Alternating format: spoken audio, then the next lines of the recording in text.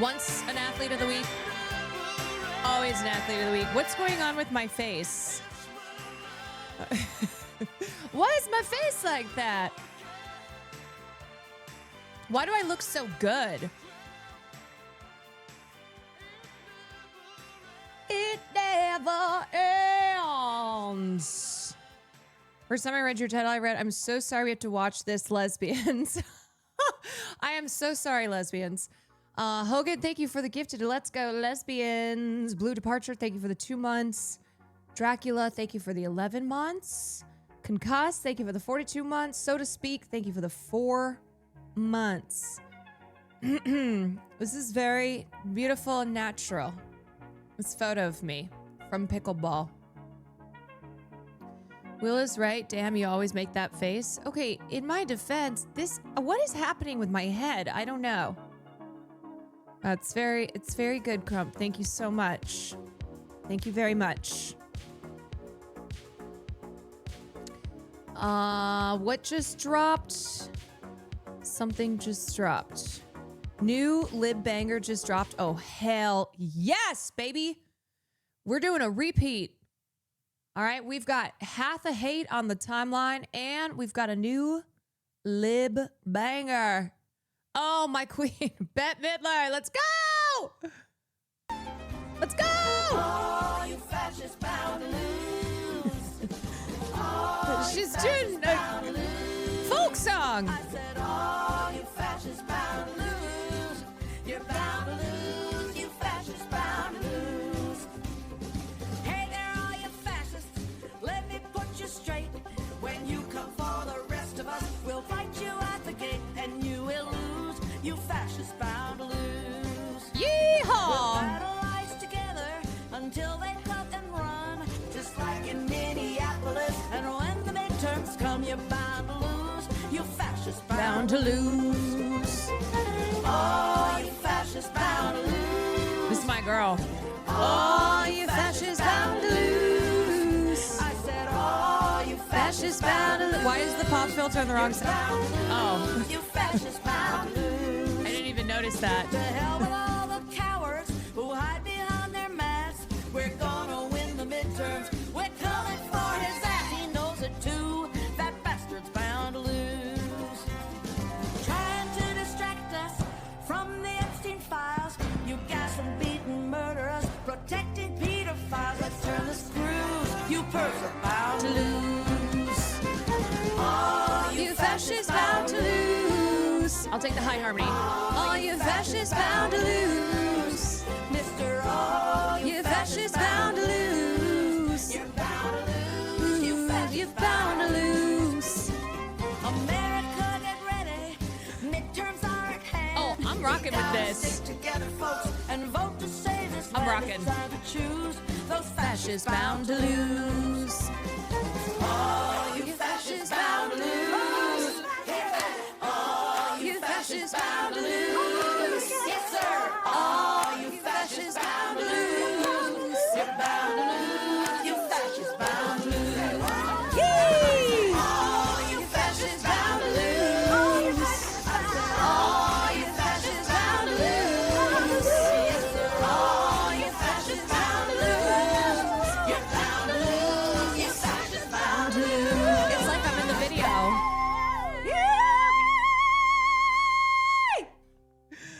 Yeah!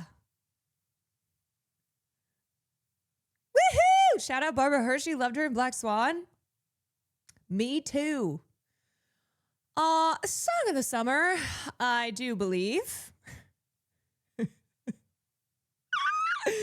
Song of the summer. I will be singing this. Oh, you fascists bound to lose, bound to lose, bound to lose, bound to lose. Oh, you fascists bound to lose. You're bound to lose, bound to lose, bound to lose. Come on, Farley, join in. Yes. Yes. All right. All right. He is loving it. Elon, thank you for the 43 months. I think you'd like these grandmas. Similar vibes. Okay. Oh! Piedmont Raging Grannies. A gaggle of little old ladies promoting peace, justice, social, environmental, racial, gender, and economic equality through song and humor. Let's see. What is their popular... What do they have here? Mr. Tangerine Man. Hey, Mr. Tangerine Man, stay away I see. from me. You are creepy and you are no good for anything. Hey, Mr. Tangerine Man, stay away from me. Hey, currently rewatching Lucifer lately and saw you as the top hat lady. Yep, that is me in a past life. You're a traitor to our nation, 'cause you I love these grandmas.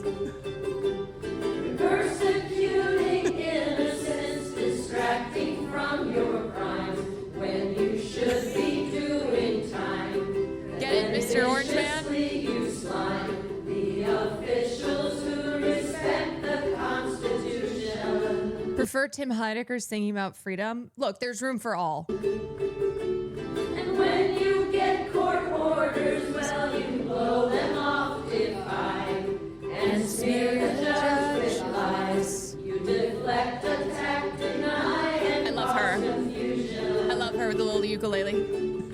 Hey, Mr. Tangerine Man, stay away from me. You are creepy and you... This is the kind of shit my mother would love, and she's currently recovering from surgery. So wait, I need to send this to her. Hold on. I need to send this to her. She will eat this up. Okay, wait. Mr. Tangerine Man. What are they called? What are these? Piedmont Raging Grannies. Tag yourselves. I'm the queen in the back in the red right here. good for anything. I am lead ukulele, obviously. Hey, Mr. Tangerine Man, stay away from me. You're a traitor to our nation, 'cause you act like a king. You love that ethnic cleansing and support a genocide. Yes, Clock you're it. even taking pride in your plans to You'll build love resorts these upon grannies. the ruins. Send it to my mom. Textbook case of psychopathy, you lack empathy, and you cannot even see how offensive you might be. 'Cause to you there's only pawns, there are no humans. Hey, Mr. Tangerine Man, stay away from me. I'm the diva on the far left in the red shirt and blue denim. You are no good for anything. Hey, Mr. Tangerine Who is Granny with all the pins? You're a traitor to our nation, 'cause you act like a king. You seem to think the rules we I'm zebra print. Okay, right here. Yep. apply to you. Yep. Nothing matters but your view. We should accept your lies as true. And the world is only here to serve your cravings. And women are not people in your eyes. We're only dolls. We should have no rights at all. Who are we to claim Pin us Granny all Deaf as for theater kid. only Oh, are you kidding me? She's totally a theater kid. Hey, Mr. Tangerine Man, stay away from me. You are creepy and you are no good for anything. Hey, Mr. I don't think they all are. Stay away from me. You're a traitor to Not sure about like sister back here, but this is gonna be stuck in my head. You're a traitor to our nation, 'cause you act like a king. Get his ass. This is Caroline in 40 years. No, I'll be doing Screamo. Granny with the guitar really in the pocket. Oh, these raging grannies. You know, not all grannies. Not all grannies. We got some grannies who are on the front lines here. This one is called Old White Men. Old white men started World War I, playing illegal games with guns, with soldiers, civilians suffering The pain, everyone said never again. Old white men started World War II. millions dead when If I were still a teacher, I'd probably be playing songs like this and Hamilton. they were through with soldiers, civilians suffering the pain. Everyone said never again. Old white men now feel free To begin a World War III. Their tyrannical egos are causing massive pain. Don't let them do this again. Every civilian and soldier too must declare that we are through. 'Cause an old white man or anybody else killed to increase their private wealth refuse to fight or to pay for any wars or weapons today. just sit Down on the ground and read to play and shout out loud, no damn way! That's fucking bars. Look at this crowd! God damn, look at that crowd. Woo! Jeez. Oh my God. Those grannies are they're pulling a crowd. Get them at Coachella. Get them headlining at Coachella. They got motion. They do. They do. Can you imagine Piedmont Raging Grannies headlining Coachella alongside Dua Lipa next year?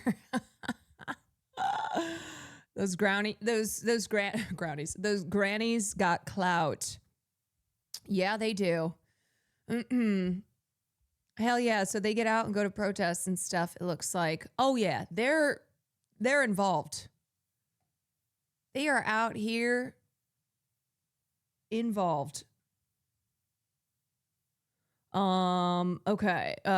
Speaking of you, Sam was like, I'm so sorry if people have sent you endless clips of me playing Tomodachi. I was like, it's okay. It's funny. I think in the next 15 years, Caroline will get a bob. What?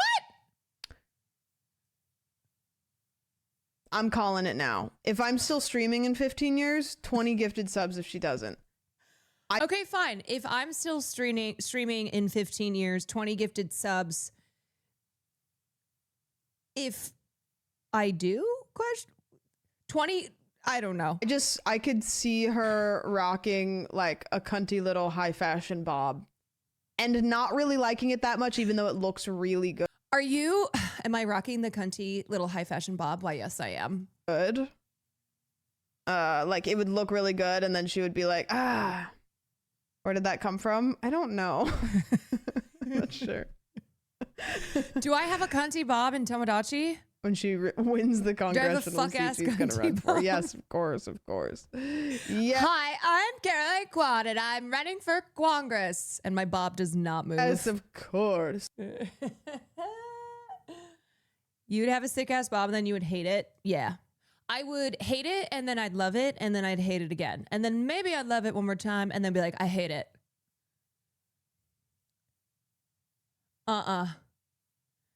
Does Sam know about the Nancy Kwan? I don't know if she knows about the Nancy Kwan. Mid-sentence, she had a vision of you with a bob. Yes. Essentially, Sam, what's going on in her life is she's having visions of me rocking a cunty-ass bob in about 15 years. Zyron Blue, thank you for the 43 months. You joke, but Mike from PA is still pushing you for Congress is a killer idea. Oh, I know. Oh, it will be until the day I die. Hey, how about that run? Hey.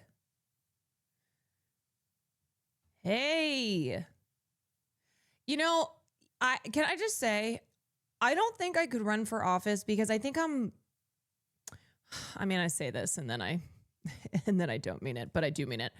I think I'm tapping out on people's unbelievable ability to be so stupid. I just don't think I could handle it.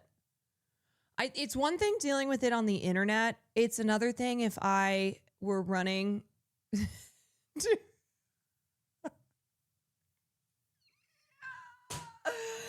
I were running for office, it is impressive. It is. Yeah, it is. And maybe I'm just getting caught at a time right now where my eye is twitching and I'm like, oh my God. Oh my God. I sent one of my groups that tweet of mine about CSAM versus CP. And Kat was like, I think there's a lot of validity to the argument that we are dealing with a traumatized, untreated population en masse. I'm like, yeah, I think so. I think so because everyone is so reactive. Everyone is so fucking reactionary. Ah! Oh my God. Oh my God. Oh my God. There's sometimes that I tweet something and I'm like, damn, some stupid replies to be expected, but I don't know. And then every once in a while, I forget that it's the internet and I tweet something. I'm like, surely this will not be controversial. And yet I received replies ranging from thinking that I made up the term child sex abuse material. I didn't make that up. That's not something that I just pulled out of thin air. People insisting, because people just insist anything, that there have been no real world consequences to the use of the term child pornography versus child sex abuse material. Child pornography is an outdated term.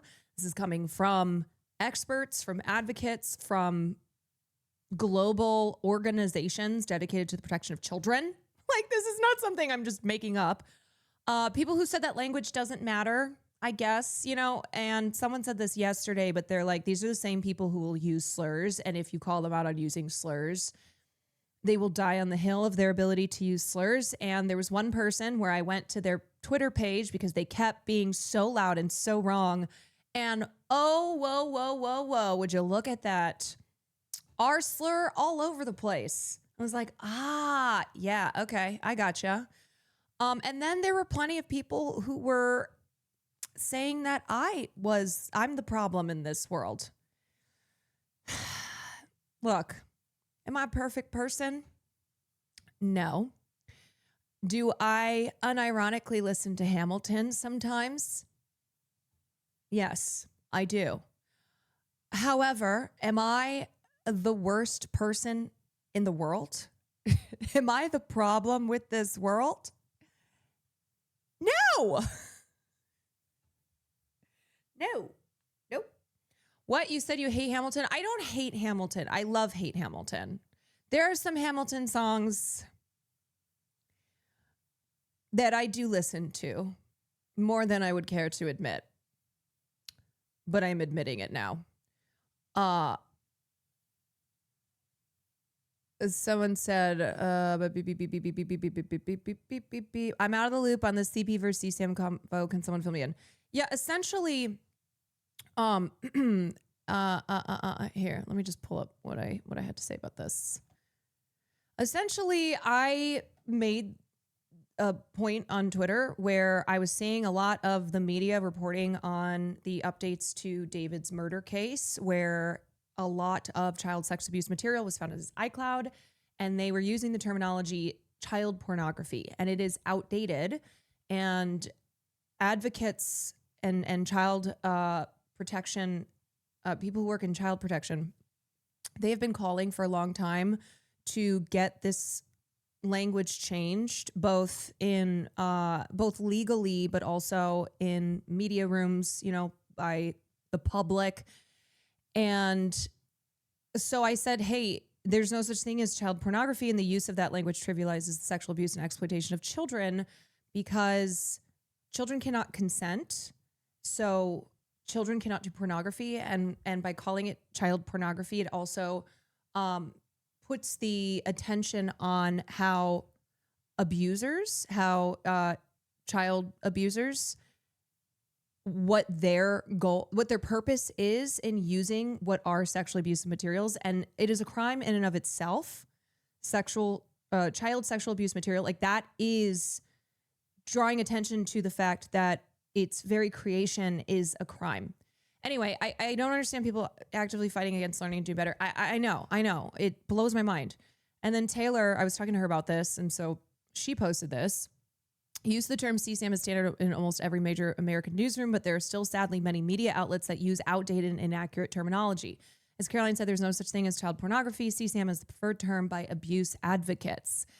For the millionth time, I did not make this up. I am also not the first person to share this information on the internet. And yet, oh my God, what I've noticed is there are so many people who, when they hear something for the first time, when like they learn new information, even though that information is not new, they believe that it's false, that it's invalid because they have never heard that before, because that is information that they've never heard or that goes against their previously held beliefs, and people don't like to change.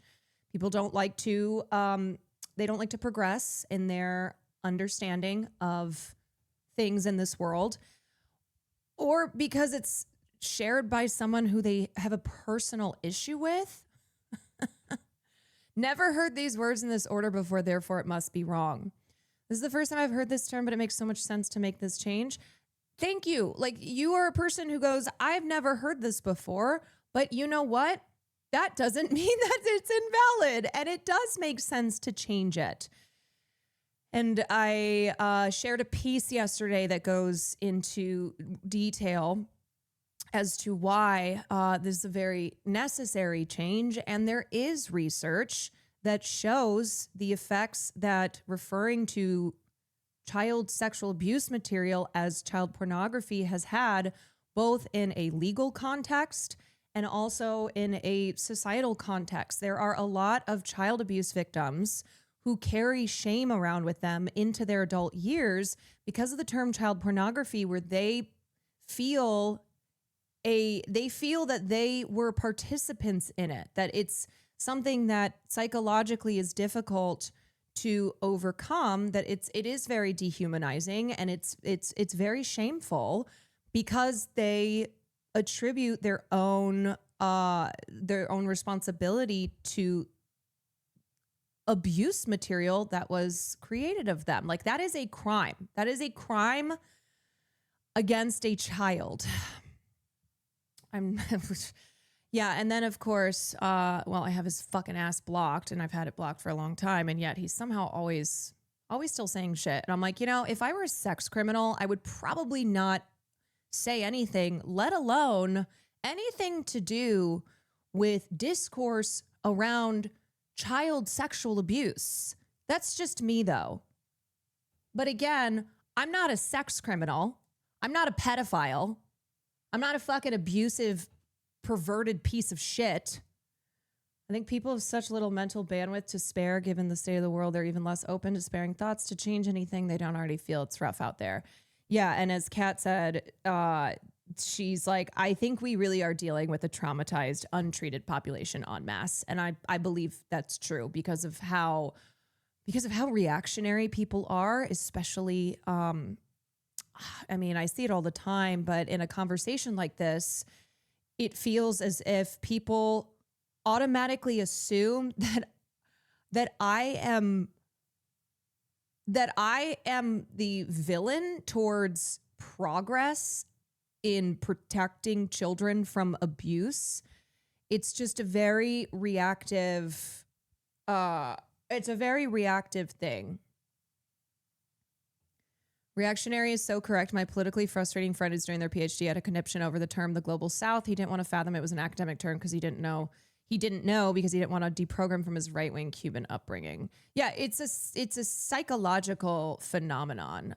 There's definitely psychological processes at play that are the reason people outright reject information, because of cognitive biases, because it makes them uncomfortable, because they don't want to be challenged, because in this area of child sexual abuse material, I think a lot of people have had personal experiences and they're very traumatized by it. You know what's similar? It's what's similar is, so I don't know if y'all saw that CNN report about the Rape Academy.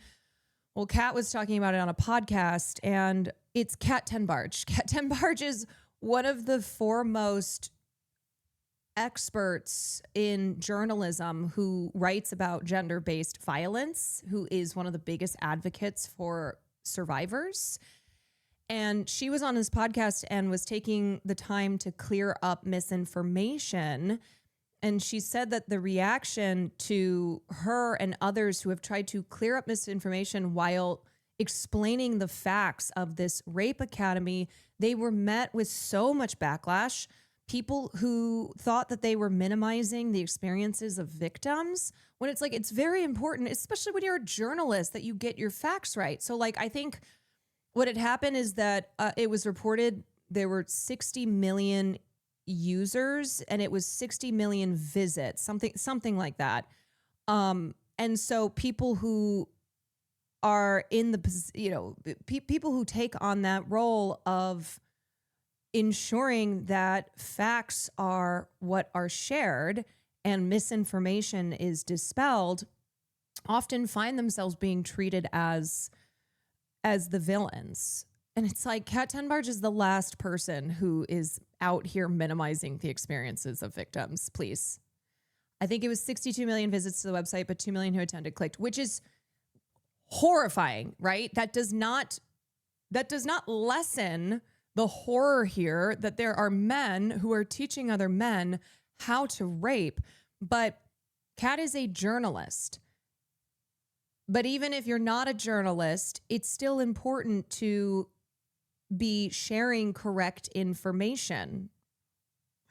Oh, why would you want it to be worse? It's already bad enough. And then you know what happened is people who were initially sharing that as 62 million attendees rather than 62 million visits, that was then the whole Rape Academy was dismissed. The whole Rape Academy was dismissed because they're like, oh, this is you're clearly lying. You're clearly distorting the information. So then they dismiss the whole thing. And that is why facts are so vital, because people who want to poke holes in things, they will seize on, they will seize on misinterpretation. They will seize on misinformation. They will seize on like somebody just getting something incorrect, whatever it is. And then they seek to totally dismiss the entire thing. A lot of defenses are people defending their own relationships or their parents' relationships, which may still be ongoing. Yeah, I've noticed that when I talk about abuse and the concept of mutual abuse being applied in situations where it's not actually true. And yes, it's people who are very reactive and they base things on their own personal lives, personal anecdotes, rather than, rather than academic research. It's like a lot of the responses to my tweet, people were like, sorry, I don't think anyone thinks that this makes a difference here because I, a random person online, know that like I don't think that there's a difference here. It's like, that doesn't matter. It doesn't matter. Your personal opinion.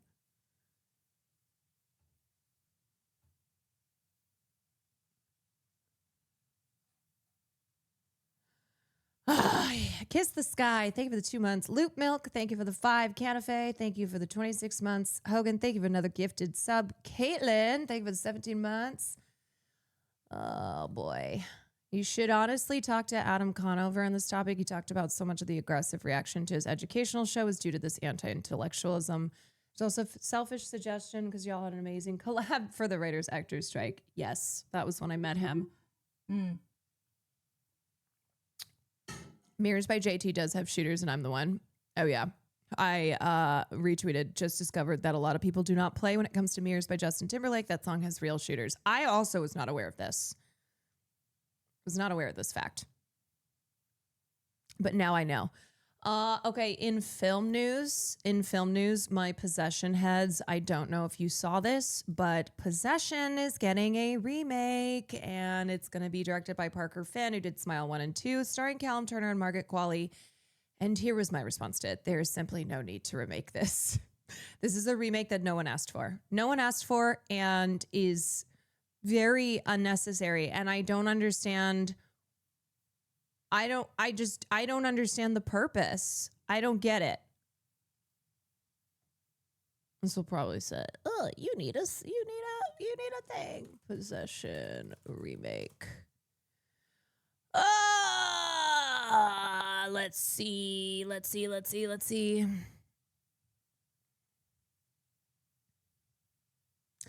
Andrzej Zulawski's 1981 psychological horror movie Possession is getting a remake from Smile writer-director Parker Finn, and will be starring Margaret Qualley and Callum Turner. I like both of these actors, don't get me wrong. This is so unnecessary, and there is simply no way that anyone can ever top Isabelle Adjani's performance in this film. There is no reason for this. It's not just unnecessary, it's literally physically impossible. Yeah. I just was shaking my head reading this announcement.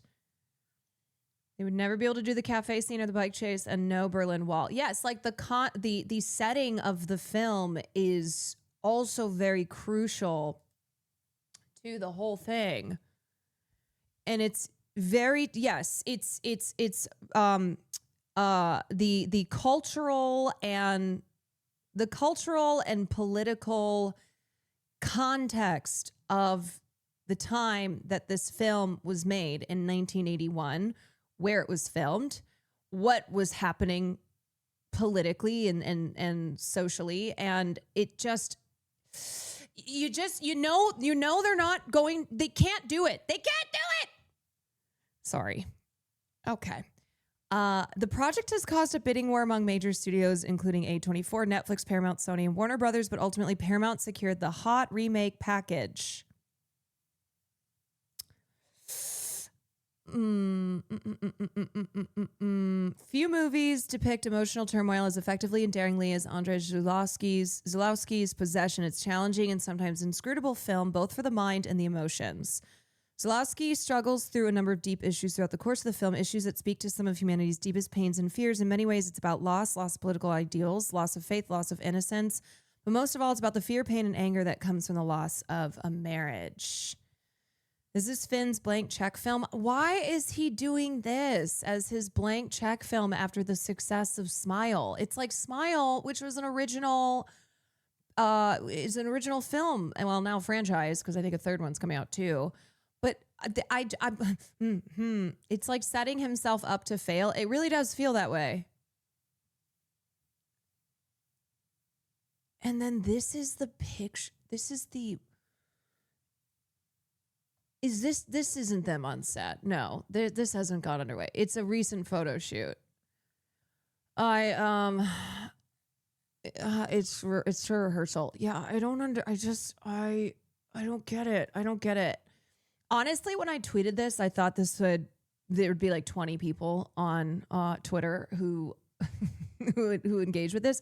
I was surprised to see how many people are huge fans of Possession, as well as in total agreement that this film should never be remade.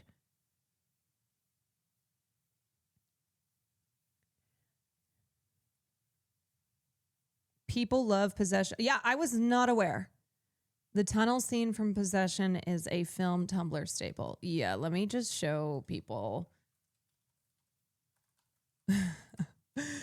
It's not obviously going to make total sense if you have not seen if you have not seen this film, but I think still you can get a vibe. And this is probably most iconic scene from the film, and I guess it's all over Tumblr.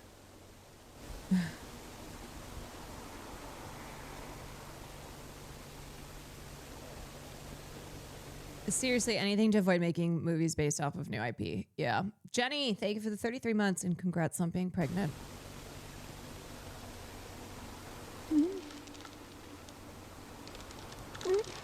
So, Isabella Johnny plays the wife of Sam Neill, and she asks for a divorce, and then afterwards begins to show very strange and disturbing behavior.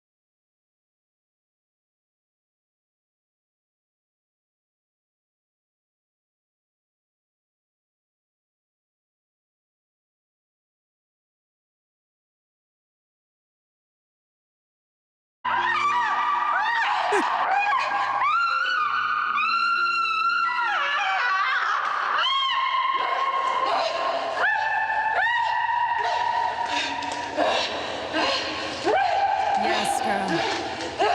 Roll around in that milk. Me when I heard Possession is getting a remake.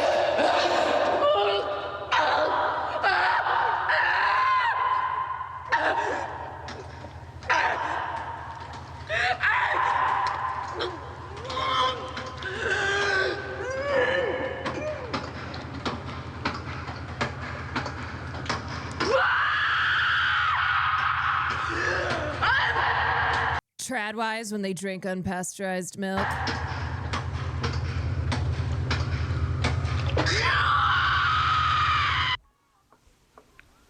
What I miscarried there was Sister Faith, and what was left is Sister Chance.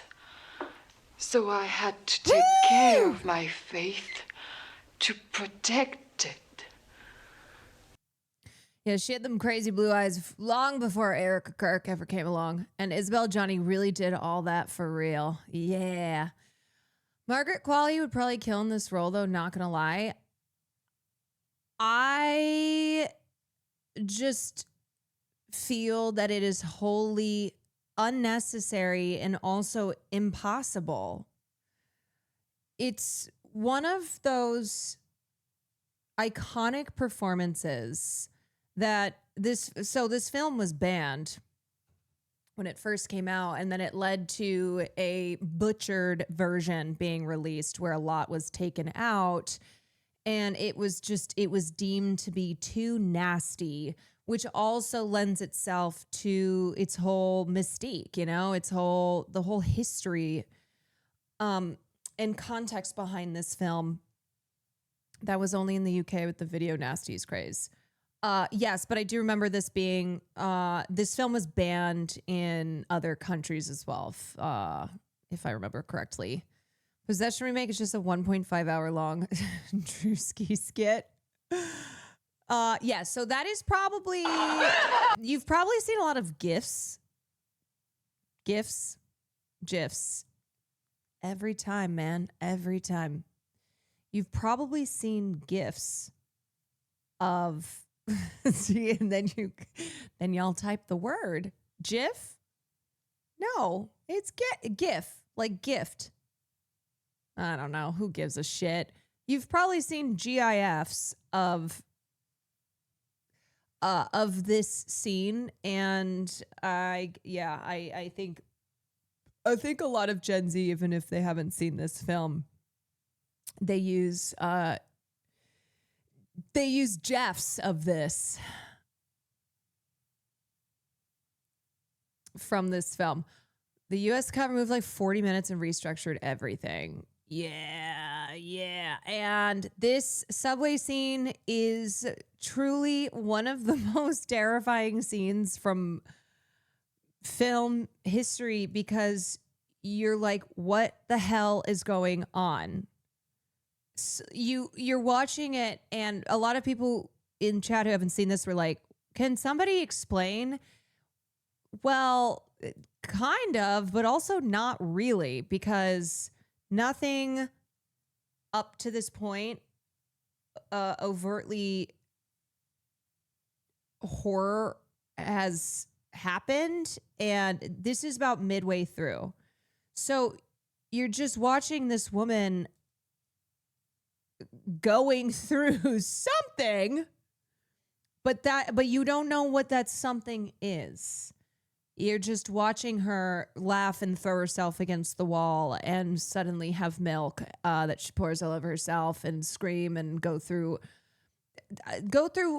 more human emotions than I think people even knew existed. She's just having fun. She's just vibing it out. Yeah. She's just vibing it out.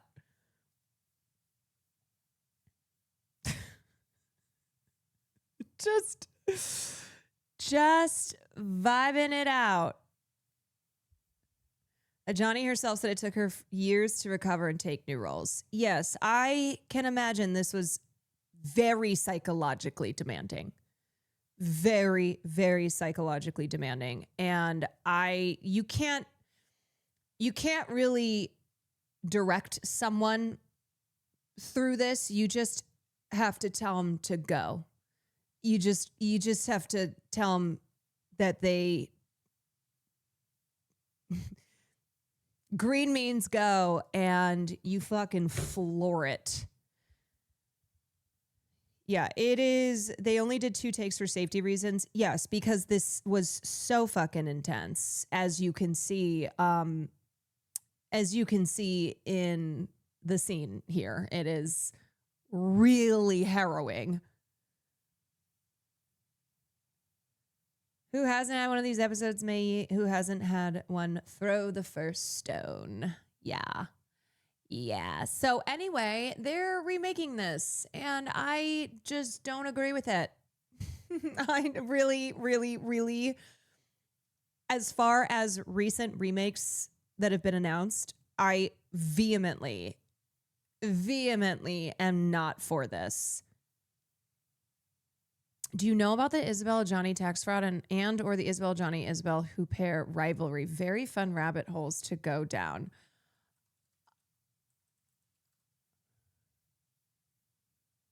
Huh. I think I had heard of her rivalry with Isabelle Huppert, who's a famous French actress. Isabelle Adjani, she's also French. Huppert versus Adjani. I didn't know about the tax fraud.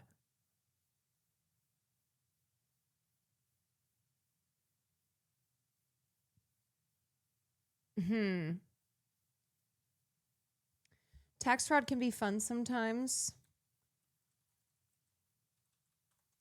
Well, don't let the readers of the New York Times hear you say that, because they are currently crashing out over over Hassan and Gia, and I forgot the other journalist, talking about social murder, talking about stealing from Whole Foods. Yeah, so the Isabel versus Isabel it's coined the War of the Isabels. Sarah Lynn Games, thank you for the 5 months.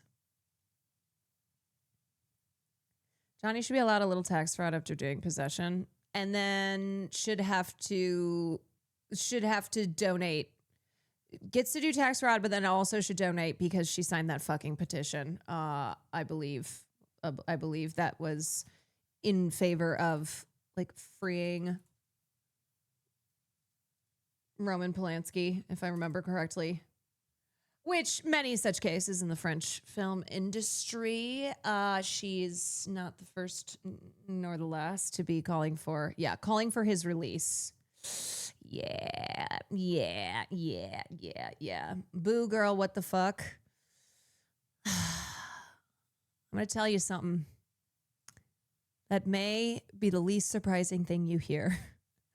A lot of top French actors have very terrible opinions and are showing their French. See why Adele and Elle left the industry? Oh, yeah. She's like, I'm so fucking over these people. Lux, thank you so much for the raid. Hi, everybody. New Park Chan-wook, I did see this as well. When is the last time that he worked with primarily American actors? Because you have McConaughey, Butler, and Pascal. Welcome in, Raiders. We are just getting started here, talking a little bit of film news. Oh, I forgot he did Stoker. Oh, yeah. In 2013, he did Stoker with Mia Wasikowska and Mother Nicole and Matthew Good, or Goody. Good. I think it's Matthew Good. Not my favorite Park Chan-wook film. Wentworth Miller from Prison Break wrote Stoker under pseudonym. Yes, I do remember that. So random.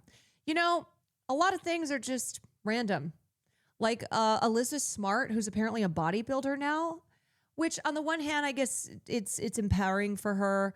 But when I randomly saw photos in an article about Elizabeth Smart being a bodybuilder, I was like, yeah.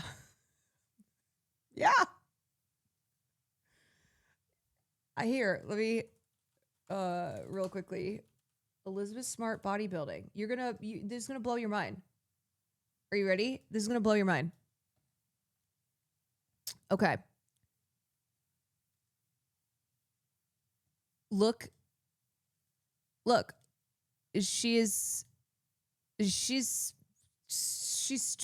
full on a bodybuilder. Damn. My body has carried me through every worst day, every hellish, grueling experience. It's created and nurtured 3 beautiful children. My body has risen to every single challenge life has presented it with and carried me through, so I refuse to be ashamed of it. And if you don't know who Elizabeth Smart is, Elizabeth Smart was just a normal girl until she got kidnapped in 2002, and it became one of the biggest stories in the United States of America. She was held captive for 9 months and obviously went through a lot of traumatizing abuse. And then she was recognized because of all the media coverage around her case. She was recognized. And that was how she was rescued. So she is a survivor of kidnapping and abuse. And in the years, once she got older, she became an advocate and was publicly telling her story and advocating for survivors. And now she's a bodybuilder. Yeah, girl. I saw a photo and she's so tall. Get it, girl? All right, back to this Park Chan-wook announcement. Okay, we've got Matthew McConaughey, Austin Butler, aka Elvis Presley, and Pedro Pascal, and also Chinese star Tang Wei from Decision to Leave, who have joined the film that Park Chan-wook is directing, and it's written by S. Craig Zahler, who did Bone Tomahawk. The movie is understood to follow a sheriff and a doctor who seek revenge against a group of bandits who use the cover of a torrential thunderstorm to rob and terrorize the occupants of a small town. The story will alight on themes central to Park's oeuvre of vengeance, retribution, and the consequences of violence and the power of memory and family, but this time in the American West. Park has been keen to make the Blacklist script for more than a decade. The project first came to light more than 20 years ago, and Warner Brothers and Amazon have both been attached at different times. The project now has more impetus than ever. It's a rare package in the indie market for its combination of genuine A-list talent, a beloved filmmaker, and genre. Despite being available for now in the indie space, this project's scope remains impressive, and we hear the budget is being pegged north of $60 million. You know, just a little $60 million indie film. Bone Tomahawk remains one of the most entertaining Westerns of the past 20 years, and there'll be plenty of people willing this one to get made. Park is coming off of acclaimed crime comedy No Other Choice, which was super robbed at the Oscars, per usual, per how the Academy continues to disrespect Park Chan-wook. His previous English language projects include limited series The Sympathizer, miniseries Little Drummer Girl, and Fox Searchlight's Stoker. Yeah, I mean, this already has motion. This is a pretty starry cast. Only one Korean winner a decade. Yeah. We got to have a word worse than disrespect for how they've treated him by now. It's criminal. The Academy should be arrested and sentenced to prison forever. Ong Lee is also shooting a Western next month. Seems everyone's making one these days. Yeah, I mean, we had a couple Westerns last year as well. I do think there's been a resurgence in the modern Western. When is the next Twilight remake? Don't know, but we need it. Ari Aster also made one last year with Pedro. Yes, he did. Idondo, thank you for the 3 months. What the hell is this poster? Is that Jude Law? Yeah, that's Paul Dano and Jude Law. The Wizard of the Kremlin. Power was the plan. Putin was the consequence. A film by Olivier Assayas. I don't know. This poster doesn't look that great. It looks real goofy. The Wizard of Kremlin? I don't think this is probably very good. It looks AI. It looks like shit. Why does Paul Dano look like he's made out of wax? Why does this look terrible overall? The red, white, and blue font here, it's really cheesy. It's on Tubi. Oh, no. Oh, no, not on Tubi. It looks really badly photoshopped. It's very ugly. It's very, very ugly. I'm sounding like Quentin Tarantino. Well, you know, there comes a time. This poster is very 2000s. This poster is very, it's giving 2000s direct to video.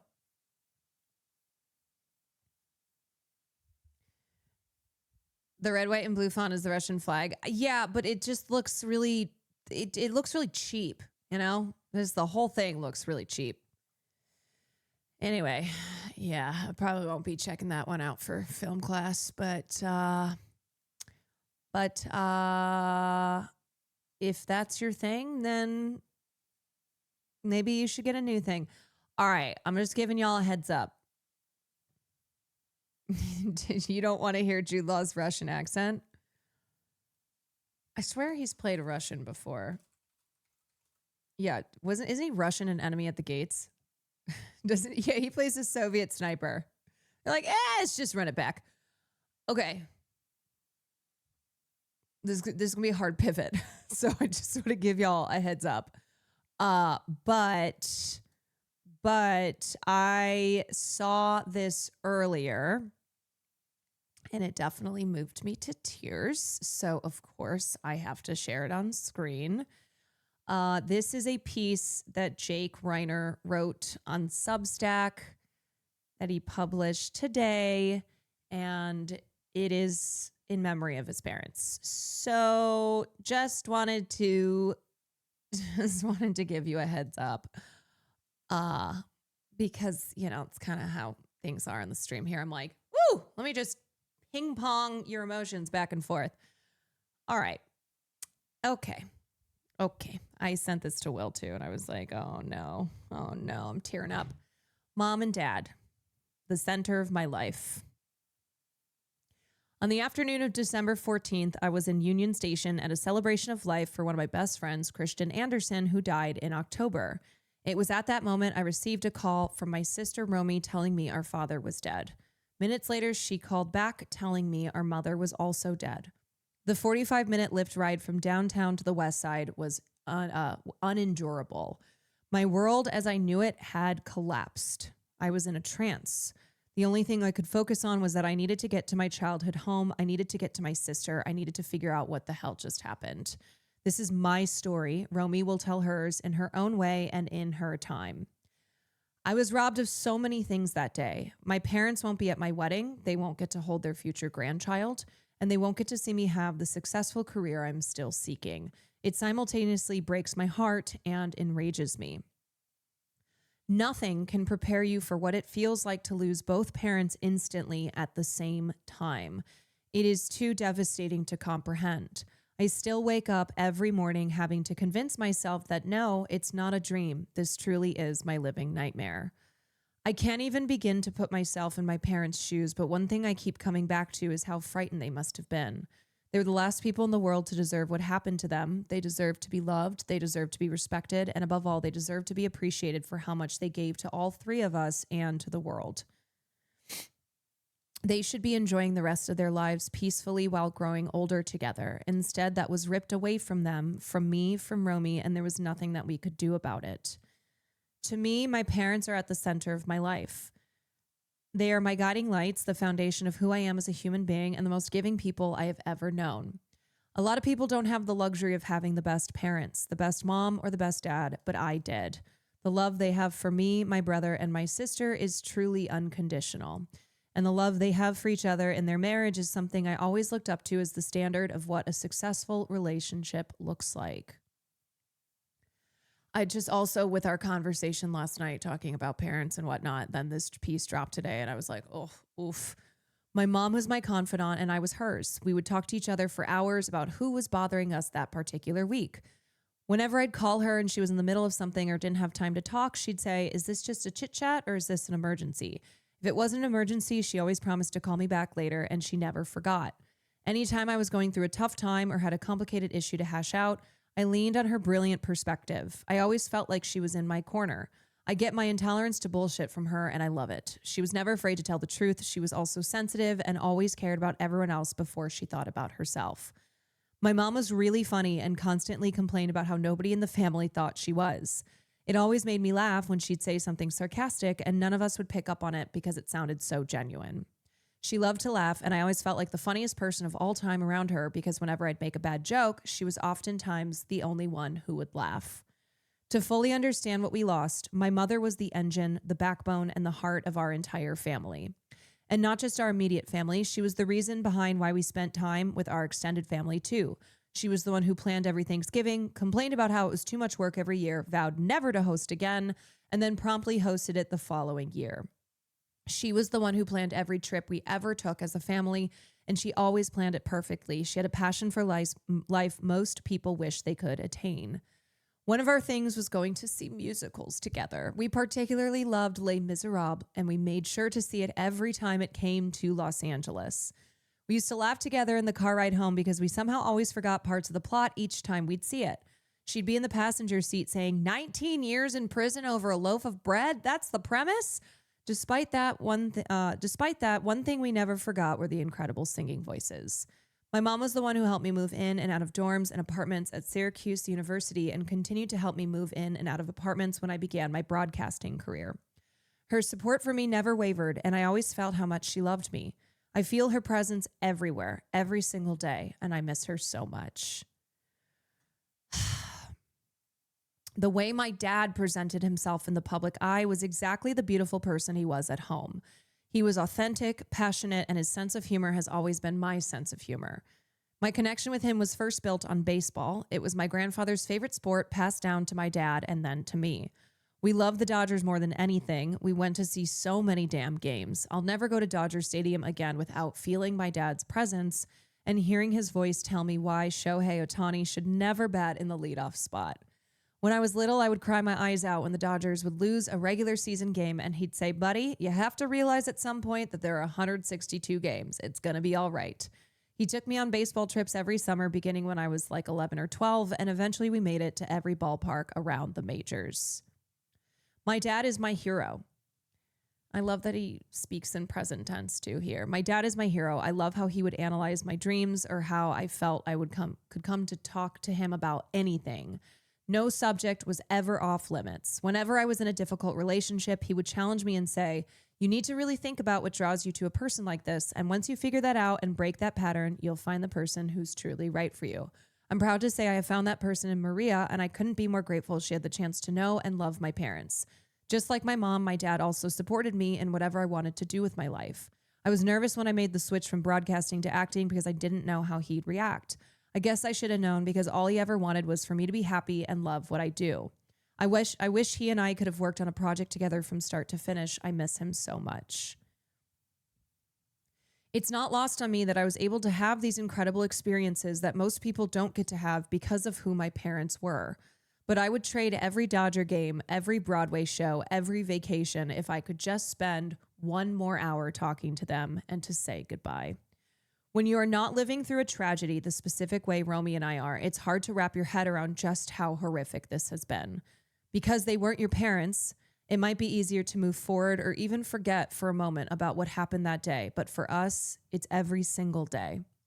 Every day since then has been horrendous. Every meeting we take, every person we talk to, every tear we shed, every movement we make is connected to our parents being murdered.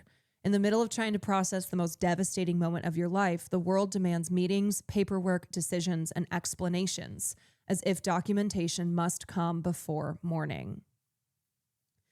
My goal in writing this piece is to offer some insight, not only to what I lost, but also to celebrate what my parents meant to me. A lot of people have said to me, I don't even know what to say, and I don't blame them. If I weren't in the middle of this shitstorm, I wouldn't know what to say either. It's too specific, too dark. We lost more than half of our family that night in the most violent way imaginable. Sure, any loss of a parent is devastating, but nothing compares to losing both of them at the same time, and on top of that, having your brother be the center of it. It's almost too impossible to process. I understand that people have questions about what happened. Some of those answers will come in time. But some parts of this belong only to our family, and keeping them private is the only way to protect what little remains of something that was taken from us. What the hell do you say to someone who is living through this reality? The truth is, there's nothing to say. I just ask for love and compassion, the same principles that my parents lived by. And I think what struck me here is, well, one, it's a beautiful reminder of his parents for himself and for everyone, strangers out there, but also that the world keeps on going even when you have experienced the worst thing that you can possibly experience. That even when every moment of your day is excruciating, is truly a living nightmare, that the world doesn't stop, that it keeps going. And I think this is something that I think this is something very specific that only people who have been, and this, of course, this particular situation is incredibly specific. But it's something that people can't understand unless you have experienced something like this. Happened to me when I lost my dad. It was so crazy to me at the time. And people will mourn, and they will be there for you in the in the days following a great loss, but eventually people move on with their lives. And yeah, it's going to be so tough when the trial starts. I every time I think about the writers, I'm like, I cannot imagine what this must be like. Grief like this never goes away. A lot of people think time will take it away, but it never leaves you completely. You learn to live with it. Yeah, there is no forgetting. There is no moving on. But I think both the understanding that the world continues to rotate on its axis, the sun continues to rise and the sun continues to set. Life continues. I'm sure that in the beginning it's impossible to square that up with how your life has stopped because of what happened, because of what you experienced. But over time, I think it is a reminder that life, despite experiencing something truly unimaginable, does continue, and it must. Heard someone describe it as like always being on fire, but never being able to put it out. So you just live with the burning pain. Oh my God. Oh my God. Oh yeah. And I just think about,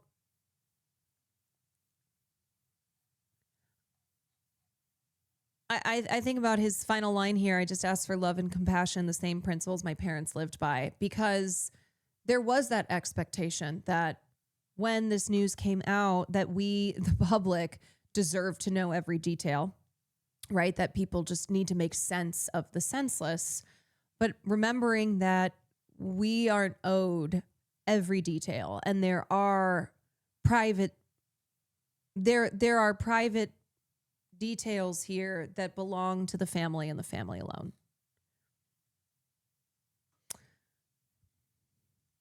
I'm going through a more mundane form of losing multiple family members right now. It's hard.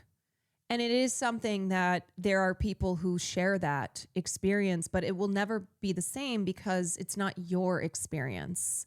Your experience is singular because it's personal to you, and the people who you have lost are personal to you. But at least, I don't know, I think maybe finding comfort in knowing that people do continue on, that life can continue on even when you've experienced such great loss.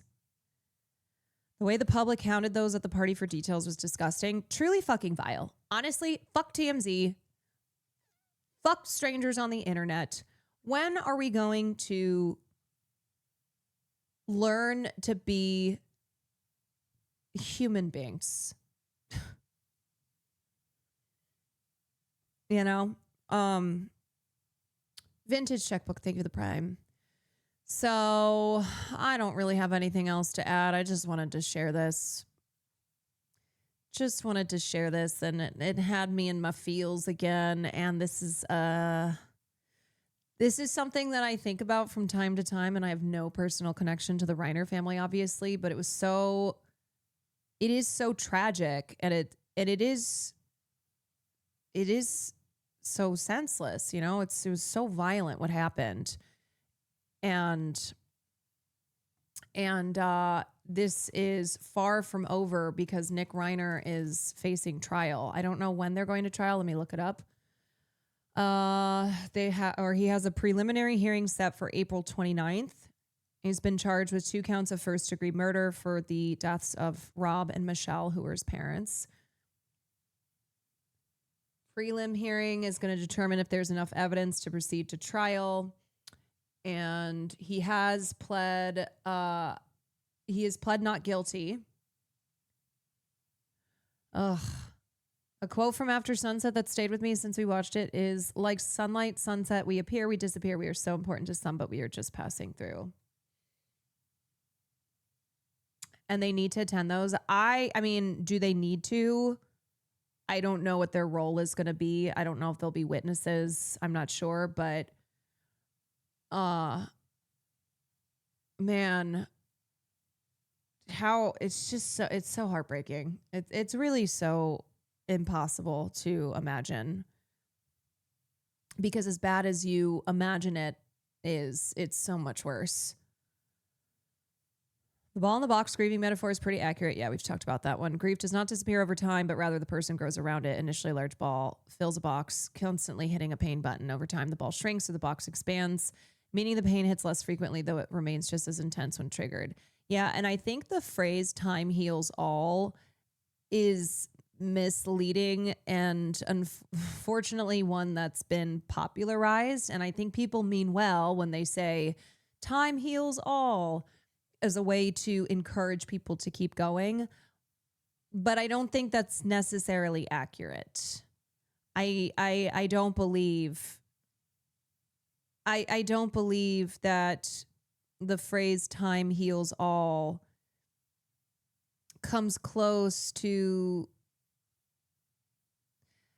describing the journey of living through pain.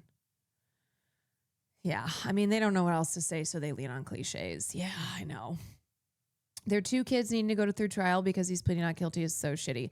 I believe Romy will have to, because she found her parents' bodies, so it does make more sense that she would be a part of the trial. I mean, I'm sure Nick then would go, or Jesus, Jake would go to support her. But yeah, I haven't really seen her post anything about this yet. And he said, my sister will tell her story in due time, but this is my story. Can't imagine the conflicting feelings they have about their brother. Yeah. I mean, I think that's something that obviously most people have not experienced what the Reiner children have experienced. But I think a lot of people have experienced having a family member who caused harm, and the difficulty in loving that person while also being terrified of them. something that my mom experienced. She had a brother who was undiagnosed paranoid schizophrenic, and it was very hellish growing up, and that's tough. And then later on he died. And I've talked to her about that, and she's like, yeah, I mean, it's difficult to square your feelings of having loved this person because they were your family member, but also constantly being terrified.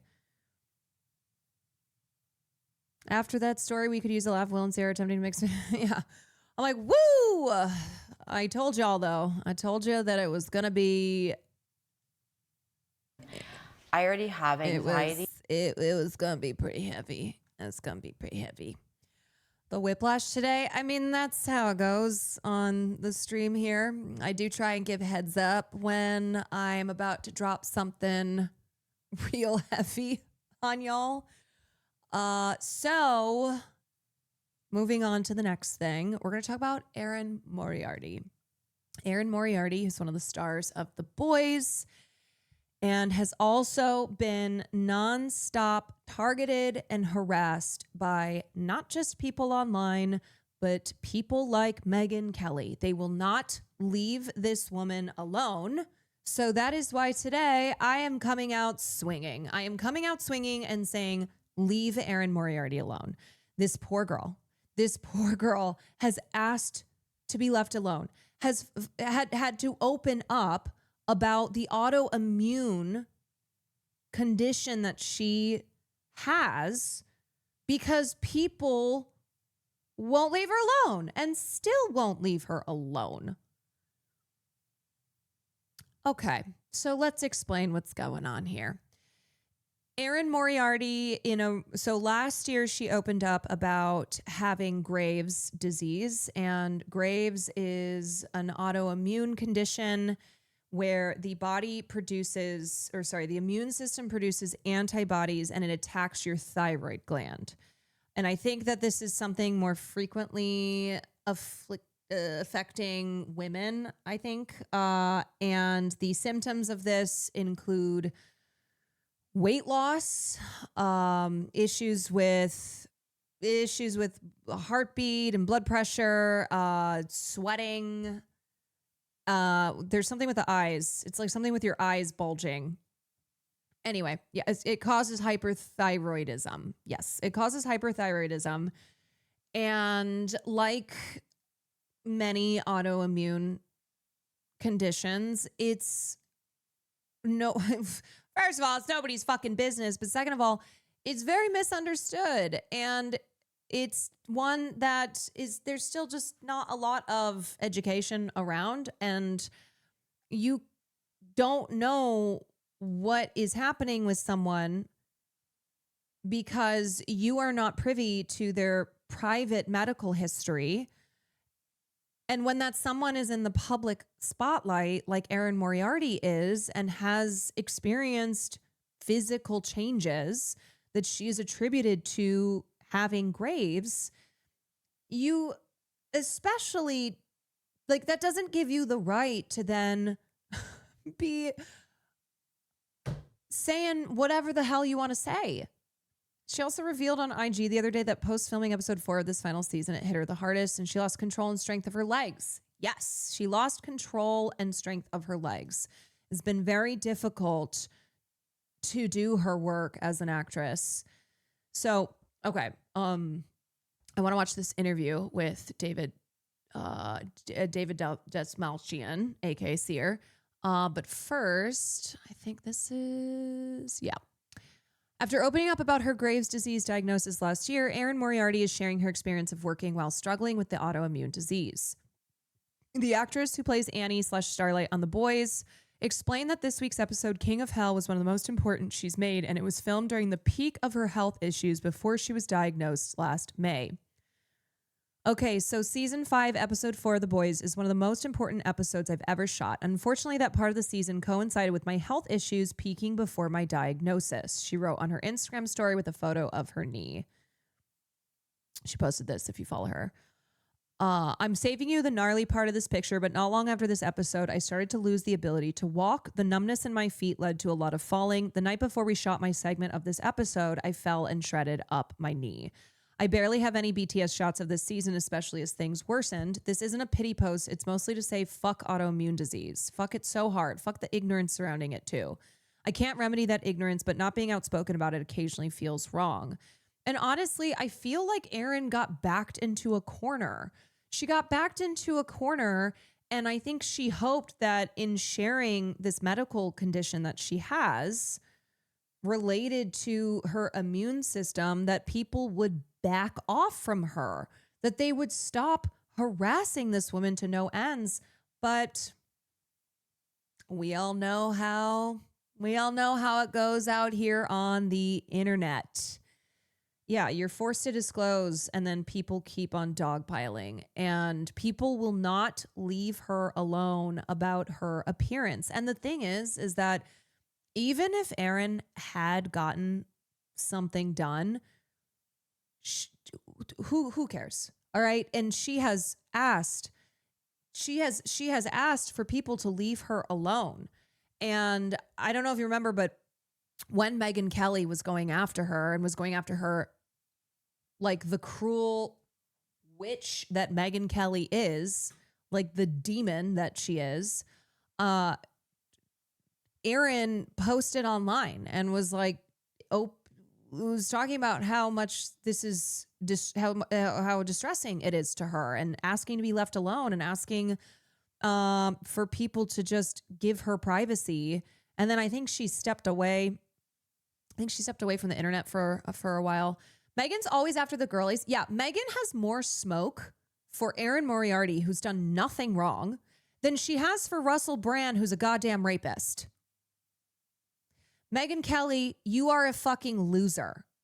You are a loser and a rape apologist, and also a pedophile apologist, out here defending the worst scum of the earth when they are men.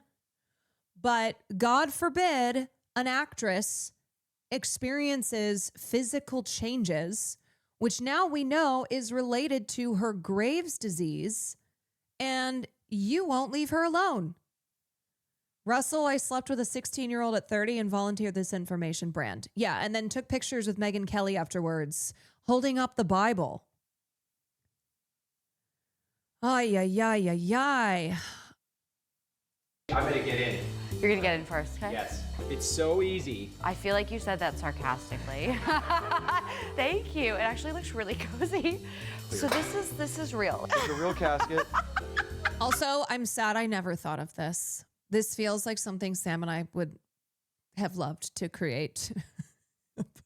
A podcast where we lay in coffins.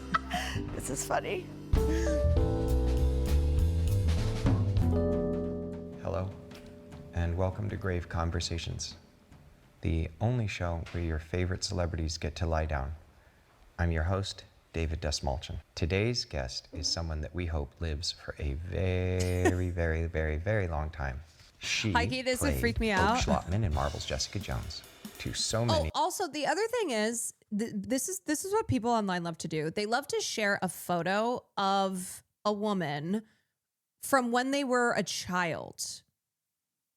And a lot of the pictures that they share of ERIN are when she was a teenage actress. It's not the first time that this has happened, nor is it the last, where they, like, same with Jenna Ortega, they will share photos of when Jenna Ortega was 12, when she was a literal fucking kid, and be like, ew, what happened to her? And then compare it to photos of her on the carpet for Wednesday's premiere. Like, what happened to her? I'm like, oh, why? Because she's not a kid anymore? Because she's not under the age of 18? Is that what's distressing you? Is that what's causing you to post publicly with your name and profile photo? What happened to her? Feminism is evil. Woke is evil. It's like, oh yeah, because you don't want to You no longer find this person fuckable because they're not a child. Okay. Of us. She's Annie January, aka Starlight on The Boys. Please welcome my friend, ERIN Moriarty. Hi, ERIN. Hi, how are you? I'm so grateful that you're here. We've been Look, the other thing I will say is, I've had smoke for Selena Gomez in the past, rightfully so. Selena is another person who has an autoimmune condition. She has lupus, and it affects her physical appearance. She will, when she's going through a particularly bad bout, will take something like prednisone. Prednisone is a steroid, and it is a commonly administered steroid for people who have autoimmune diseases. My mom takes it as well when she has it flaring up. And prednisone gives you moon face. That's the slang that they refer to it as, because your face balloons and it looks as if you've gained a lot of weight, and sometimes there is actual weight gain, but sometimes it's because the steroids are making you puff up. And people non-stop talk about Selena Gomez's appearance. Oh my God, Selena Gomez is fat again. Oh, what's wrong with her? Oh, what happened to her? It's like, for the love of God, we've known for years that Selena Gomez has lupus. Come on. It also makes you extremely hungry, so you end up eating more. Yes. And then Selena's flare will go down, and she's no longer taking something like prednisone. I just, and look, have I participated in this type of thing in the past? Absolutely. Have I learned to get better? Have I learned to better myself? So then I also advocate for that betterment for others. Yes. And people who have autoimmune diseases, one of the struggles is that there's so little understanding and education around what an autoimmune condition is. And a lot of times too, symptoms are invisible. So something like chronic fatigue, I'm not talking about being tired. Okay. Everybody's tired. People be like, well, I'm fucking tired all the time. No. That's not the same thing as chronic fatigue, where you cannot get out of bed, where you can't function normally because you are so debilitated by the fatigue. There's also so much judgment around any type of weight gain. Yeah, there is just constant scrutinizing of people's bodies, of women's bodies, and it doesn't even matter then when they come out and share their private medical diagnoses. People are still like, they don't give a shit. They don't care. My mom keeps up with pop culture news, but I'm a political news junkie. Caroline's literally my way into knowing pop news. been trying to make this happen for a long time, and now it's happening. How does it feel to be laying in a... Women can never win. Doesn't matter what they do or they don't do. They're crucified for existing in their bodies. Yes. And then it's like, oh, okay. The classic woman in the public eye doesn't do anything for her appearance and is condemned for that. And then women who do get work done because of these unbelievably repressive beauty standards, then is condemned for that as well. There's no winning. And the older I get, the more I try and remind myself that there is no winning here. There is no pleasing everyone. So frankly, you should try to do that less and less. I am not going to sit here and pretend like being a woman in society, it's very easy to tune out all of these expectations and norms and standards. But I have noticed as I get older, I do reduce the, I try and reduce how much I care and how much the decisions I make for myself are truly for myself versus what I think I'm supposed to do. brightly colored people container? I mean, I feel like I don't have an emotional relationship to this casket that is based in reality. I feel like I'm just lying here with you, and it's like this kind of surreal, very cool moment. So it feels great. Like nothing sinister about it, which probably isn't in touch with reality, as I said, but. It's just a thing that I spend, as you know, so much of my time living in the macabre, in the world of horror, but this is actually pretty not spooky It's experience. cozy. It's cozy. And I love you and I met at a charity We event. did. That was We so did. special. Yeah, it was. It was so special. And then I shipped off to Canada for 9 months, and here we are. That's why it took so long. It does take a minute to get you off of that set, but I can't know. wait to see how all things are going to end on the show. know. How are you feeling? I'm good. It's a bittersweet moment, you know? Like, I got the boys when I was 23. I wrapped it when I was M31. So that's a long time. And that's the other thing too, is your body changes. Okay. When you're a woman, from 23 to 31, there's a lot of changes that you undergo. I have experienced a lot of changes from when I was 23 to how I am now at 33. Okay. We are just getting this little show started, and I would How like to dare dive she. in and How ask dare you she. some of the toughest questions we have. Are you ready for it? I'm so ready. Great. It's a segment that is called Questions You Need to Answer Before You Die, or as the kids call it, quintabid. Instead of becoming an actor, you've decided to become a breakfast cereal. What kind would you be? Cinnamon Toast Crunch, I love period. Cinnamon Toast Easy. Crunch.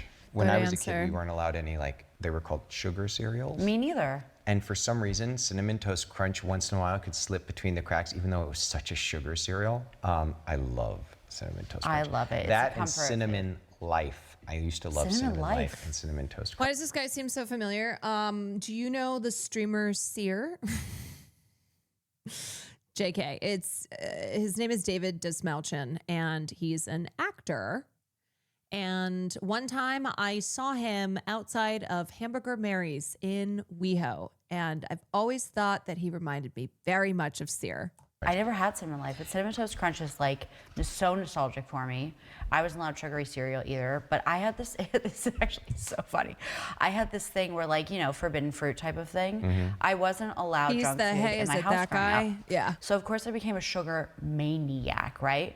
And I would binge on it as like a 5-year-old. Like, I remember during Halloween, I got a bunch of this candy, and my mom would put it away. I was allowed one. probably where that piece per cheddar night. some too. I snuck like handfuls of it into my pockets going into preschool or school one day, and I ate so much candy, David, that I got 8 cavities, a silver tooth, and a root canal at 5 years old. That's like, I grew up with a silver.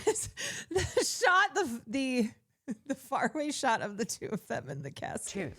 But a root canal the at 5, coffins. and in the dentist's office, they can't put you under like when you're 5 years old. Sending so they me. get Yeah. you kind of like the 5-year-old equivalent to drunk.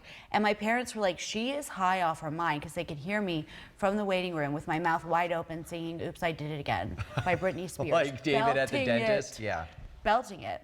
I love it. Yeah, so love candy, love sugar, love Cinnamon Toast And Crunch. now that I'm a full-grown ass adult, my pantry, it's like Count Chocula, Frankenberry, Boo Berry, Captain Crunch, Oops All Berries. What else is in there? I feel like if I do that, I'm gonna have another root canal.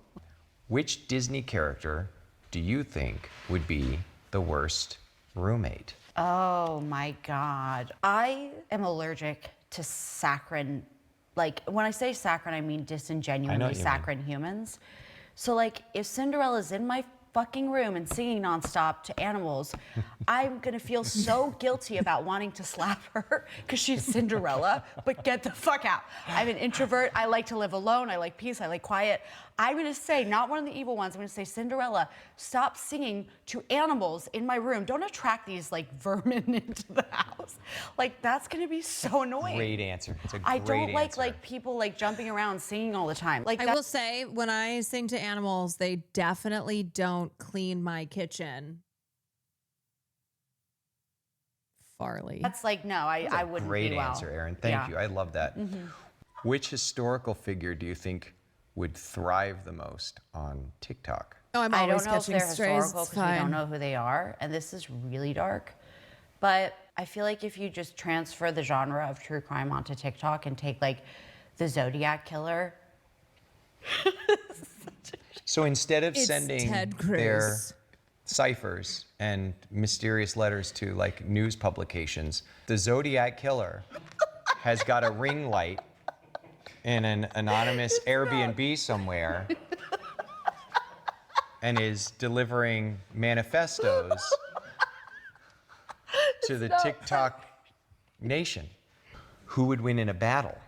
Starlight or She has your lap. Ariana Grande as Glinda? Starlight. My bias is especially like sharpened right now because I'd say goodbye to her. Do you know what I Yeah. mean? Like, David Desmalchin looks like the men who appear in my dreams. What's happening in those dreams? I don't get to play her anymore. So I have a certain kind of like nostalgia-induced like emotional attachment to her at the moment. So I'm gonna say Starlight, but that's 100% through the lens of. Yeah, I think she talks about it in the upcoming sections here, which is why I wanted to watch this interview. But she felt not able to be present in filming because of her health struggles. And she talked about how that was really difficult because she felt like she was letting down the character, letting down the fans.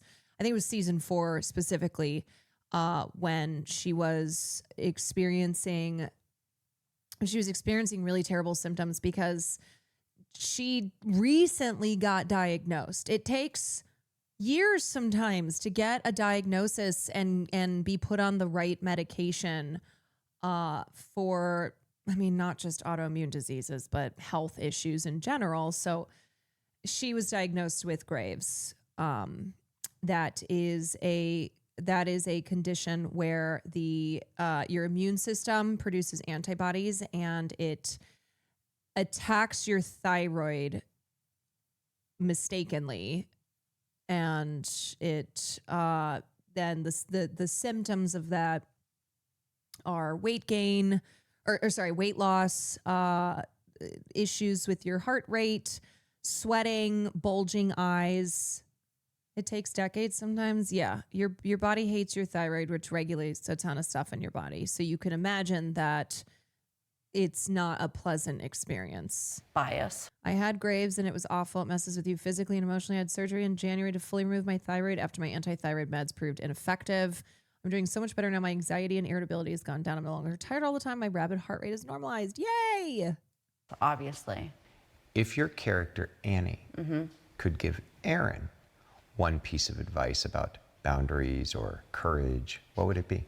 I feel like she would say to me, I'm getting fucked in the ass. work on Andre? exercising the muscle or of playing your Uno. That's what I boundaries as much as you work on exercising the muscle of your empathy. Because without boundaries, your empathy is not as strong as you would like it to be. Do you keep anything weird in your trailer? Or do you have any like odd requests when you're working?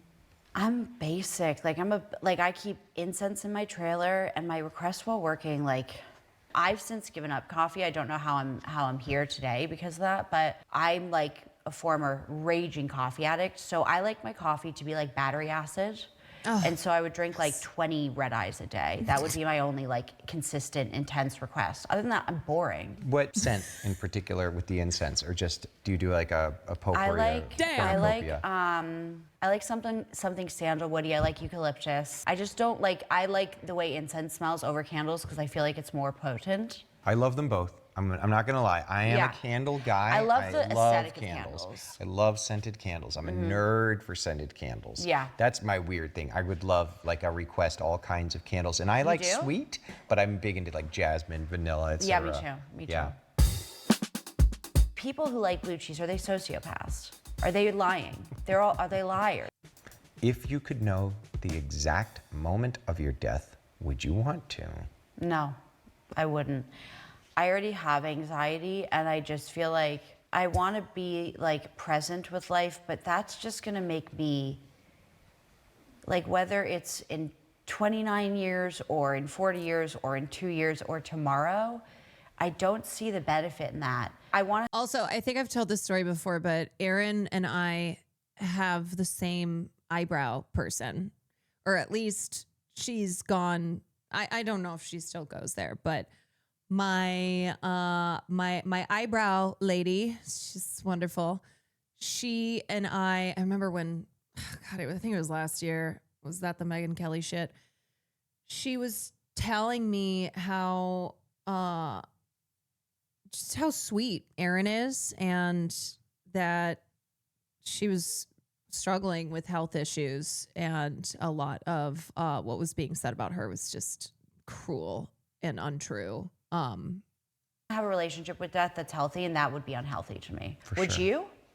No. No. One of the many, many character defaults that I am Do you thread? working I get to lamination. shift. One of them is what I call my future tripper part. It takes me out of My eyebrow, my presence. It steals me of eyebrologist. my ability Yes, I agree. eyebrowologist. to be here right now, and that is something I work so hard to do because the other parts of me tend to live in the past. Yeah. I think it was Eckhart Tolle who said, I hope I'm pronouncing his name right. Yeah. I'm probably not. That anxiety is based in future tripping, and Yep. is it depression is based in the past? Yes. We can live that lesson over and over again. We can learn it. But to embody it is really fucking hard. Why does it take me so long, Erin? I'm 50 and I can't seem to learn these lessons. I mean, listen, like one of my favorite things my mother has ever told me that just like released the pressure on me was she just says to me, or she says consistently all the time, I am just further down the timeline than you. I don't necessarily, like age definitively gives you wisdom, but she said, I always thought that I would get to this psychological sense of arrival, and it never happened. I still feel like a kid in so many ways.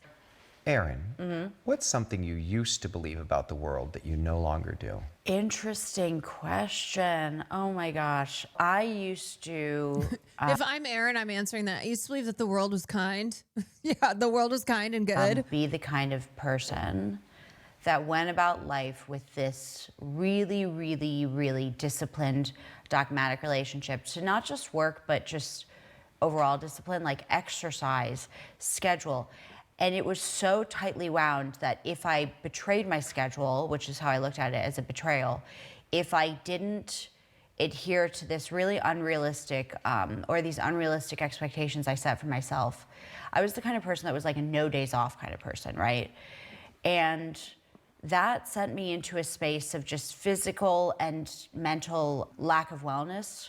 You know, they say like, don't let perfection be the enemy of good. I let perfection be the enemy of good to a really, really extreme degree. And now I'm just much loose. My grasp on life, my grasp on the wheel of like professional stuff, personal stuff has loosened, not in a way where I am way more lax about not meeting my responsibilities, but I've just become way easier on myself. But I treated my body and my brain and everything in between like it was a machine for so long, and I was so brutal on myself. And it was this self-loathing type of thing. It took a lot to get to the other side, but it's so much more comfortable here. I'm so happy for you. Do you think that we leave an energy behind in the places that we've been? I do, and I don't know how. I don't know if it's a tangible energy. I don't know if it's just via like our presence in people's minds and through our memories and the memories they possess of us. Imagine the I think so one much of the actors these, lurks or in so chat. many of these things are such unknowns, and that's what kind of makes them cool, and that's what allows some of us to exist with less anxiety. But I do in some way. I don't know how, but I do believe that, yeah. If you could ask the universe one question and get a clear answer, what would it be? Wow, that's that is such a profound question. I like this isn't Smile on earnest his because face. like if I really thought about this for a month, I'd have an earnest like, and it's not even like do people who like blue cheese, are they sociopaths? Are they lying? Are they liars? I'm serious. Hey, let Do you me like tell it? you. It's an acquired taste, I will say, as someone who previously despised blue cheese, and now I love Something. it. Let me tell you something. Do you like blue cheese? I like blue cheese. I'm a Cobb salad guy, and I like a Cobb salad with blue cheese in it, and I like blue Can I cheese ask a stuffed question? olives. On behalf of like blue cheese likers everywhere, I want you to represent them right now. Like it tastes like mold. I don't. It I actually think you're all is. lying. It is mold. I think that you're all lying. Cheese is like mold, really, but But, like- blue cheese is such a strong, pungent, powerful. But here's the thing: But I'm the a little good different kind than of you because, like I mold. said, I love the incense that smells sweet. I like a little I like incense savory. that smells but I sweet. also, something weird about me, there's certain, like sometimes a really musky, strong smell, I don't mind. Like a really strong cheese doesn't offend me. I like it. I get Something into it. about that, like, I think that's like, if you like blue cheese, it's a personal red flag to me. Can we still be friends? Yeah, we can. We Okay. can. We I can. will never eat blue cheese in your presence. I'm gonna try and eat it later today now. Have you ever it's done so any like planning or ever think good. about like, okay, if I died, this is the funeral that I would want. This is the ERIN Moriarty funeral of choice. The only thing that relates to death that I've really thought about has been how I want to go, and I have never thought about the funeral itself. But I'm the kind of person, like, I don't like parties centered around me. I don't like I've always thought like I will do a city hall wedding. So I'm not the kind of person that would envision a funeral. I have thought about certain elements of my life, and like I have gotten introspective at times and thought, at the end of the day, what do I want Have I been watching the newest season of The Boys? Yeah. people to think about me? And so I guess you could say, Oh, also, sorry, Gen V watchers announced that it's over. They are not having a third season. But they're doing a fucking prequel in 2027 that is the origin of Soldier Boy and Stormfront. Not sure about that. what people would say about me at a funeral, but the actual funeral itself, I think at the end of the day, I just want like a celebration of my life. I'd want it to be, Yeah, Vought Rising. I don't want to say positive because that's a reductive way of putting it, but celebratory with obviously space for people to mourn. Do you know what's one of my biggest grievances with The Boys? Tell me. That I never got to be on it. And that you didn't get to kill me on it, because at my funeral, I want a reel playing of all of my death scenes. And then I thought, since you're gonna die, This man does die all the time. All the time. In way films after I and do, I'll be shows. long gone before you die. But I would have created a really great tape for them to play at your funeral of you killing me. Oh my God. And that well, would have been my... listen, the universe is expansive. He also plays a lot of freaky characters. Like you see him pop up on screen and you go, oh yeah, that's the freaky guy. Our showrunner has outright said, no one is safe in this last season. But Yeah, he in plays the previous Polka Dot Guy. season, a version of me played a shapeshifter. So whether I live or not, we don't know who lives, we don't know who doesn't live. But the universe is expansive. There are more spin-offs happening. There are opportunities for my character and every other character to come back in some way. And so I'm manifesting that for us, for your funeral. Thank you. Of Does course. does Starlight think about death and dying? Does she Yeah. ever get scared? I think when you're in that, Denis Villeneuve contacted him and said, dude, I have a cool death scene for you. He's like, hit me. You know that's what I'm best at. world, you have to. I mean, she thinks about dying way more than I would because she is in life or death circumstances in ways that I've never been in. You know what I mean? And I think, thus far she's had to take really she's had to have moments where she's okay dying to sacrifice herself for the greater good. I mean, not to get once again saccharine on us, but that's kind of what being a hero is, and is where she's like one of the few only real heroes on the show. And I remember really, really seriously contemplating who I was going Well, thank you for opening up. When you're born looking like a serial killer, cannibal, capitalize on it. David Desmalchin definitely has that born to be a character actor, and character actor who's probably villainous. Us today. Let's talk about things that are happening in our lives outside of the casket. All right, What this are is the this is when she talks about her health journey. things going on in life that make you think about your own mortality?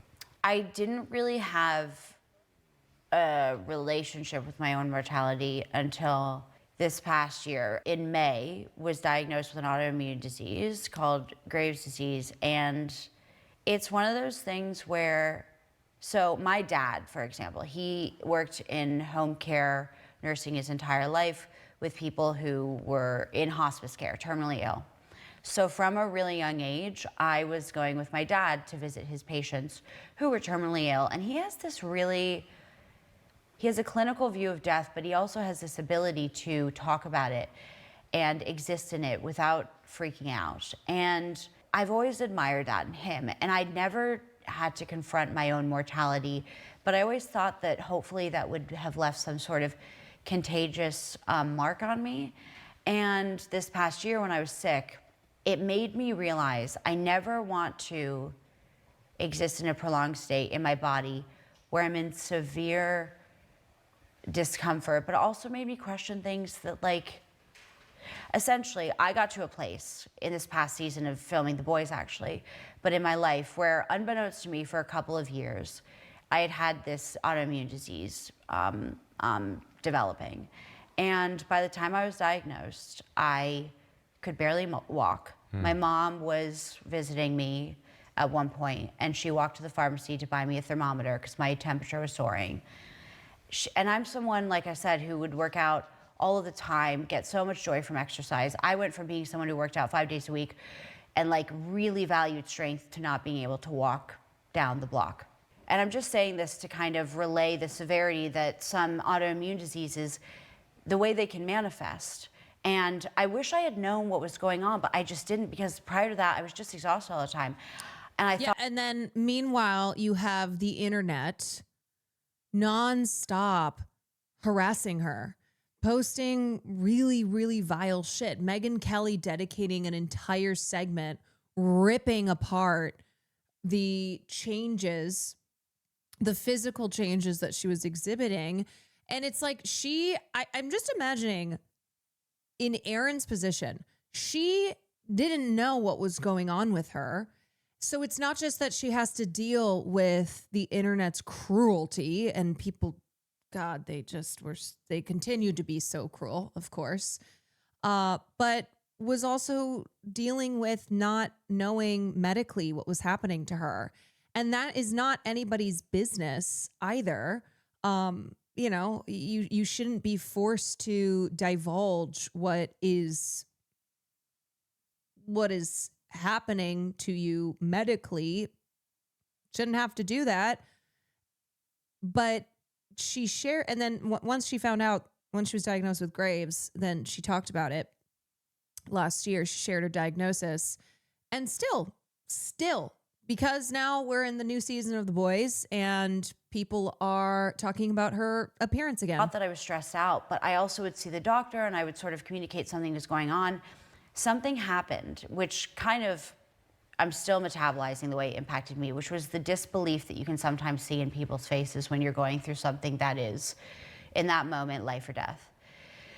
Anyway, I remember like going to work and trying to figure out shirts that were appropriate to wear without a bra because I couldn't clasp my bra because my hands were too weak. Wow.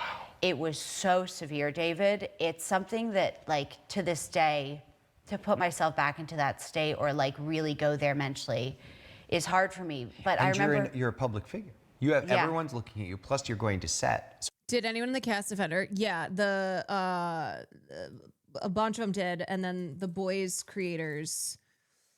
Boys creator, Eric Kripke, who's the showrunner, he came out and was like, leave her the fuck alone. So everyone's looking at you. The day revolves around you. I have to be on screen. The day needs ERIN to be at 100%. She's not only just an actor, she's playing a superhero, and you're unable to even like reach behind your back and clasp a thing. Yeah, exactly. Just to remind you. ERIN Moriarty. And Just she's to remind 29 you. years old. Oh, yeah. Mind you, she's here with what's his fuck? Loser, whatever. They're all the same to me. Michael Knowles. Yeah, Michael Knowles. Beautiful actress.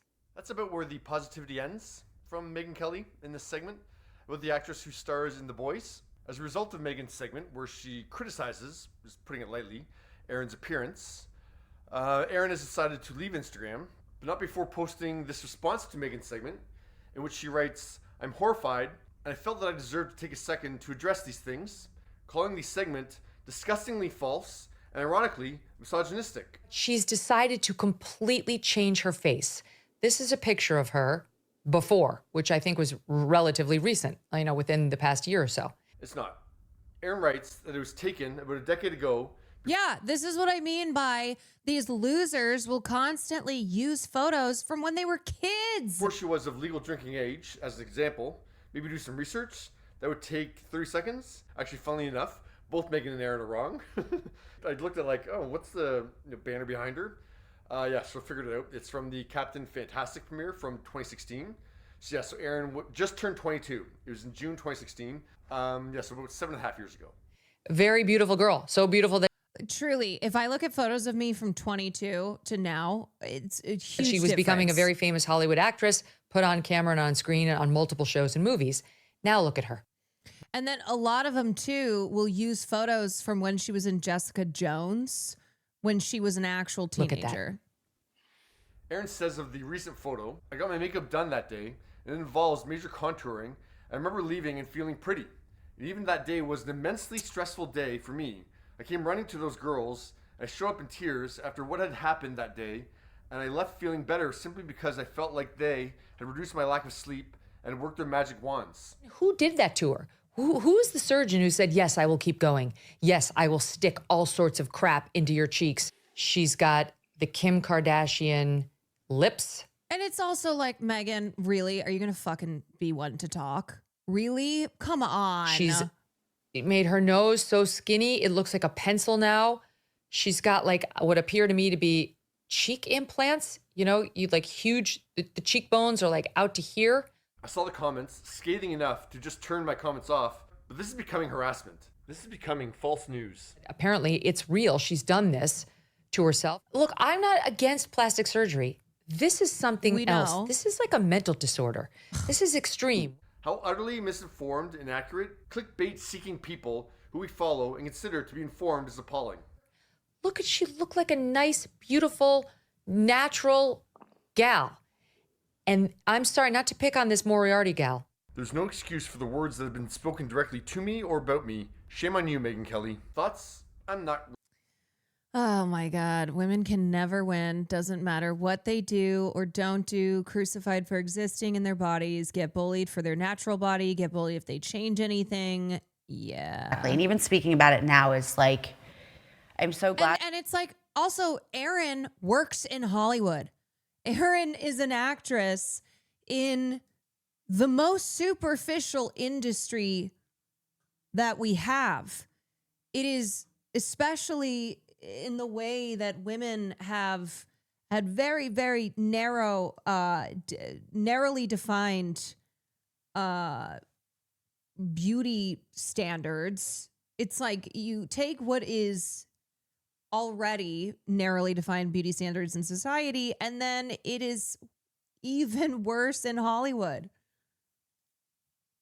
To be, because it's cathartic for me, and it feels important as well, because obviously I had no idea. Megan never talks about the Mar-a-Lago faces. Yeah, Megan never talks about all the MAGA women. What was going on. I knew that I'd taken the test to find out if I had Graves' disease, Yeah, but the Republican makeup. at that moment I was waiting several weeks to get the test back, and I was lying in bed at one point and my temperature was soaring. I was sleeping most hours of the day. And I remember like really, really seriously contemplating who I was going to reach out to that night to please ask them to take care of my dog if I died that night. Because I was like, I'm done. I'm done. And I just thought, if this isn't Graves' disease, then the doctors were like, you're gonna need to see a neurologist, because this is like, I couldn't walk, but my hands were numb and like all of these things were happening. They weren't able to find anything else in my blood work that would have indicated something else. So it could have been, they were thinking something with my brain. Sure. And so of course, I thought I was dead. And it probably makes you feel crazy too. Because like you said, the look on people's faces, which is like I mean, either disbelief, confusion, crazy, and just like the way that Graves affects you is, it can affect your psyche, it can affect your mood. And so I already had these mood swings that were out of control and hard to control. But I mean, I remember once again lying in bed, because I was lying in bed constantly during that time, unless I was at work, and thinking, what matters to me, and this was a wild thought to have at that time, because I had lived for work. I've worked since I was 15, really 11, and everything has been about work, and I've loved it. And I don't regret anything. But I remember lying in bed and thinking, if I die tomorrow, what matters to me is I've navigated life being a kind person, and that taught me so much. Like, that's what mattered in the end. Yeah. Like, I've gone about life with this earnest, like, innate, and it's not like a moral holier than thou disposition. It's because I think that when you're a kind person, the world in return is easier to tolerate, because you're kind of, I like to believe everyone's kind unless they prove otherwise, and I like to go about the world with a level of kindness because it makes it safer, right? Yeah. But that's what mattered to me. Not the work accolades, not anything that I thought would be the tangible sources of pride at the end of the day or at the end of my very last day. It was going about things in a way that felt honest and with a level of integrity that I associate with being a good person. But I think going through that, I didn't have any frame of reference. No one my age was going through anything that I could compare that to. Not to like employ terminal uniqueness, because I'm aware that people are going through horrible things and at any age, but I thought I was done. And I just remember thinking, like, it would suck to go now, because I just thought there's so much more of life that like I want to experience, and that would make me sad. But I don't have control over this if it is going to take me out. If I wake up tomorrow, or if I get a diagnosis next week and I'm able to come back and Erin is able to come back, because I was gone. I was buried deep inside myself. I was gone. I'm going to implement this lesson that I've learned, which is we all just need to be, and I know this is so simplistic, but just be fucking kind. Yeah. Just be kind. They've proven that altruism is something that is as good for yourself as it is for others. So even if it's a selfish motive, just be fucking kind, because life can be so hard in ways we don't have control over.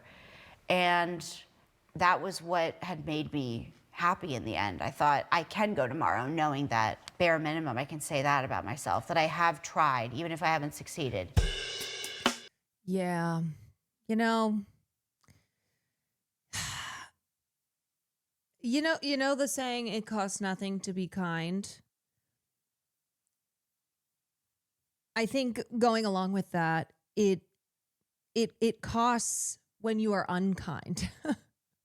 There is a cost to being unkind. And I just think about how this woman has been through her share of very, very unkind people. People still who will not stop harassing her over the changes in her appearance, despite her sharing her medical issues. As someone diagnosed with Graves in the same age as Erin, this hits home big time.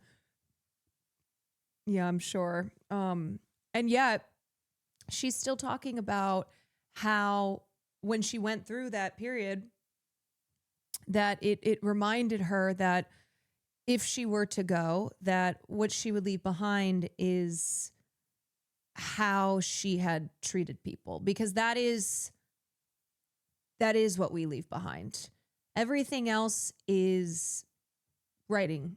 Everything else is just, a Wikipedia entry, accolades that, okay, sure, I'm not saying there's not importance to that, but it's the way that you treated people in life. Truly.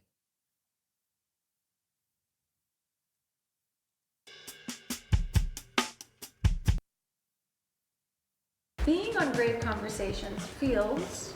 Being on Grave Conversations feels therapeutic. Thank you for doing that. And I know that somebody's watching this right now that's going to impact. And I'm just so thankful. Thank you for coming and being on. I didn't know we were going to go so deep together today. And I never know where the show's going to go. I love that about the show. I never know how funny, how sad, how intense, how... I feel like people profit from being unkind. Yeah, that's what I said. I was saying that in relation to the cliche, the phrase, it costs nothing to be kind, but it costs, there's a big cost to being unkind. How introspective it's going to be. Thank you so much.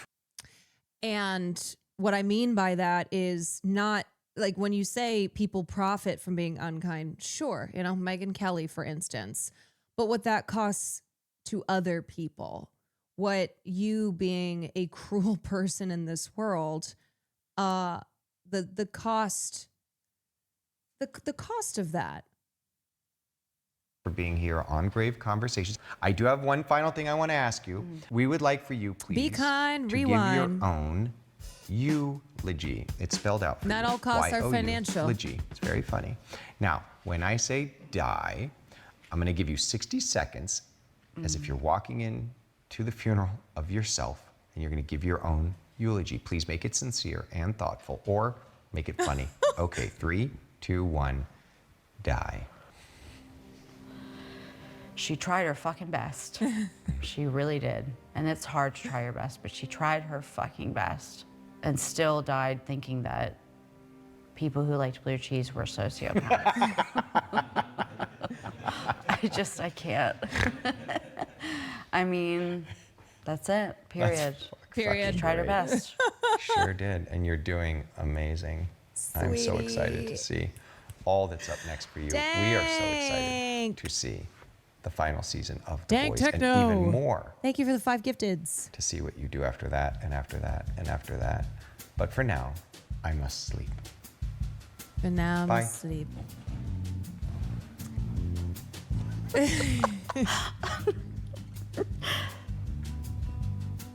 Okay? I'm jealous now. I want a nap. D Machine, thank you for the 16 months. The boys, either intentionally or unintentionally, has cultivated a subsect of fans that will make fun of someone for a condition they have, the type that somehow doesn't realize Homelander is the bad guy. Yeah, the ones who are like, is this fucking play about us? But then still don't get it. I was saying in my Insta, think not of the cost to yourself of being kind, instead think of the cost we would all bear for not being kind. Yeah. It is simple, but true. My boyfriend said unsavory things about her surgery because he hates the idea of plastic surgery. His graves too, so I wonder how he will feel. Well, the other thing is like, look, there are obviously criticisms to have for the plastic surgery industry and for the very narrow beauty standards that exist in our society. However, there always seems to be this there seems to be so much condemnation that is thrown at women, and this kind of gets into the larger conversation of gender affirming care.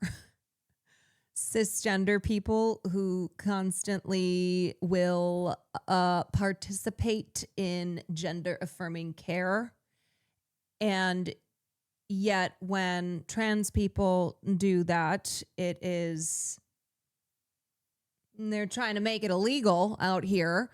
But also that men don't have the same societal condemnation put on them when they are also adhering to restrictive standards of beauty.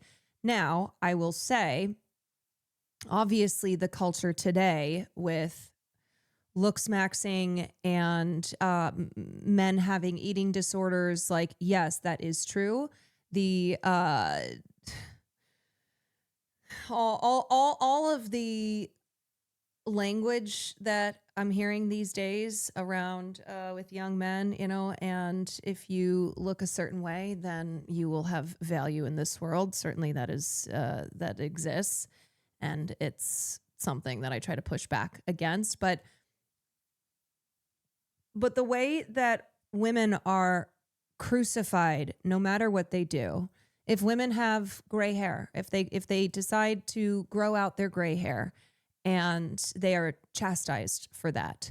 If women decide not to get Botox, not to address the wrinkles that form on their faces, they are they are rejected for not maintaining their youth, because youth is beauty, and that is what women's value is tied to.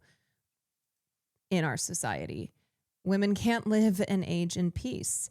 And then when women do things to address aging, especially in industries that are incredibly superficial and artificial and all about how you look, they are crucified for that as well. It's like men get to age like fine wine in Hollywood, the George Clooney's, etc., and women are not allowed that.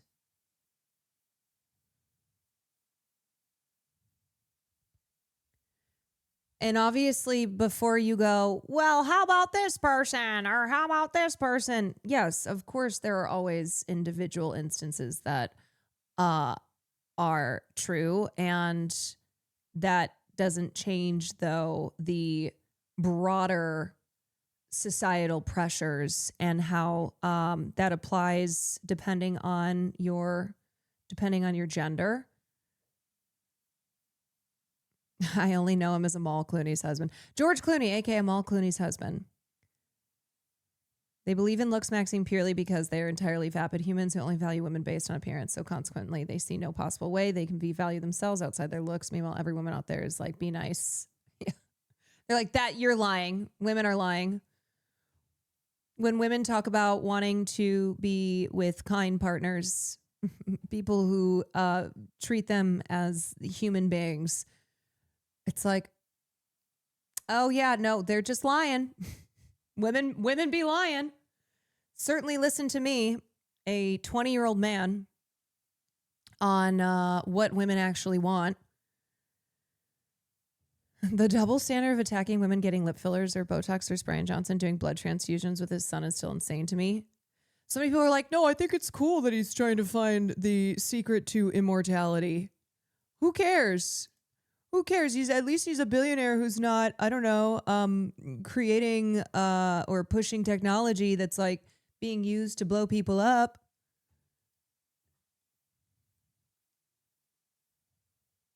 I honestly don't get it unless someone is ruining their lives, and even then I don't care if I don't personally know them.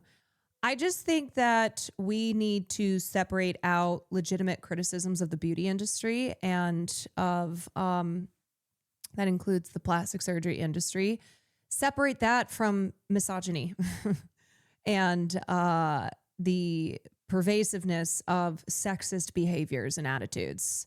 And a lot of people don't know how to make that separation. And so it does just end up being misogynistic screed and perpetuating beauty norms, right? Perpetuating like restrictive gender ideals.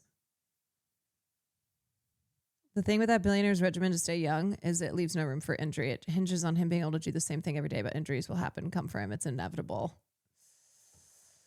Yeah, God, that guy is a real fucking weirdo. And if I have to see him and his girlfriend post about fucking one more time, talk about the details of their sex life on Maine, I don't know what I'm gonna do. Oh yeah, sorry if you weren't previously aware of that, but those two are real weird.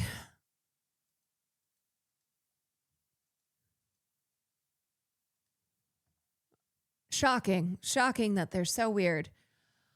Okay, so speaking of clavicular, speaking of looks maxing, so the reason I have in my title, I'm so sorry, but we have to watch this, is because I need to watch some of Jay Aubrey's video on clavicular. I say Jay Aubrey's video because I have been told it's a really good deep dive. Oh, I know. Well, here's the thing. Matt Bernstein reached out to me and he was like, hey, you want to do another podcast episode? He wants to do an episode next week that is a postmortem of clavicular now that in recent events, clavicular has overdosed, has been banned from YouTube again. And because we talked about clavicular in the episode, the incel to ice pipeline that we did with Matt, myself, and FD Signifier, he wants to get, I thought you meant he died. No, not yet. He wants to get the gang back together and talk about all about the clav. But yeah, I mean, I think it's trying not to just like rehash everything else that has been said, but FD was apparently FD was like, I don't really know much about clavicular, and Matt was like, oh, it's okay, Caroline and I know plenty. I was like, well, I mean, I know enough. I know enough. So to give Clav some, we're just gonna watch some. Okay, we're just gonna watch some. I know another problematic person, but did you see Andrew from Channel 5 said Peter Thiel is the one funding clavicular? Yes, and we'll be sure to bring that up, that he's being funded by Peter Thiel, that it all goes back to Peter Thiel. It really does. Please tell me you saw the Lux Maxer that uses his tears to texturize his hair. I did. Yeah, I did. No, don't Google him. Well, he's not going to have to Google him because he's going to hear all about clavicular. God, I'm sick of the evil gays. Well, I know between Sam Altman and Peter Thiel, I'm like, no more evil gays. No more. No more. The thing is, though, they're evil billionaires, right? They are evil billionaires who are gay, but they are evil billionaires. Sam Altman is gay. Yes. Clav has mentioned being invited to a Teal party. His friends reply that anybody with that much money has mental problems. No, Clav is not a billionaire. No. I don't know his actual financial situation. I'm not aware. But if he's being funded by one of the most evil billionaires on this planet, then potentially he has a lot more funds than we were previously aware of. I watched an hour-long video on Clav a couple months ago when I couldn't sleep. It broke my brain. Well, apologies. I did say in my stream title, I'm sorry, but we have to watch this. And by we, I mean I just need to brush up on knowing more so I can be prepared for doing a podcast episode. So let me see what else I had. I did want to talk about that Mr. Beast lawsuit. And okay. I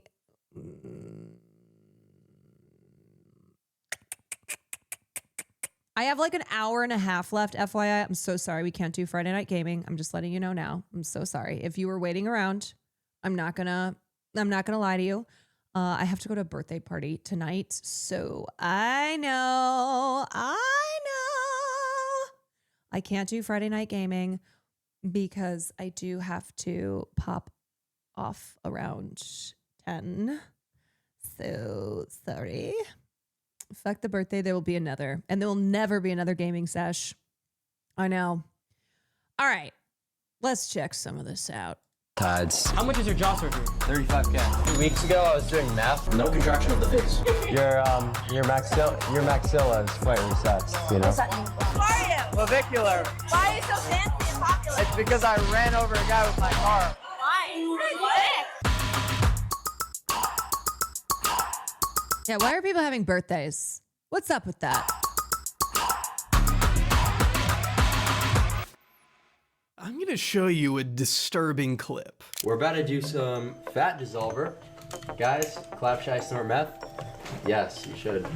right, let me see. This is clavicular. Clav, should I snort meth? Yes, you should. At first glance, he may look to be about 35 years old, but in actuality, he just turned 20. He was 19 when this clip was taken. In this clip, we see Clavicular using a needle to inject the fat-dissolving peptide Aqualix into the— I saw somebody tweet and they said, I've seen more clips of Clavicular in the last year than I've seen my own parents. cheek of a 17-year-old girl live on stream in front of thousands. One fun fact about Aqualix is that it hasn't yet been FDA approved in the United States. If you live in the UK, you might be able to get a prescription for it, but if you're Clav, as his adoring fans know him, you might as well just buy it over the internet the same way you get all your other steroids. No doctor necessary, as he's happy to— I think this was the first clip of Clav that I saw, and as far as people asking how is this allowed,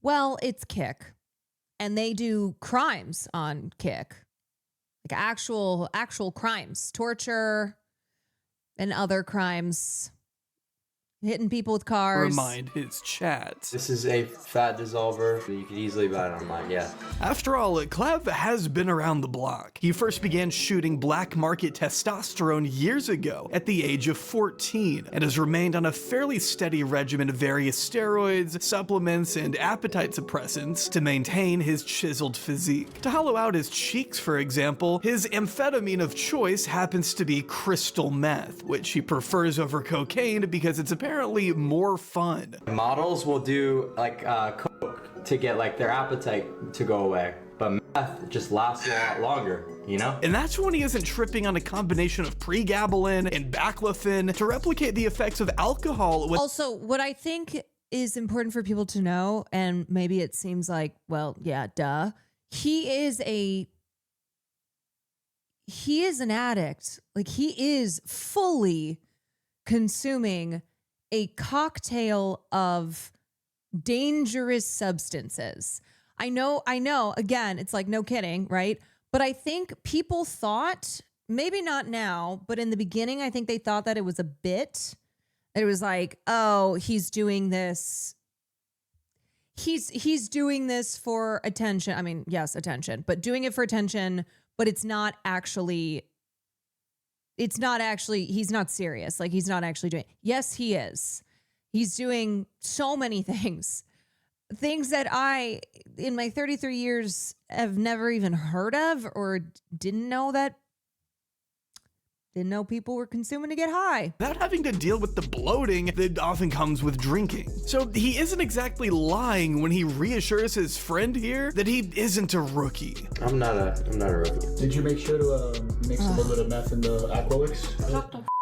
In fact, he might just be more qualified than a real medical professional. This might be a little bit egotistical, but I would say I'm probably much more qualified than your average PA who's doing it, you know?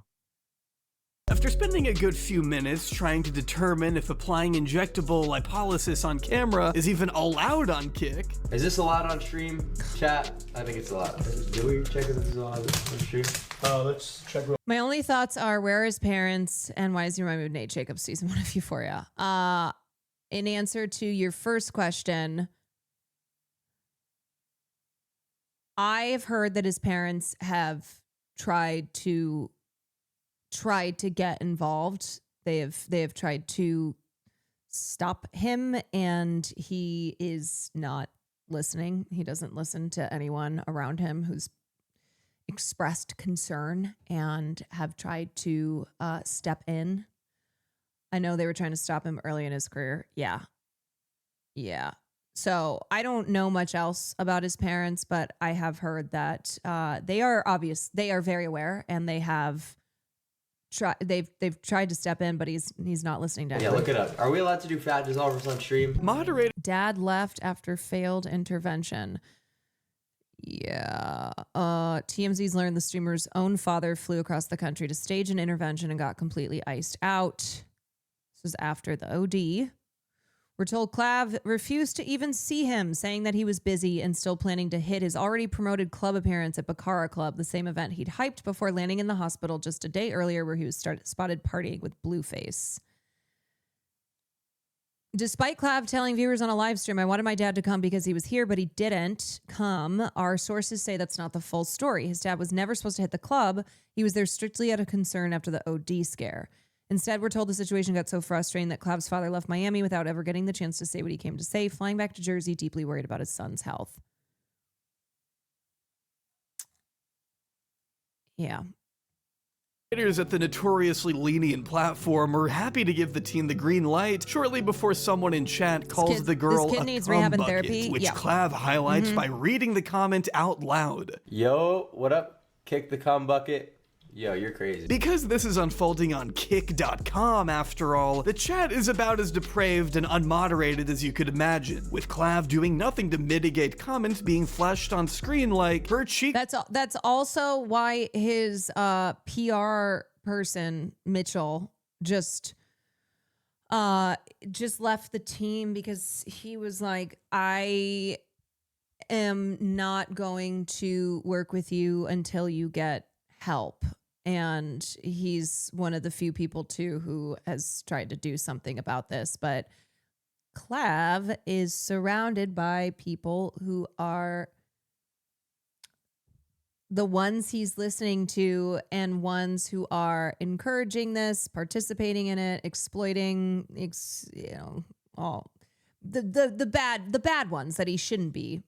Are too fat and W drugging minors, while a text-to-speech donation asks Clav for his opinion on Mexicans, all while he casually disinfects the girl's face with alcohol wipes. He then prepares the needle and goes in for the injection. She reacts almost immediately and tells him it hurts a lot, but instead of stopping, Clav offers some reassuring words of encouragement. Oh damn, that hurts. Yeah, it'll hurt a bit. Oh my God. That hurts a lot. Is that meant to feel like that? Mm-hmm. We're ascending. After the first 2 injections are over, she tells chat that she thinks it went through her cheek, which Clav seems to ignore because he's too busy looking at his phone. You guys Myron? Oh, you. Myron. When you use needles, this is how they do Botox most of the time, guys. Yeah. They don't take out 10 different needles. You went through like my... Hey, based. It's clear that she's a bit nervous, and she seems to ask him under her breath whether she'll end up paralyzed. Okay, so I will not... Clav, I'm sorry, I sniffed her, but... Nonetheless, chat is spamming that he pierced her and is telling the girl to sue him. Clav ignores all of this and moves on with the next injection. After another text-to-speech donation from a user named Jeff Epstein pops up on screen, Clav feels a need to announce once again what it is they're doing. Chat, we're looks maxing her. It's all good. Dr. Clav?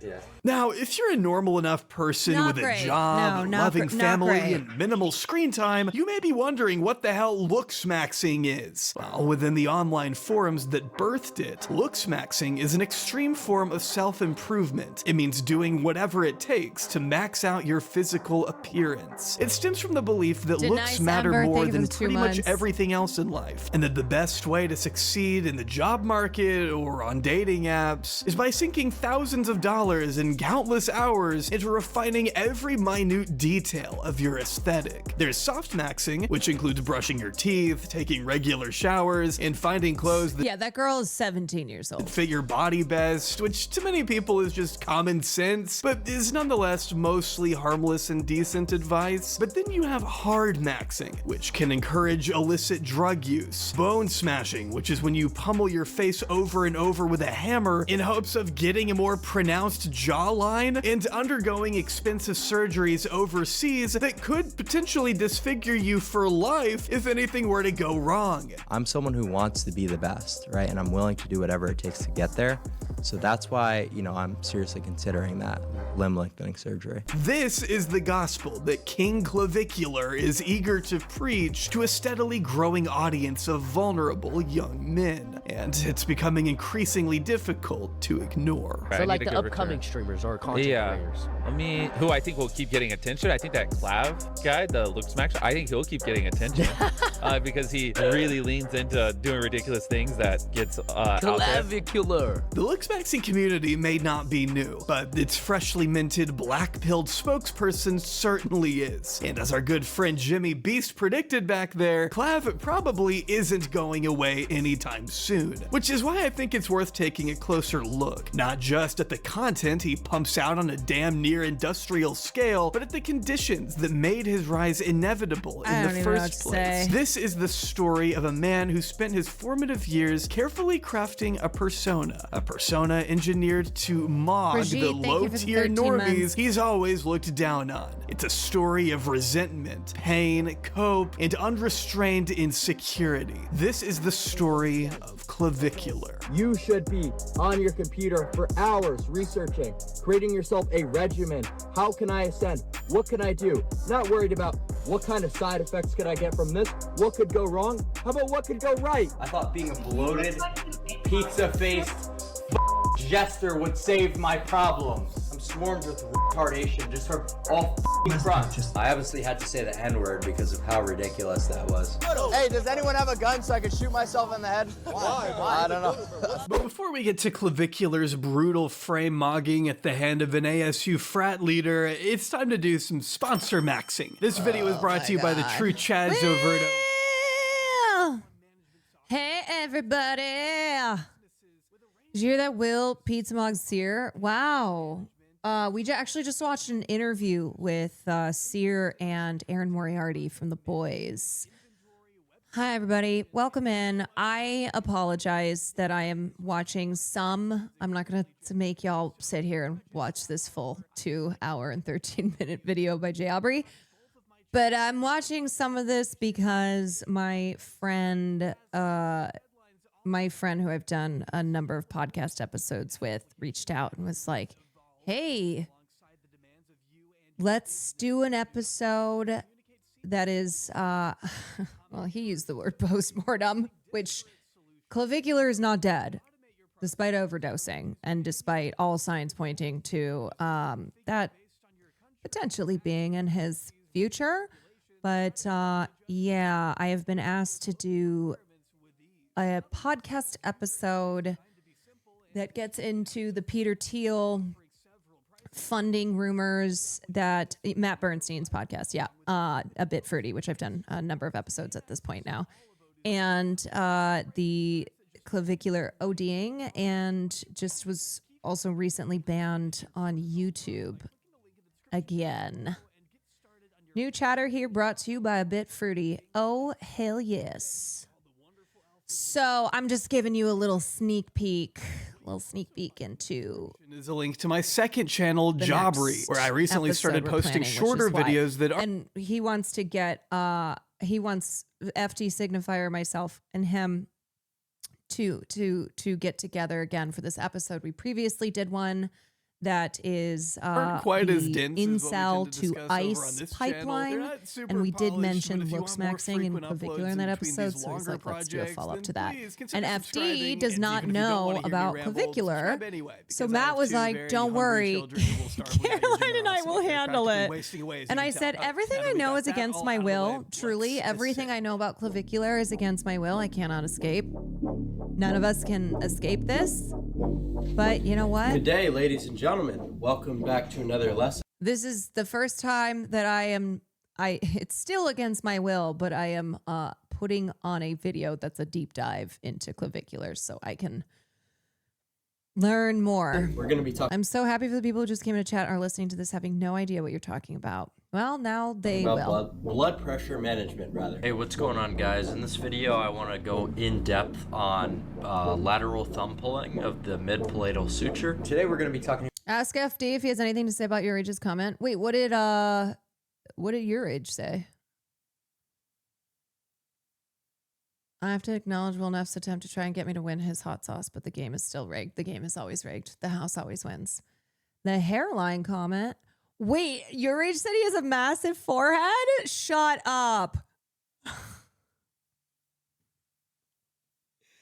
Did he have anything else to say on FD, or he just had to say that his forehead is big?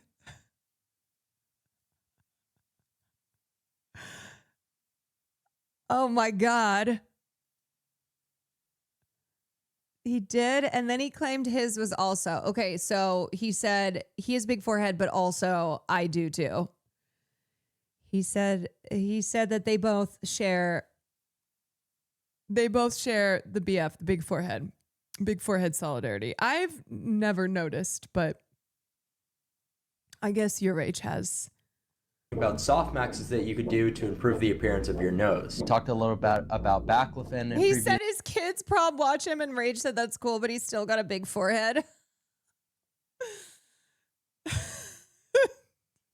Videos. We talked about blocking glutamate via pregabalin in previous videos. For 3 days, I spammed. Oh my God, I didn't even realize I got a double raid. Excuse me. Will Neff and David Dismalchin. Will Neff and Sear Raid, thank you so much. Thank you for the double raid.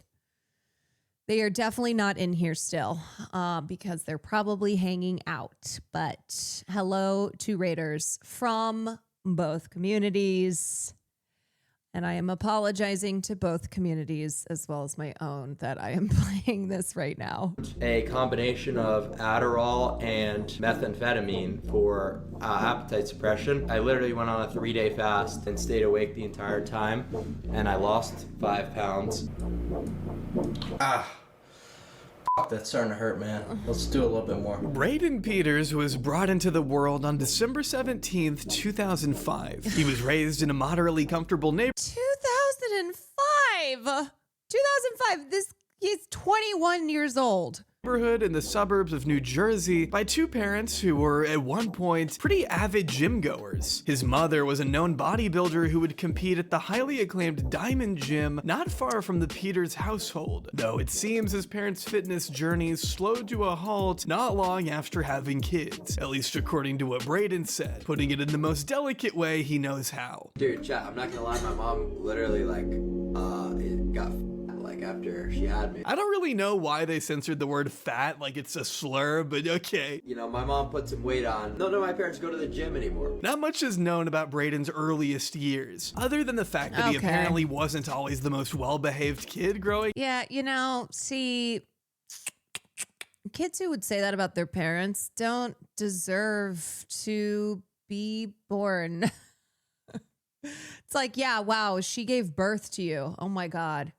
Oh my God. If men could, if men like Clav could experience the process of giving birth, I wonder if they would be saying something else. Up, that's a shocker. Reflecting on his childhood years later, Braden says he was always getting into trouble for doing dumb stuff, sometimes even getting arrested, and that it wasn't really much of a surprise to him that he eventually got famous because he's always been such a crazy, kooky guy. So I've always been like sort of a crazy guy. I've always been someone who's acting out, doing crazy shit. So me being famous, that's why it doesn't really surprise me that much. I kind of knew in some way I would do something nuts. I would do something that was gonna get me attention because I was always doing something crazy. His behavior was such a problem, in fact, that it prevented him from attending high school with all his friends. Being an all-boys Catholic high school, you needed to fill out an application, and for your application to be accepted, it helped to attend a summer program between 7th and 8th grade where instructors could evaluate your conduct. But because young Braden couldn't stop being a menace for a few months, when it was finally time to apply, the school turned him down. Luckily, his mom had planned ahead and decided to sign him up to a different Catholic school, one much further away from home. Braden says she filled out the application on his behalf without telling him, taking the liberty of writing his essay herself to make extra assurance that he wouldn't be denied. It worked, but that wasn't the end of Braden's troubles. My mom, thankfully enough, applied to another high school, which is where I wound up going for me, because maybe she anticipated my stupidity, and she actually did the entire application, wrote the essay, because I wasn't doing that shit. Seton High Prep School, where he ends. You know, it's like, I just keep thinking, if Clavicular didn't engage in these super extreme antics, he would just be another run-of-the-mill whoever on the internet. That's the thing. It's like it's not as if he's particularly personable or funny or have anything to offer aside from these ridiculous extreme behaviors. He's a blank template. Yes, it's a blank template that is absorbing how to essentially go viral online. And that is through spectacle. That is through acting in very extreme ways, you know, ranging from the asinine to the very dangerous. ended up attending may have technically been the more prestigious option, but it was also 45 minutes from his house. For 5 days every week, Braden would have to roll out of bed, trudge almost a mile to the nearest train station, board the train, get off the train, then hike another 1.5 miles to the school. And even once he got there, the experience was less than desirable. Being the only student traveling from outside the county, Braden didn't know anybody his freshman year. All the friends he grew up with were 45 minutes away, laughing, hanging out, making high school memories without him. This was also the year 2020, and if Braden already had trouble socializing as an awkward, autistic teenager uncomfortable in his own skin, those social burdens were about to be made even heavier by the logistic hurdles brought on by COVID-era precautions. Between the isolation. And what's fascinating to me is you would think somebody who is socially anxious, on the spectrum, struggles in the way that Braden, aka Clav, has, that the last thing that they would want to do is be a personality on the internet, you know, be live streaming. Now, I understand there are many people who are content creators, who are live streamers, who are on the spectrum, but it's the way that it's the content that he does, where it's not like he sits there and plays video games. I think the stimulants help. Yes, one major reason that he does so many illicit substances and does things that no one should be doing at all, like huffing tire cleaner, is because that's what gets him through these streams. That's what like allows him to, or enables him to be performing for the camera and do these 14-hour IRLs. That came with social distancing and the regular Zoom calls in place of a normal class, COVID proved to be the ultimate detriment to this part of Braden's life. That was probably the worst time to go into high school, was in 2020 at the dawn of COVID. Because think about it, you're wearing a mask, you don't even really know, you can't read people's lips, you can't have like big discussions because you can't fucking hear anything. So it's not exactly easy to socialize. It sounds like hope, but it's legit. There's lots of Zoom bullshit. I didn't get to graduate 8th grade and have the cool shit. And I go into high school, more Zoom. You know, I went into school I think for 2 hours a day, and then the rest was on Zoom. It was like weird bullshit, and they cancel it when there was like an outbreak, and it was just, the whole thing was a fucking shit show, right? So socially, it makes it pretty difficult, right? It makes it very difficult to socialize, and especially when I didn't know anyone. So this was really bad timing. I would speculate that the COVID thing was probably what detrimented me the most. Feeling out of place among his peers, Braden shied away from traditional school activities and was never big into school spirit, he says. He did well enough with his grades, but there was just nothing at school to fulfill him otherwise. So he began to look for that fulfillment elsewhere. For a while, he even leaned more into Catholicism, being confirmed into the church at 17, an experience he now sees as a weird and unsuccessful attempt to improve his morals. That got baptized, yeah. Maybe some of you guys have seen the photo that got leaked, and confirmed to the Catholic Church at 17 years old. That was a kind of a weird experience, the whole Christian thing. I mostly knew it was cope to a degree, but I was like okay with that. I was like, well, I'm just looking for something, right? I'm looking for some way to kind of bridge the gap, maybe improve the morals a little bit. So that was a bit of a weird era that I had, the Christian era. That was junior year. Over the summers, Braden worked as a bouncer at a club in Massachusetts where he managed entry, verified IDs, maintained safety, and de-escalated conflicts, as stated on his LinkedIn. The same LinkedIn that has his current job listed as a professional looks max coach. So at least we know he's kept up to date with this thing post-internet fame. Also, it has his SAT score at 1570, which is pretty when's he gonna have his not on the internet era? impressive, actually. Unless, of course, his mom somehow took the SAT for him, too. With grades that high, Braden could have become a lawyer, but I guess singing about Hitler... The thing is, though, is that if clavicular disappears, there's other claviculars. There's there's other claviculars right now.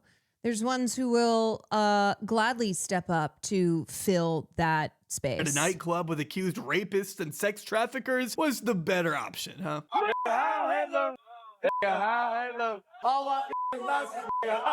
We're getting ahead of ourselves, though. As a Those fucking teenager, losers. Braden's summer job served as more than Ruby, just a thank way you to for get 32 out of the months. house and earn a little bit of extra money on the Josh, side. you're gonna The do it. nights You'll he carry the spent flame. at the door, Yep. watching wealthy older men dance, drink, and flirt with women would end up leaving quite the impression on the young man. The young man who felt so out of place at school, who struggled to date girls, and was looking for a way out of his mundane day-to-day existence in search of a deeper purpose. According to what he told YouTuber Jack Neal, what he witnessed as a bouncer played a significant role in his current outlook on the world. I was also a bouncer, and you don't see me injecting meth into people's faces on stream.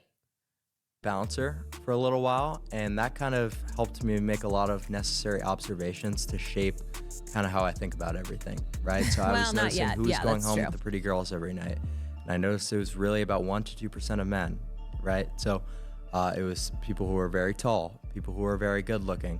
This is something I was noticing over my formative years when I was a teenager growing up, right? So making these Yeah, that's not what I saw. observations, kind of seeing that sometimes good-looking people would be able to go up to women and start making out with them without saying anything. No. I kind of started to That- shift my worldview a little bit and realize, hey, okay, so this is like the most important metric, and I have to go all in. He was beginning to internalize That's called sexual assault.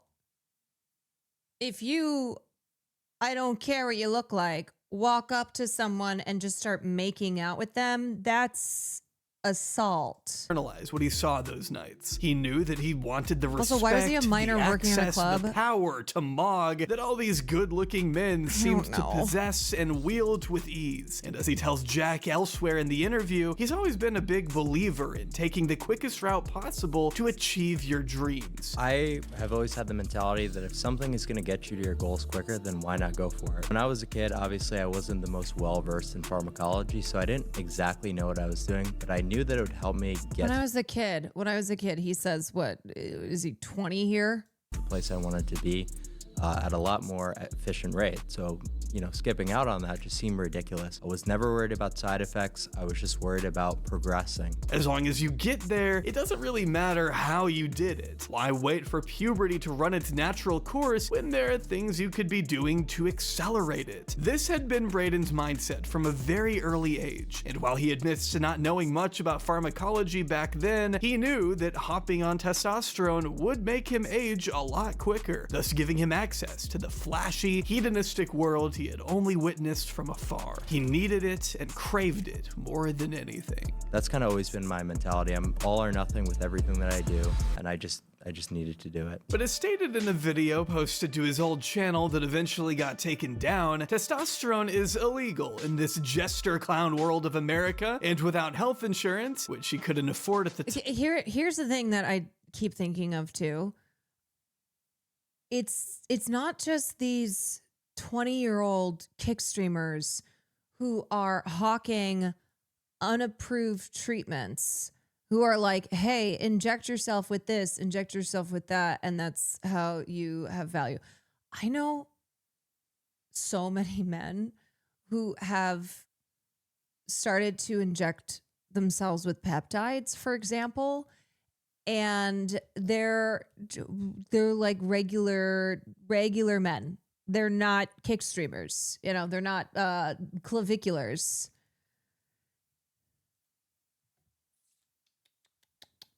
It's like they're just getting it on the gray market. There was no way for him to get his hands on the steroid without Watch an Good Works extremely vid. jester prescription. Obviously, those are his words. And unfortunately, in this jestered clown world of America, that's illegal.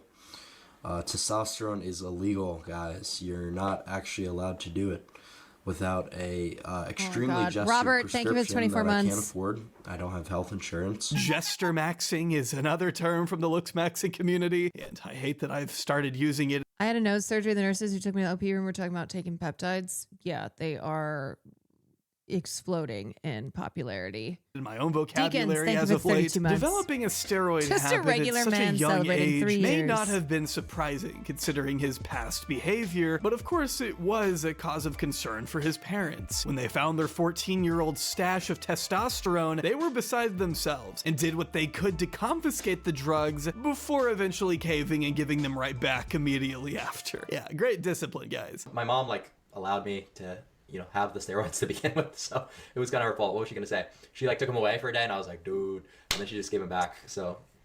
Though according to Braden, his parents knew that nothing they could have done would stop their child from getting his hands on the underground gear. Having the drugs shipped to a P.O. box rather than the house for easier access meant Braden was pretty determined to juice by any means necessary. I'm just someone who, is willing to do whatever needs to be done, so I would just reorder it to a P.O. box instead. A lot of people will come after my parents for the things that I did, but realistically, no one was stopping me. I was committed to my goal. This is where the Looksmaxing community becomes especially significant to our story. Founded in 2018 by a user named Sergeant Incel, yeah, that's his real name, Looksmax.org is an online forum geared towards men seeking to improve their appearances in hopes of attracting women and moving up in society. Of course, the idea that looks matter more than anything else has been associated with incel culture for years, immortalized most vividly in the ramblings of mass shooter Elliot Rodger, who railed against women that rejected him for what he felt was his inadequate physical appearance. And sure, while looksmaxers aren't technically the same as incels, it's hard to deny there being some considerable overlap, especially when you learn that Sergeant Incel also created incel.is, which prides itself on being the largest forum in the incelosphere.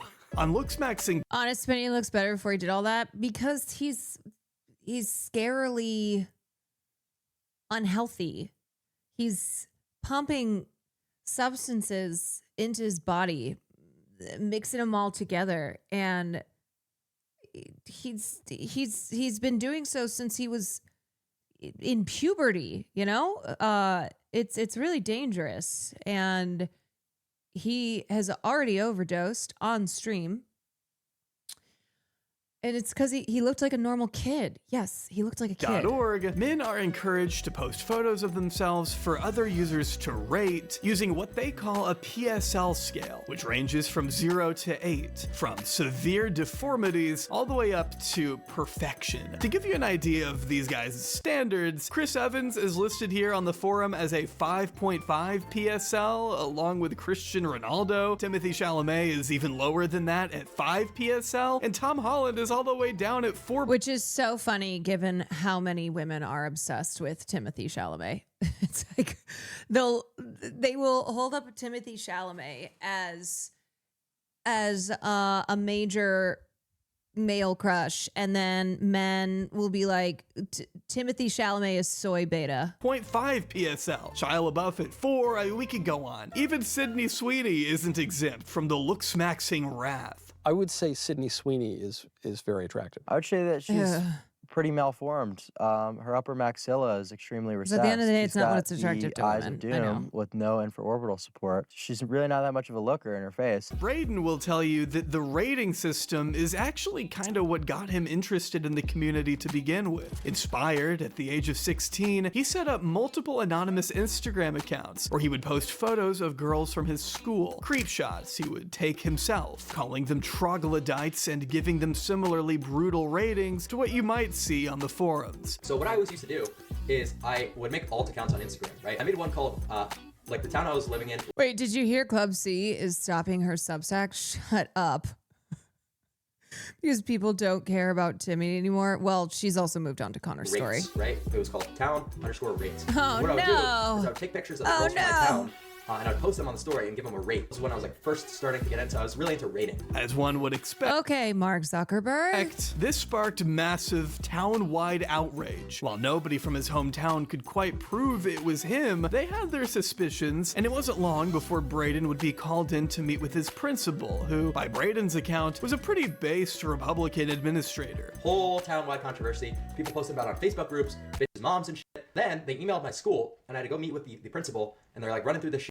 They're like, they sit down, and the guy's pretty based. He's like a Republican administrator. He's like, so you're putting pictures of girls and giving them ratings? Is that what I'm hearing? And I'm like, nah, man, I got no idea about any of that. Meanwhile, I like totally did it. And then he was just like, okay, well they sent in an email here, quite disappointed Definitionally about some of the based. language you used. I'm like, oh, I don't really know anything about that. Like, what did they say? And he starts reading through some of the screenshots of me calling people like abominable troglodytes. He got off the hook then by lying through his teeth, but it wasn't the only account he had made. On another account, he'd pen lengthy essays about the looks of people at his school, and admittedly incel traits. And then I had another alt account that I would do on Instagram, where I would just post pictures of people and just like write essays, like looksmax.org to your things, and like just talking shit.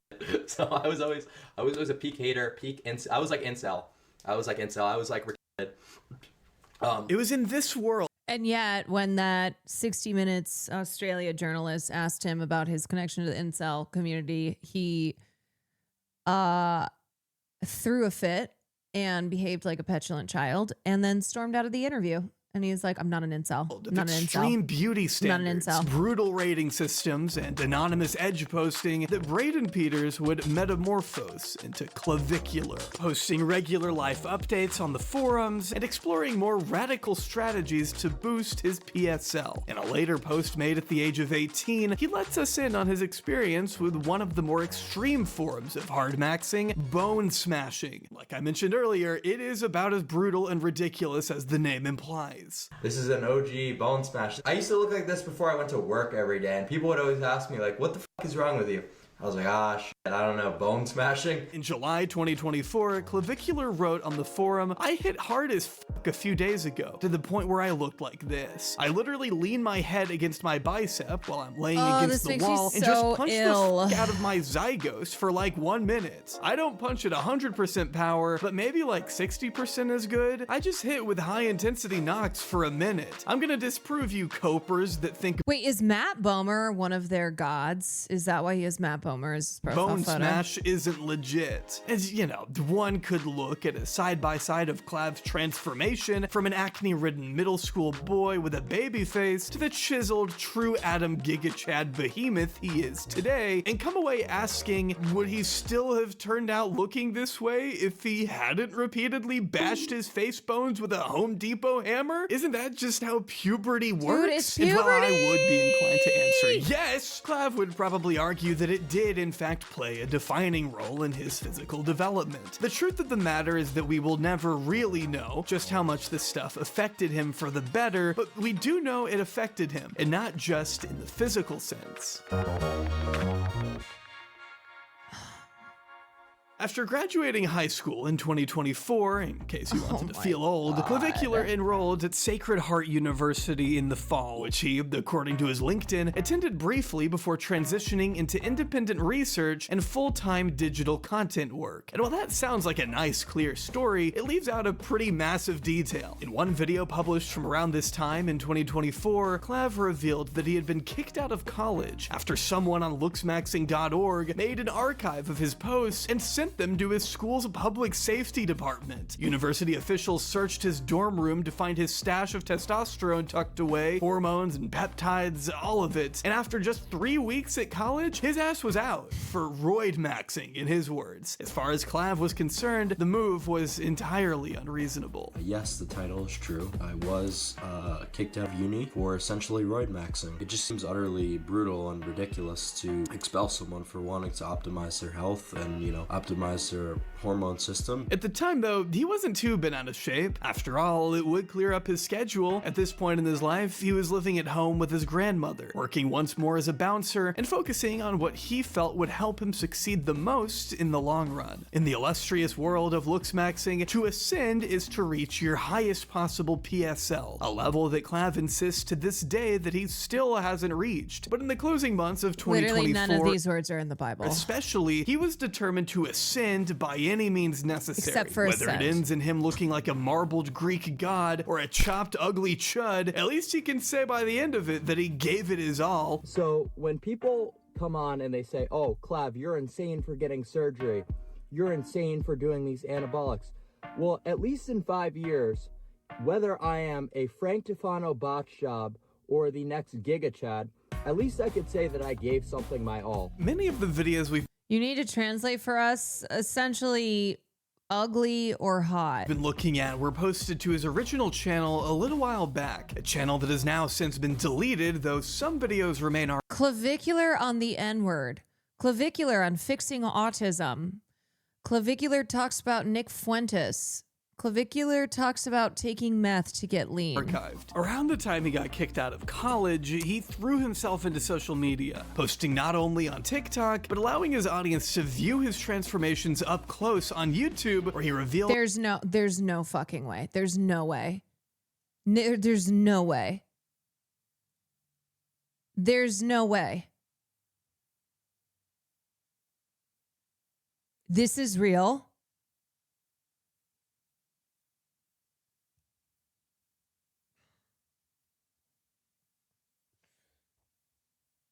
How do you not know this? Because I, for a long time, tried desperately to keep myself from this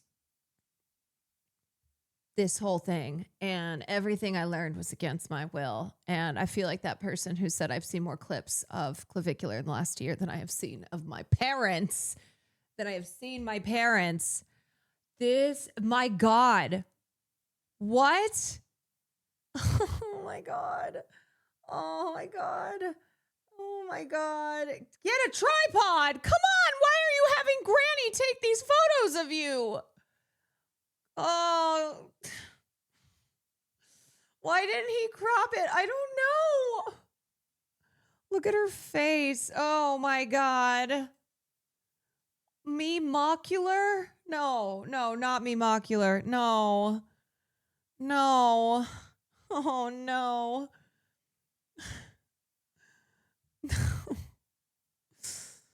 Oh God. Grandma. Oh.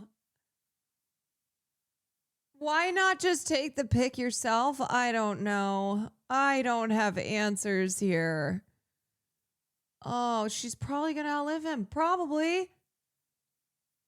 And she's probably eating like, I don't know, her meatloaf and classic nightly meatloaf, and Graham's gonna outlive all the tips and tricks to ascending. A lot of these videos were of him either standing in his kitchen, monologuing over a pile of supplements, or sitting down at his computer explaining how to lose face fat. Or maybe he'd throw in a quick vid on how to naturally increase your IQ with synthetic peptides. Not sure how natural that is. We're gonna be taking a look at a new type of nootropic, dihexa. So this isn't just some dopaminergic stimulant or some temporary boost in focus, but it's actually going to rewire your brain for long-term cognitive enhancement. Or here's another example of him sharing the best strategies to achieve forward growth on one's face. So how I'm gonna laterally thumb pull my maxilla and try and widen it, I'm gonna brace my head. This is a practice that's included in bone smashing. You know what I need to know? I need to know at what point he started to get views. Because it's like, okay, this stuff looks older than, I guess, clips that I have become aware of. Older. I mean, he's 19 or 18. So was he making this content and no one was watching, and then suddenly he just blew up? He got views because of the Kickstream clip farms. That's my understanding. Like, I swear to God, it just went from no clav to clavicular everywhere. Which, that's why the Peter Thiel of it all is the thing to look into here. The bracing of the skull. I'm gonna take my two thumbs. Obrigado, thank you for 11 months. Toe roof and position FPS, them thank you on for the bone, 2 not on the months. tooth, and I'm gonna show you guys my thumb pulling. I swear this was just last year.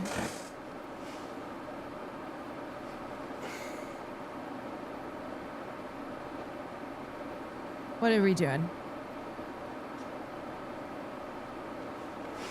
You get the gist, you just pull apart. It was around this time that Clav This is how insane the clip farm is. Okay, let's see. The top 38 creators on Kick have generated billions of views, with other Kick streamers pushing that work past 6.6 billion total views. Well, we know those aren't all real. Kick is taking over. Clavicular, 1 billion views, 34,000 videos, 645 clippers. Yeah, we got the best of the best on this list. Asmongold, great. Aiden Ross, XQC, Neon, Sneeko, Los Pollos, Cuffum. Yeah, these are all the ones that unfortunately I know. Mizkif, Academics,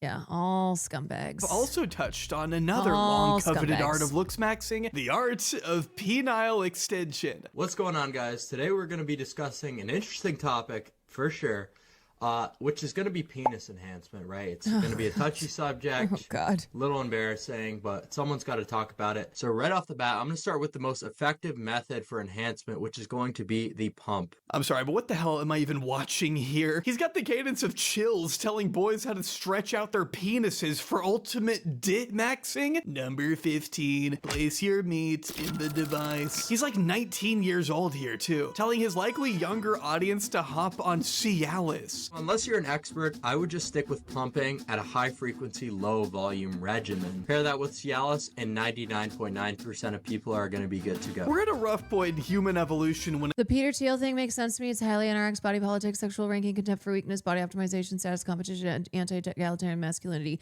Yeah, fascism, like Peter Thiel. Like the fucking fascist that he a is. college-aged dude has to go on ED pills just to feel normal. But the medication somehow isn't even the craziest part. 12 seconds into this thing, Clav pulls out the literal air pump he owns and presumably uses on his penis. So let's talk about my regimen to make the most optimal gain. So like modern training regimens, pumping really does favor high frequency, low volume. Yeah, What that no, this is all, of course this is all bad. This is all, he's not a doctor. He's not a medical professional here.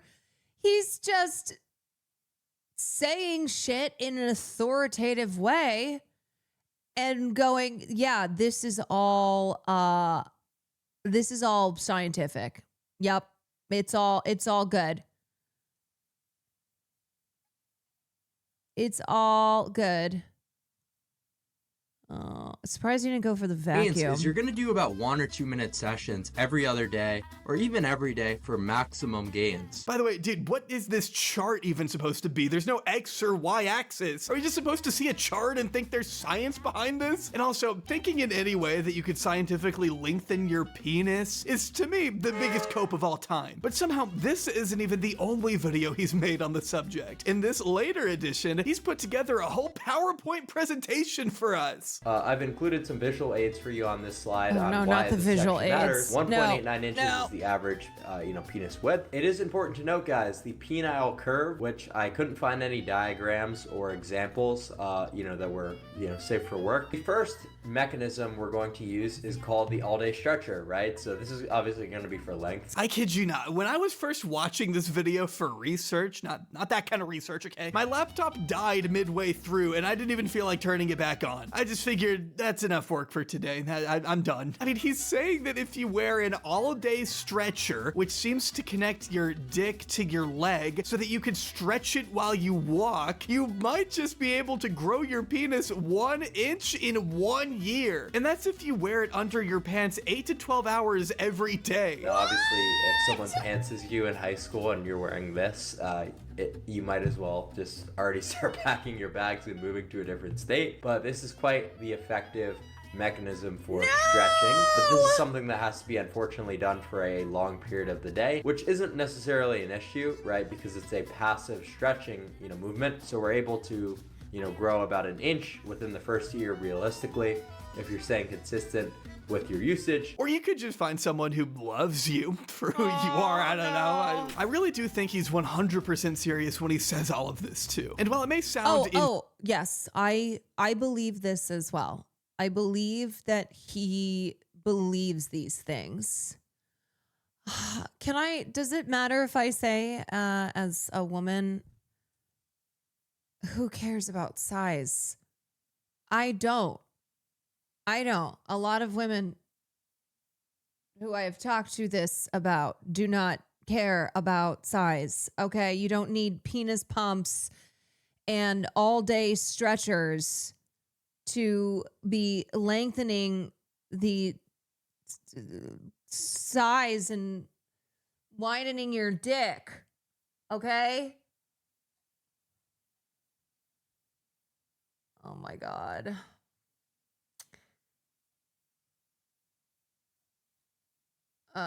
insane and hilarious to a normal person. It's not for you. It's for the bros.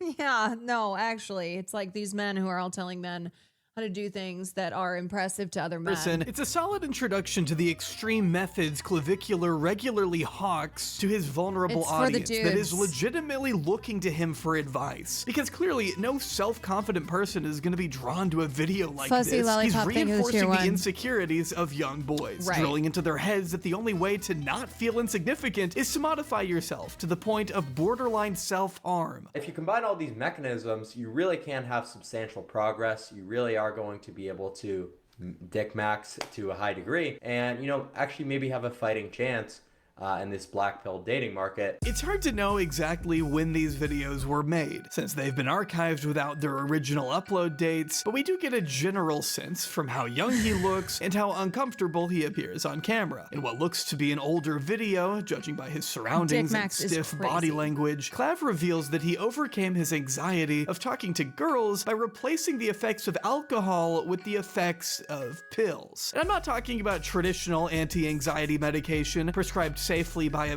jester doctor. I know it's hard to believe, but I have to say, stretching your dick out with whatever means Clavicular's promoting here, okay, it's not going to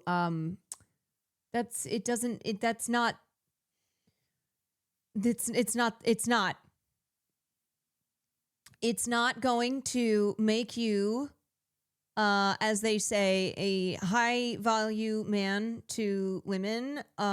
It doesn't work also. And it's not going to address your needs.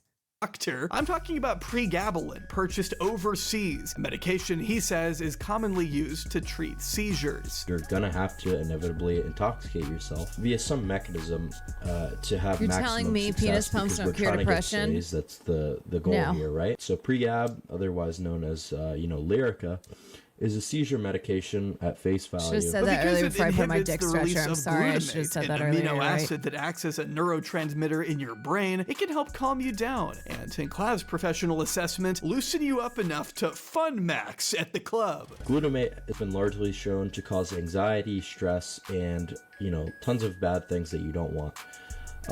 Especially for clubbing. Which just reminds me of this tweet that I saw too many times on my timeline a few weeks ago. Clavicular realized that jester maxing at the club is actually peak fun. Clavicular just cracked the code. Jester maxing at the club is officially the new meta. Forget the mysterious guy in the corner trope or the stiff arm drink hold. We are entering the era of high energy, zero ego, chaotic fun. If you aren't the reason the floor is laughing, are you even living? I don't think a person wrote that. At least I hope not at this point. But there you have it. Clavicular's brilliant life hack for talking to women at the club is, shockingly, just popping a few pills you got from some dude online. He says it's better than drinking alcohol because it allows you to pretend to be sober if you're approaching a woman in the daytime, and that you'd be better off taking it on a Friday or Saturday when you know you'll be more likely to go out and socialize. I think this is very good because sometimes you want to pretend to be sober if you're approaching during the daytime. Right, so you don't want people to think you've, had lots of, alcohol to drink at 11 in the morning if you want to go approach girls at your local coffee shop or your local dog park at 11 a.m. Pregabalin could be the thing that you need. Unfortunately, pregab causes receptor downregulation, so this is not a drug that you could just abuse permanently. This is something that you have to pick the time that you really need it. I think that taking pregab... It really is like, hey, want to learn how to score with women? Do everything except learn how to talk to women as human being to human being. It's like, look at just all this fucking spectacle. on Friday and Saturday Yeah, nights. just will give your body enough time to recover. You don't want to start abusing pregabalin, or you're just going to give yourself Parkinson's after a while. Genius! And sure, while it may not prevent you from getting rejected, it'll at least help you not care about it, I guess. It makes you incredibly low in it, to the point where you just not a molecule of care in your entire head for getting rejected. The fear of of awkwardness, anything like that just goes out the window on these drugs. The only thing about pregabalin and baclofen is it's going to reduce the sensitivity you have to sexual stimulation. As much as I hate to tell you this, Clavicular's videos on dating didn't stop there. In another video that seems to have been filmed a little later, Clavicular shares his thoughts on the world of online dating. I mean, for fuck's sake, I was so mad. And I tried to make this video already. This is take number 2. I was so mad when I was making this. I had my tie put on the proper way and not this first button down. I turned red after about 2 minutes of fucking thinking about online dating. Now this right here is a Clavicular classic. Whining about women, visibly enraged, pounding the table for emphasis. You do realize the mic is picking up all of this stuff, by the way, right? My biggest point of contention recently has been online dating. All right, man, let's try to bring that cortisol down. I mean, he literally starts the video by giving us this breaking news. I've been dealing with some stuff in court. I got a DUI, so I guess I'll... Yeah, okay, here's the thing. A lot of women express that they have trouble online dating as well. I think online dating can be successful, and also, just like dating, there's a lot of non-successes. Okay, you gotta meet people and figure out if you click or not, and maybe one of you does, maybe the other doesn't. But you don't see, unless I just am not aware of it, but the equivalent of women doing this kind of stuff, where online dating sucks. But women will go on Twitter and go, man, online dating sucks. Online dating is ass. Yeah. Dating as a whole sucks. It can have some good moments, and also can be awkward, and it's something that you might not necessarily luck out going on your first date with one person. Yeah, there's a lot. It's awkward because of course it is, right? It's like you are meeting someone that you don't know and trying to figure out if you're romantically compatible. Like there's just so much, there's discomfort and awkwardness to it, and that's natural and normal.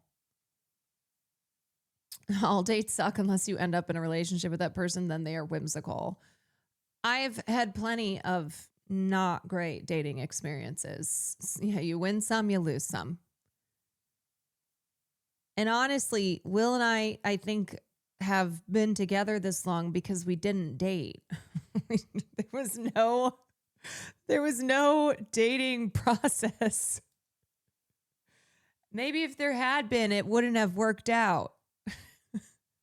We had gone on a first date, it would not have led to success. I don't know. What do you mean you didn't date? I mean, we were friends one day, and then the next we were just together. Like there was no courting, there was no dating, there was no and now we're roommates. Yeah. We went from friends to dating to roommates. I swear 80% of these men's problems would be solved if they saw women as human beings. Yeah, well, I'll have a little bit more time to do It's tough. YouTube. Before laying into how much online Genome, dating thank you for the sucks, Prime. not because he's doing anything wrong, of course, it's because the evil women aren't actually dating for the sake of building relationships. On these apps, these girls are doing it as a complete fucking waste of your time. It's a video game to them. Literally swiping on Tinder for girls is a video game. It's a dopamine hit. It is to boost their fucking egos. I'm telling you, it is nothing more than that. If you think when you match with a girl, that's her being interested in you, And this man tries to say he's not an incel. you might as well think that a GTA stripper, a GTA 5 fucking hooker is interested in you, because it's the exact same. It's literally the same exact thing. It's all just a game to them. Numbers on a screen, he says, in the same breath as telling us that he doesn't actually care about women's interests, that he only wants to get in their pants. You think I want to talk about your fucking hobbies? Bitch, I want to get in your fucking pants, goddammit. I want to fuck you. And I want to convince you that I'm not trying to fuck you, which is why I'm having the conversation. So how about you do me the courtesy of telling me where I at least went wrong? Okay? Yeah, see, I can tell you, I know I'm not clavicular. I know I'm not a 20-year-old white man giving dating advice on the internet, but that kind of talk, that kind of attitude is really is really not chill. It's very repulsive. Yeah, it's very repulsive. Quite vile. The type of guy that you want to stay away from, because sounds like the type of guy who, if you tell him no, will just take what he wants. Because that's pretty much what he's saying. Yeah, who's a perfect example of rape culture. Wouldn't date a man with this mentality. It is scary. Uh-huh. Maple Takes, thank you for the raid. Welcome in, Raiders. I am going to repeat what I told my last group of Raiders. I'm sorry for subjecting you to this video on clavicular. This is Jay Aubrey's video. I am sorry that you are learning things against your will, as has been the case for, I think, just about all of us who are now way too aware of clavicular.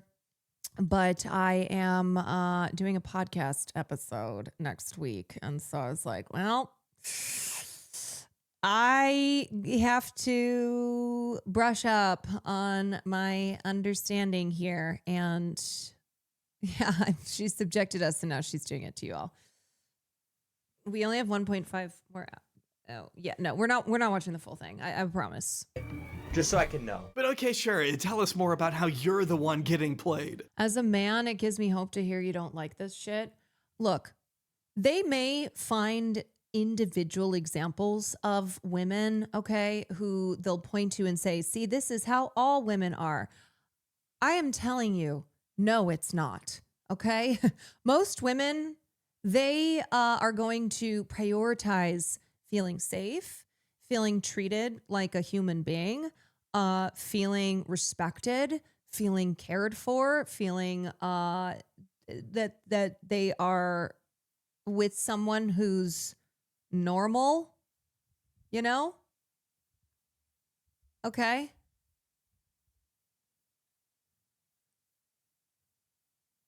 I do think the worst things people can do is look at the algorithm on any site. Reddit shows you the biggest, worst people dating AI posts. Yes, they hyper focus. They hyper focused on the most extreme examples.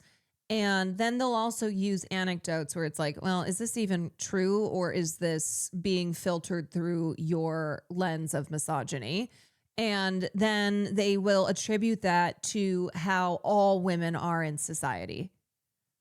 Let me tell you about women, says a guy who doesn't know anything about women. Nothing. And yet the ones who are speaking so loudly and so incorrectly about how women are and what women want are never women. Because when women do try and say like, oh yeah, Timothée Chalamet, that's my dreamboat. They're like, you're a fucking lying whore. I know exactly what you want. You want a man with a 20-pack, 0% body fat, chiseled jawline. Do you speak for all women? Yes, I do. As Caroline Kwan from Women, yes, I do. I do. And let me say that if you believe any of this, and you are like, you know what? I'm not going to listen to Caroline and I'm going to listen to Clavicular. I hope that everyone runs far, far. I hope women steer so clear. So clear. So clear. Stay away. I was having a convo with this incel dude recently, and I said, I completely understand why women are scared of men in almost every situation. He goes, oh, so you're okay with them being scared of you as well? I reply, yes, of course they don't know me. Yeah, it's like men go, have no understanding of why women would be scared of men when they're speaking this way. I don't know where I'm going wrong, which is why it's so frustrating. I don't know what I'm saying. I don't know what I'm supposed to say. And there's just no real way to be logical. And when you're texting these girls, they'll just stop texting you out of nowhere. Like, you'll just be texting a girl, having a normal conversation, just no reply. Casper the Ghost. What I find especially striking about this video is just how utterly at a loss he seems to be after spending all this time shooting peptides, bashing his brains in with a hammer, watching all these tutorials from dating experts on YouTube, staying awake for days at a time, high on crystal meth. Clavicular admits here that he still cannot manage. Also, you know what I will say to those who are like, well, there are some women who want this, blah, blah, blah, blah, blah, blah, blah. Do you think it's actually that women want this, or that they have been conditioned by society into believing that they are second-class citizens, that men are inherently superior, and that they should be, you know, through whatever mixture of trauma, related to social conditioning, experiencing misogyny and sexism their entire lives, living under a patriarchal system, that potentially they do not have self-worth. They don't view themselves as fully realized human beings because they've been told over and over again that they're not. It's like, do you think people actually want to be treated like shit? To be like, they actually desire being treated like a second-class citizen? Or do you think that they believe, because they have been convinced of that, they have been conditioned into believing that that is their place in society, that is as good as it gets, that nothing they can do about it, so why try? To carry on a conversation with a woman over text. No matter how much he tries to convince a girl he's a regular ass motherfucker, something just isn't clicking. I've got excellent pictures, NT locations. You think I'd be... And I know some people are like, they don't like when I use my example of Will. Okay, sorry, that's the example I have here. But I have dated other men. I have dated men. I have gone on dates with men who express misogyny in the middle of the date. I was like, okay, see ya, loser. And then other ones who were great, but it just didn't work out for whatever reason, you know? So I do have dating experience outside of my roommate, and I am offering my experience as a woman and telling you that it is important to be treated as a human being, to be treated with decency. Now, does that translate to you're going to end up with you're going to end up with any person who treats you that way? No. And if it doesn't work out, guess what?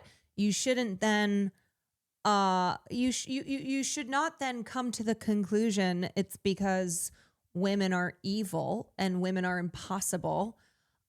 It doesn't work out because a lot of times it just doesn't work out. All right. That's how it fucking goes. I have been attracted to people who were not attracted to me back. I have asked men out on dates who did not accept. Do you see me being a femcel or whatever out here?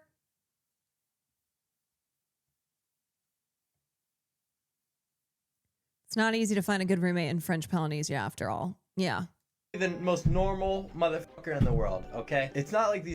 Yeah, I have also been deeply fetishized by old men from when I was a child, and yet I still like recognized that that's not the way to be treated. And I don't mean to put like I don't mean to blame women. That's not my intention here. More so saying that I have had those experiences and it's taught me what was acceptable and what is not. There are girls I went to high school and college with, they end up in abusive and dysfunctional relationships because of conditioning and low self-esteem. Clav's thing is all reheated PUA shit from 25 years ago. Crazy that the same shit is still being sold to young men. I mean, yeah, it's like pickup artists, you know. This is just a new iteration of the same shit, right? Same shit, different day. Maybe looks a little different because of the internet, because of I don't know, the culture of live streaming.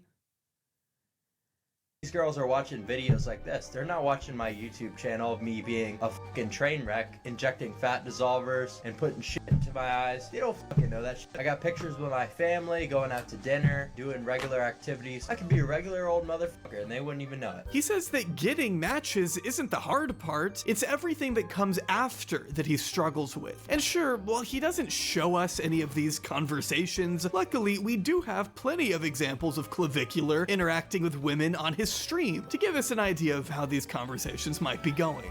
They're the only fucking bitch in all of the United States that could be in a fucking 50th story penthouse, everything paid for, going to clubs, and still fucking bitch every second of the day. Your fucking skull is full of cum. Dyed hair, piercings. God damn, I never seen red eyelashes. Motherfucker, you're really fucked up. And we got tattoos. You fucked up. I don't know why you don't just make yourself look like a normal person. Oh, God, chat, she's like I'm sorry, Clav is saying this? Are you in fucking sentient? I mock you to death. So you like Hitler? No. What do you think about Hitler? Hitler, that's not a topic of discussion.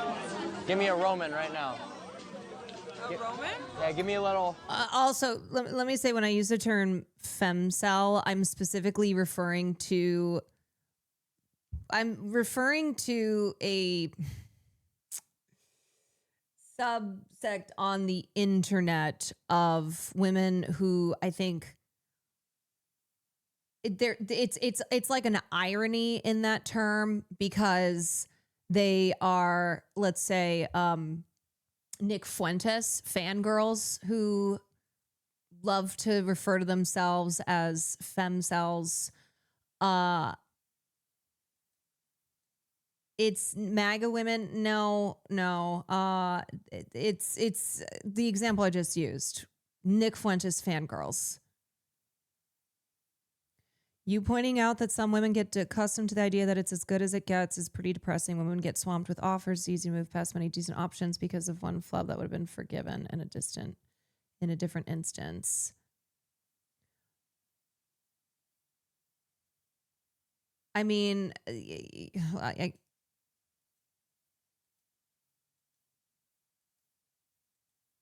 sorry, there's a lot of different points that are happening here in chat. Nick Fuentes is fangirls. Yeah.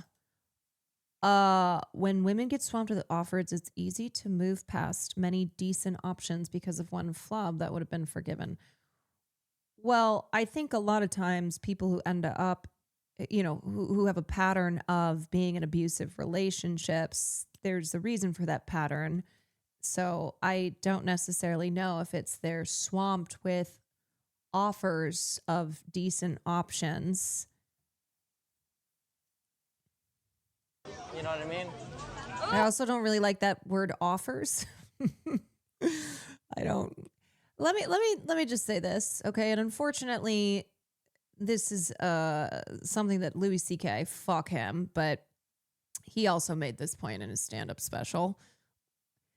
The fact that women will still go out with men, straight men, straight women will still date straight men because all of their experiences should, not all their experiences, a lot of their experiences with men in this world should dictate that they shouldn't go out with men, and yet they continue to.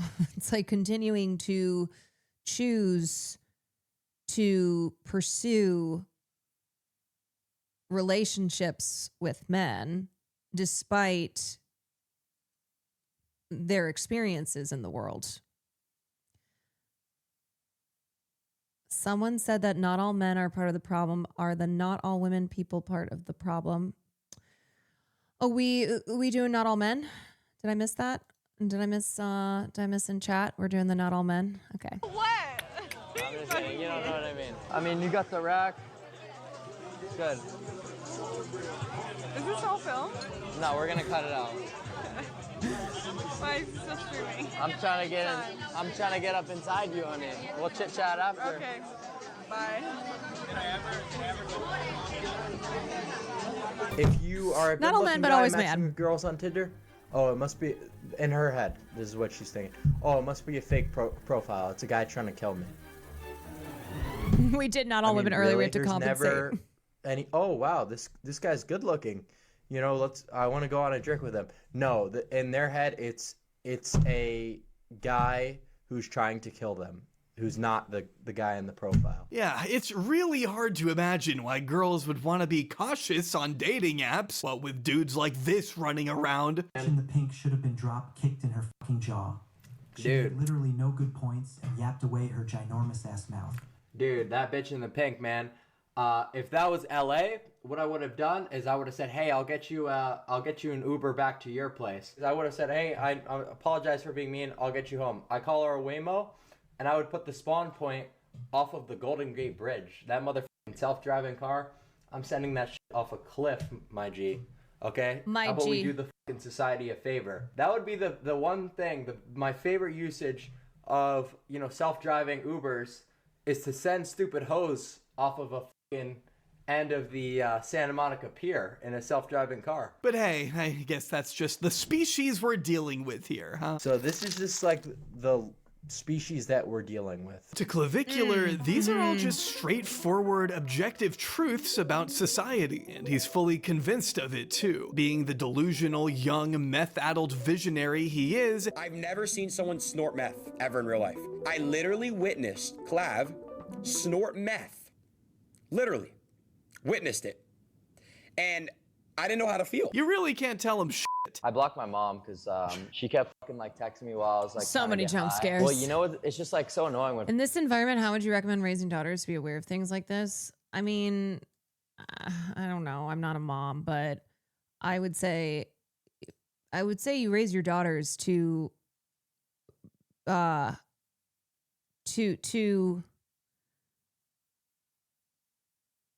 know that they are human beings, and therefore that is why they have value, that they are worth, they have worth because they are human beings in this world. So what are we? And I think you educate and you try to protect the best that you can, but ultimately they are on an individual self journey in this world, and they are going to have experiences that are commonly shared, and they will be seeing how they are treated that is reflective of how society treats women. Teach them how to use a weapon. Yeah, give them a gun by the time they're 2. You instill values in your daughters, in your children, and you teach them to treat other people as human beings and to view themselves as human beings with agency and the right to be treated with respect and dignity, just as they should treat others that way. You teach consent, all that. But yeah, I mean, you don't want to lock them up in a high tower, right? That's not what we're talking about. That's not the way to protect to protect little girls in this world.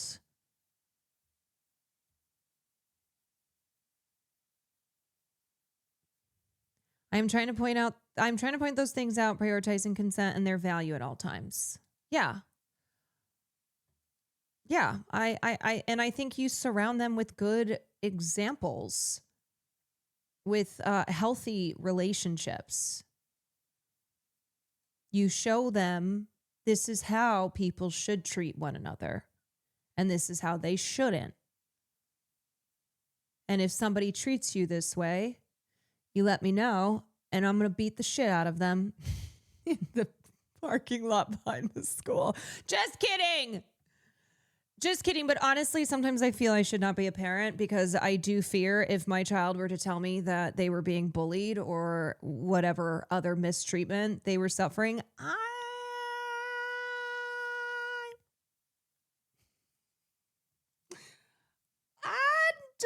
don't know. I don't know about that. The same, I don't know what I'd do. Yeah. I'd be like, oh, honey, they didn't call me the Carolina Reaper for nothing.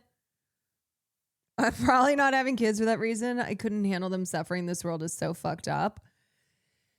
Yeah. Yeah. Mm-hmm. I'm calling my husband to tell him to get the bail money ready. Yeah. I mean, I think of even my flashes of memory of my mother's rage when she found out that something had happened to one of her kids. And I just remember her going nuts. My older cousin taught me how to fight and get out of bad situations through WWE mock fights. Yeah, I mean, I think, yeah.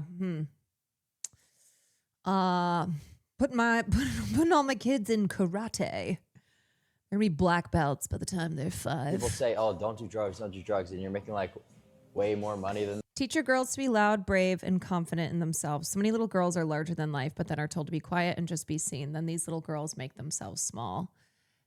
Yeah, that's a beautiful point. I think teaching girls that they should take up space, that they should exist publicly, and that they should not be treated a certain way because of their gender, because they're girls. You know, it's like encouraging kids, and not enforcing really restrictive barriers. Not being like, oh, well, you're not supposed to do that because you're a girl. Well, you're not supposed to do that because you're a boy, you know? Don't ever apologize. Yeah, that was one thing that I remember growing up, is that I was never told, aside from like, I don't know, if I was acting out in church, I was never told to be quiet. It was not a, societally reinforced thing that my parents were doing, where they were like, oh, you're a girl, you should be seen and not heard. Actually, not seen and not heard. I was always encouraged to pursue my interests, to be loud, to be singing all the time, to be outgoing, to be taking up space. Them like to do drugs. It's like, I'm getting paid. I can never forget Emma Vigeland explaining that she went to a girls' school where she was encouraged to always speak up and allowed to grow. And it makes a difference. It does. For this shit. It's ketamine. You can't even overdose on ketamine. Yeah, I wonder how many. That is kids, like, not true. None. As he reaffirms in this video, in order for a girl to even consider you That in guy a being like, romantic light, you better be in the top percentile of men. We live in one of the worst societies ever throughout the entire history of the world. Quite literally. You have to be in the top percentile to even be looked at with a shred of romance with a shred of attraction by women in this day of age. But this video quickly takes a different tone, as Clav appears to go off script for a bit to talk about his own personal journey in a not so rose-colored tint.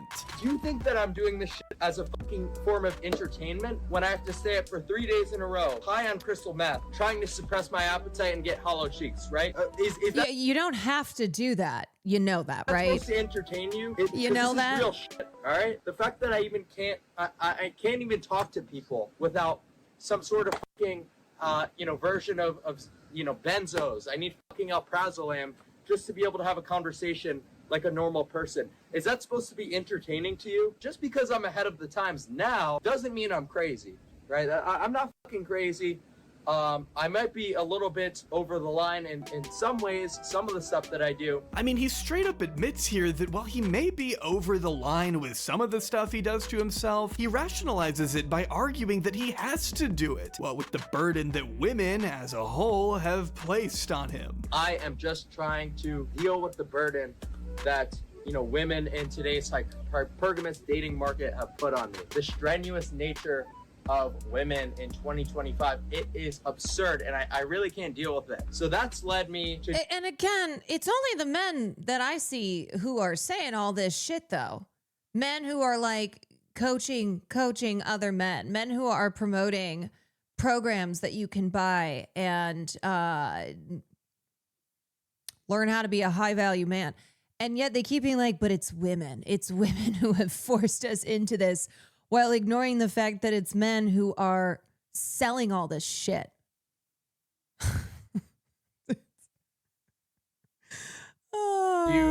Unreasonable things. It's a pretty incredible admission, and it tells us a lot about how Clav sees the world. He says this is why he has to do unreasonable things, although in another clip he tells Jack Neal that everything he does is in fact reasonable. Because the difference here in a patriarchal culture is that men are taught that it's women's fault.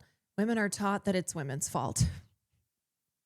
Women internalize and believe that it is because of their own failings, because they're not pretty enough, because they're not whatever enough. And men are being told by losers like this and other losers out there that it's women's fault, that their failures are because of women. So, common denominator here. I guess we have to conclude that it is women's fault because both men and women are conditioned and promote that is the truth. Does he blame women? Are you not watching this? Unfortunately, we have watched 45 minutes of this video. Have you not heard? Am I pausing too much? What do you mean? What do you mean, does he blame women? How many fucking times has he said he blames women? All he does is blame women. What are you talking about? He's been blaming women for 45 fucking minutes straight. 45 minutes that we're never going to get back. I say as I have put this on my stream. I am aware. I'm aware that I voluntarily played this. Okay. Like, hey, hold on a sec. Let me just... And that he's one is unreasonable thing put on me. That women in today's hypergamous dating market have put on me. The strenuous nature of women in 2025, it is absurd, and I really can't deal with it. So that's led me to do unreasonable things. It's a pretty incredible... I don't know about you, but that does to me sound like blaming women.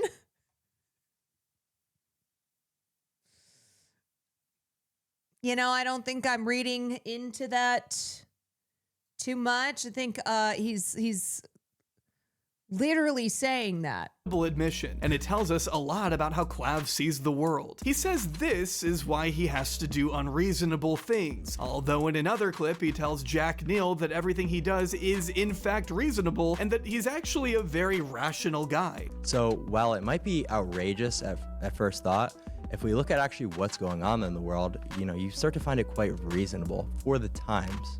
Why doesn't everyone do this? Just because of the money? I just don't really think that people are logical. I think that people want to live in fantasy. No, I disagree with that. Okay, you are You are objectively so fucking incorrect. You are this is not oh, I think that and you think that. Yes, he didn't play. Oh my god. Oh my fucking god.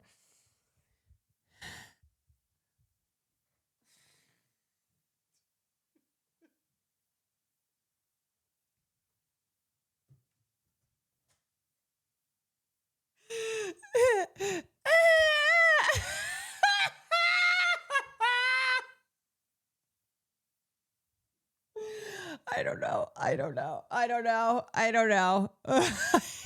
don't even know. I blame women. Like, this is what's incredible. A man can say, I blame women. And they will have defenders like this chatter going, no, he doesn't. He's not saying he blames women. After he literally has said how many times that he blames women.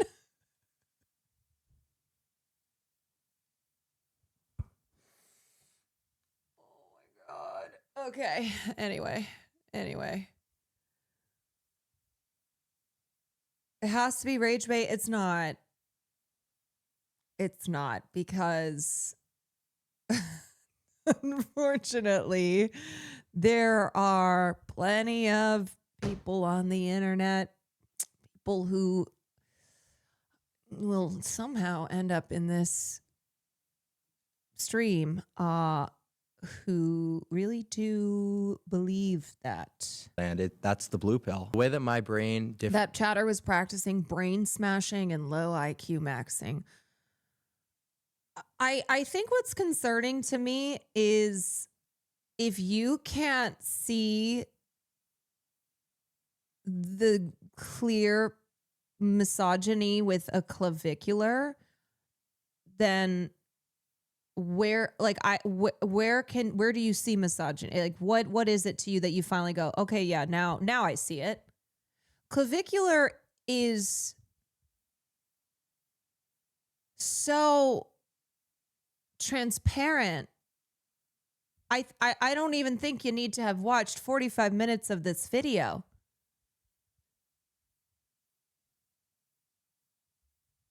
Seidels, thank you for the tier 1. Crease, thank you for the 17 months. Mad Bunny, thank you for the 3 months. Oh my god. This is one of those moments when I would be like, I'm not paid enough for this. like it's a 9 to 5 and I'm dealing with a shit fuck boss. I'm like, I'm not paid enough for this. differentiates from that of a normie is just how hyper logical I am. So which one is it? Are you acting reasonably or not? Clav likes to put all the power strictly into looks and says here and in his interview with Jack that no girl will ever be able to look at an ugly guy, no matter how rich or charismatic they are, and truly love them. Unless you are a Chad, you will never experience what it's like to have a girl look at you and be truly in love. I see so many people, they're making all this money, they've got all these cars, but they've got a face that only a mother could love. I'm not telling you not to money max, but I'm telling you that until you maximize the looks along with it, you will never know what that's like. And that's a horrible reality to face. It's truly sad. And most people won't get it. They'll cope their way around it. Oh, look at all these girls. But no girl will ever be able to look at them and be truly in love. But is this not the ultimate cope? 40 minutes he's been talking about how women are blamed for everything. The chatter's like, okay, but are we sure he's blaming women though? You would tell yourself after you've injected yourself with all these peptides and spent all this time bone smashing? I shouldn't have to say that every part of this worldview is built on shaky ground. It's built not on logic, but on feelings. Feelings of inadequacy. Feeling like you aren't good enough the way you are, and feeling like you have to artificially change yourself with thousands of dollars worth of gear and surgeries. Clavicular doesn't want to be faced with this reality, but to him, it's a reality nonetheless. And to further justify it, he lashes out at women in general, treating them as some conniving monolithic group that's forced him into this fucked up predicament. He argues that history will vindicate him, and that before long, looks maxing will be just another thing that everyone does. Cosmetic surgeries will become more commonplace, and that in order to keep up, you'd better start modifying yourself right now. 5 years from now, you come back to this video when I am the first one. I am the pioneer of mainstream plastic surgery for men's aesthetics. The funniest part of the Adam Friedland interview with Clavicular was when Clavicular refused to believe Stavros is very successful with women. Yeah. It's like every week I see at least one post by a woman that's a photo of Stav being like, my dream man. And Clavicular outright refused. He's like, no, that's simply not true. Look at him. And then goes through all the reasons why. The reasons why that just can't be possible. Every motherfucker will have some sort of titanium implant in their face, some sort of osteotomy go down. Rhinoplasties are being handed out like it's fucking food stamps. You might as well get out ahead. Because once everyone has the titanium implants, that's just raising the bar and raising the percentiles, raising the average looks level. Stop your whiny ass copes and do the work that's required so that you at least have a little bit of time to compete. But does that mean he'll just have to keep doing this stuff exponentially? Where is the natural endpoint? Because to me, this feels like an endless death spiral of insecurity that will never be solved until you learn to accept yourself for who you are. And that's not something that can be bought with kick donations and a quick trip to Turkey for a $35,000 double jaw surgery. I need double jaw surgery. I need it yesterday. Look, y'all, I get, we all want to feel our best, okay? You know, you want to, I am not denying the role that looks play in our society, but you need to be a person, okay? You need to be a person. That's not something that you can go into the doctor and get, all right? If you go get a nose job or Botox or hair transplant or whatever it is, that's not making you a person. That's not giving you a personality. Can't get surgery for that. And I'm getting it. What is a There's double no jaw normie, surgery? There's no amount of cope that can convince me otherwise. He's been talking about getting this surgery for a while, by the way. It's one of his main goals and is necessary to ascend. But whether it'll actually happen or not depends on when his parents decide to give him back his passport and birth certificate, which they confiscated. Like, maybe let's do some hobby maxing here instead of double jaw fucked shit, whatever. Did an attempt to block their son from leaving the country and getting the procedure. No, so my parents took my passport, but I just got a new birth certificate in the mail, so I'm gonna get it now. What the hell? Why did they take your passport? Because they don't want me to get plastic surgery. Why?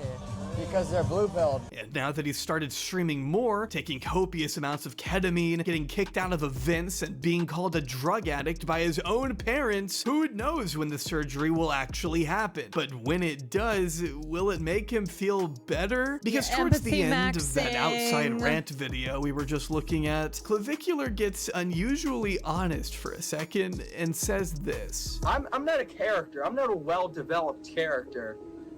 This is a fucking horror story, right? I wish that I wasn't a fucking autist doing this rant right now. I wish I was walking around the dining hall like a normal kid, like a normal motherfucker, hanging out with my buddies in college, right? Even if it's cope, even if college is the dumbest fucking thing known to man, I wish I had that experience, and you guys took that away from me. So this is what you get. This is not character development. This is a horror story of what the fuck happened. So I'm just going with you know, the flow. I'm not gonna sit here and fucking complain about it any more than I am right now, right? So that experience got taken away from me by you guys, right? That experience I will never get to live. Who's you the guys? normal life of a normal kid. So I'm gonna try to mug. I'm gonna try to basically do whatever the fuck it takes to mug. And that requires extreme measures. And just you still can. You still can. You are 21, okay? You are so young. You're 21 years old, but you need help. You need rehab. You need therapy. You need to not be on the internet. You can still have a life. You don't need nor should you be doing all of this. Where exactly did those extreme measures get him? Clavicular. All right. I think I was about to use the term maxed out. Maxed out on this. I only made it 50 minutes in. Yeah, wait. I was gonna raid you after I finished stream. Man, thank you so much though. Thank you for the raid. Thank you for the raid. I think I just need a break from that, and I'm thinking about the podcast episode that we're planning to do next week. I'm like, oh no, oh no, oh no. Anyway, Wake predicted when you'd be done with the video, and he rated at the right time. He knew I was going to stop it at 50 minutes and 41 seconds. Anyway, hi, everybody. Oh, Jesus. Another hour and 20 minutes. And this video came out a month ago, and there is so much that has happened since then. Preparing for the FD brain breaking. I know. I feel bad subjecting him to this, because mine and Matt's role on the podcast app is supposed to be we're the historians here. and FD is just responding. Are you going to continue it on stream? I don't know. Maybe. We'll see. This is one that I'm like, I need a break. FD was a teacher. Yeah, I know. We shared our previous teaching experience with one another. Is Matt okay after watching untold amounts of Clav documentation? I don't know, because I had texted him this and I was like, hey, there is a 2+ hour Jay Aubrey deep dive vid if you want to brush up on your clavicular knowledge.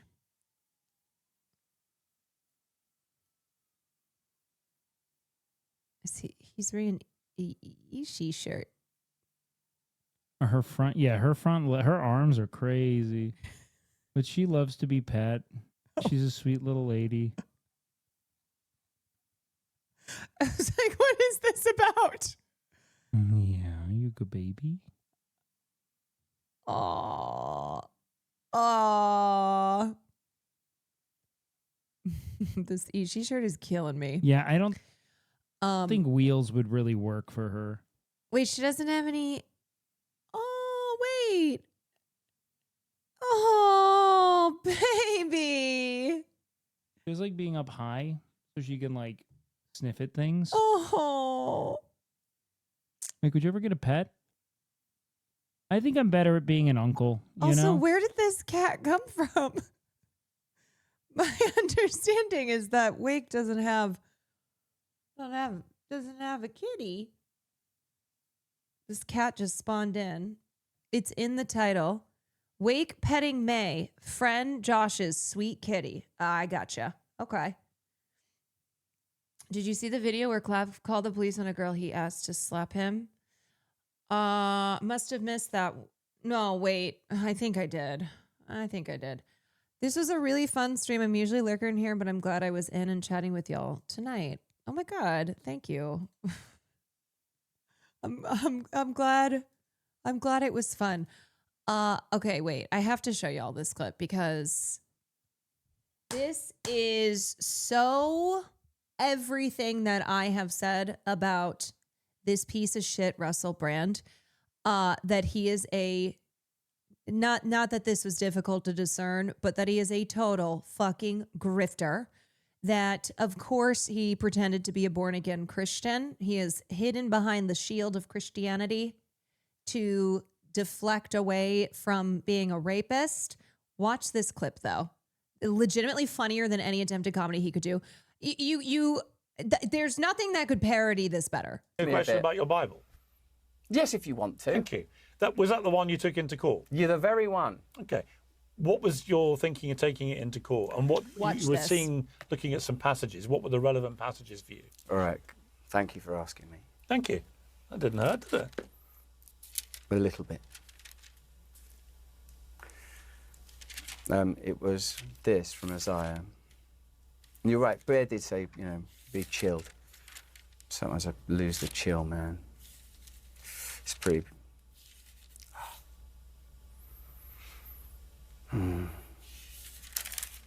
It's this.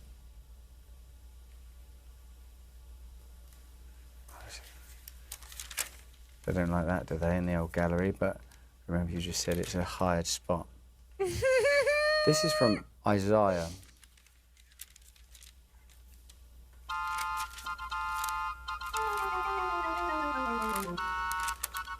Excuse me.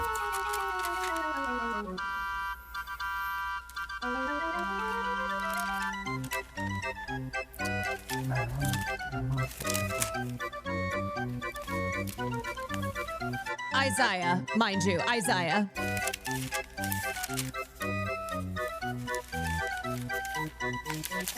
It says here.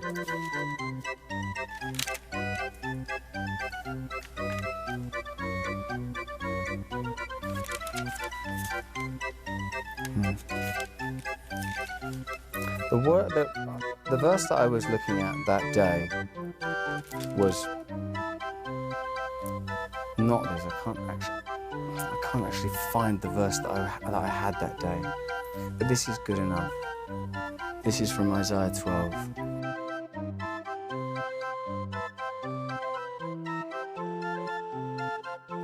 What a fucking joke. What a joke. This is 2 minutes. 2 minutes of him. And at one point when it cuts, like Piers Morgan knows he has a clip here, obviously. And he's just sitting there. He's not saying anything. He's just sitting there quietly watching him, waiting for him to find literally any line of scripture. He could have just read off any line of scripture and be like, ah, yes, this one. Ah, yes. But he's so bad at bullshitting. He's so bad at bullshitting. Hate Piers, but he's an excellent troll. Yeah, he knew exactly what this was. Uh-huh. Oh my God. Piers Morgan asking Russell Brand which passages were relevant to him when he brought a Bible into court. Uh-huh. Who's the long-haired dude? So that's Russell Brand, and Russell Brand is currently on trial because he has multiple rape and other sexual abuse charges against him. He is Katy Perry's ex-husband, and he is a rapist piece of shit.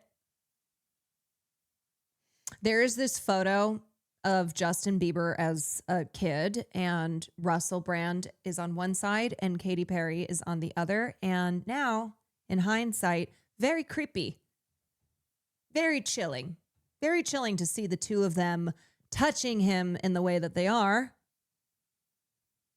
If I want to quote bullshit about the Bible, I quote 1 Corinthians 4:20. It's actually a really cool quote.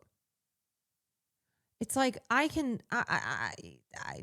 understand how when you have a Bible right in front of you, you simply cannot just read a passage.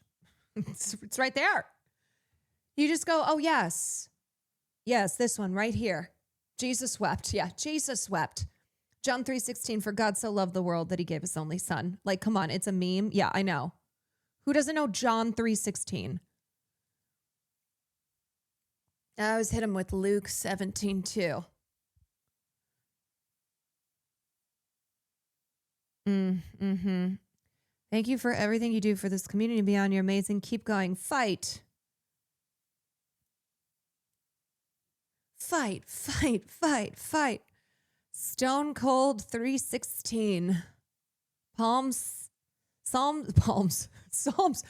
69. Bro, can ChatGPT a potential answer to this question that someone was going to ask inevitably? It's like, dude, you brought the Bible in with you. And you have said that you have your Bible because you've turned to scripture to get you through these troubling times. Yeah, of course someone's going to be like, hey, what's a piece of scripture that you like? What's a passage? What's like one word in the Bible? Name one word in the Bible. Yeah, just bookmark a couple pages to be able to whip out any. It's absurd. It's absurd. He's literally looking through. He's paging through it. He's paging through it. But he's a lazy grifter. That's because they all are. They're not just grifters. They're so lazy about it because they can be. Because all he has to do is say, I'm a born again Christian. Jesus is king. I found Jesus. This is the new path I'm on. And people eat it up. They're like, oh my God. Oh, yes. Praise him. Hallelujah. Praise him. Didn't someone in the current admin quote Pulp Fiction? Yeah, that would be Pete Hegseth, Secretary of War. Title that they've given him.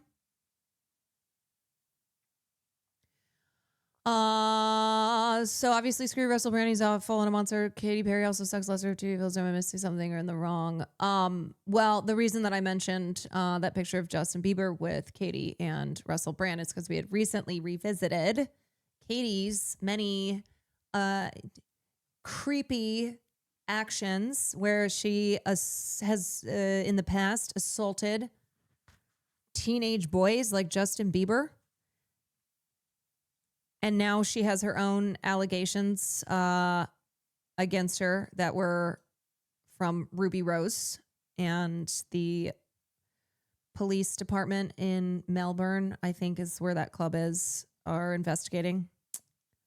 Yeah. I grew up Methodist, and anyone that was an actual follower of their faith kept their Bible with them with multiple bookmarks to passage that they want to reference. Yeah. Yeah. Uh-huh. She was married to Brand when he was being a creep on 60 Minutes. Yeah.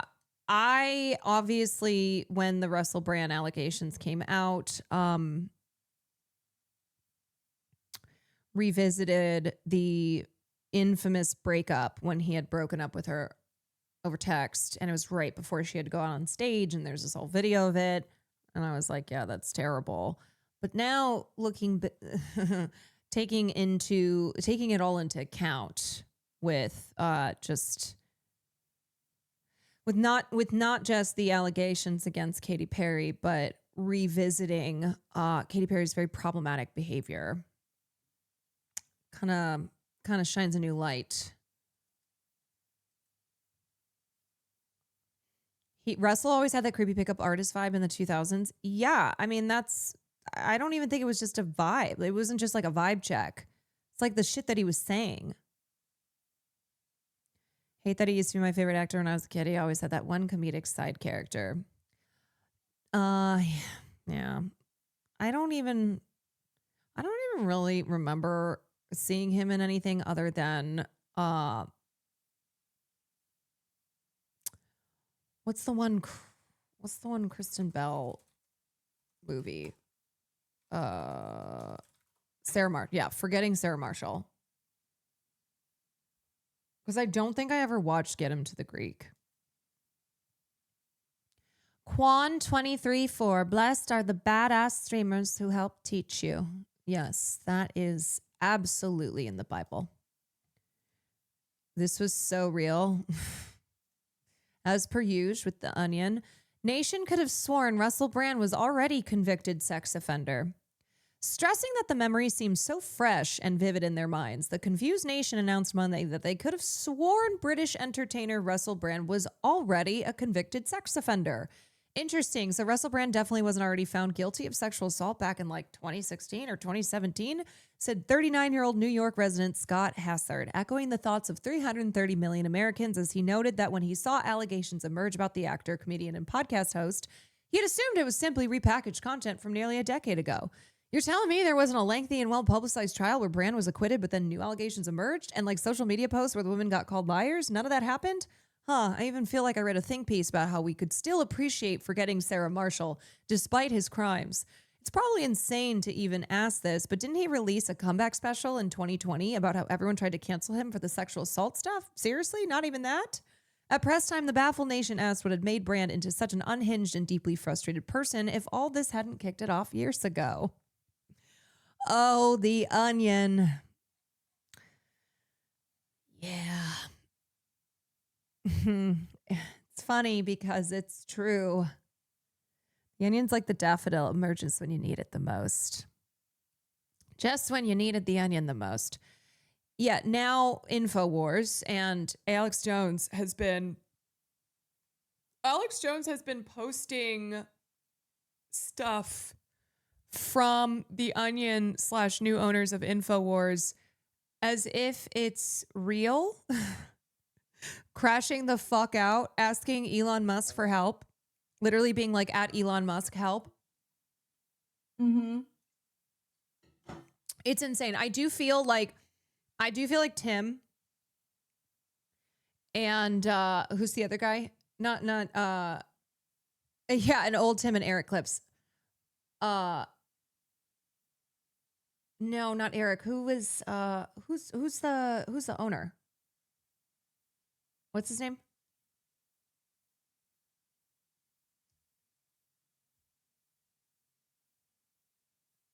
Who? Yeah, Tim Onion. I feel like even in their best guess of how Alex Jones would behave, they still could not have predicted the absolute dumbassery. Just legendarily crashing out, and it is so unhinged. Yeah, I don't think they could have even predicted that with their best case scenario here. There's no way they could make up a funnier way to react to the news. I know, simply could not. Utter buffoonery. Opened InfoWars just to see if the Onion had actually taken it over yet, and immediately I couldn't tell. Oh my God. Bombshell. The DOJ has now confirmed that the Biden admin was in full command of the SPLC while they were funding every Nazi organization in America. Earth turns into Mars?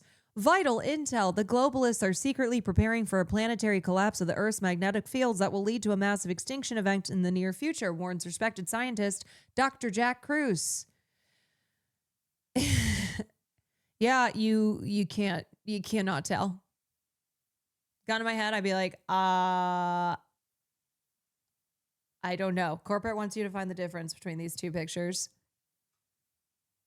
I'm interested in this Earth turns into Mars thing. Yeah, what about this Earth turns into Mars thing? What's happening there? What is going on? What is going on? Okay, so y'all, I wish I could keep hanging out. I'm sorry that I can't hang out the rest of this Friday evening. Oh my God, I know, this was so funny. The Onion newspaper has been rocked by the discovery that their new creative director produced pro-pedo child kidnapping, torture, and murder programs. Billionaire Michael Bloomberg is the main financier of the Onion's hostile takeover of InfoWars and is funding productions designed, in their words, to wear Alex Jones' skin. Below is an actual mugshot of the creep. This is not an actual mugshot of Tim Heidecker. It's a fake mugshot produced for one of his comedy sketches on Adult Swim. Oh, God.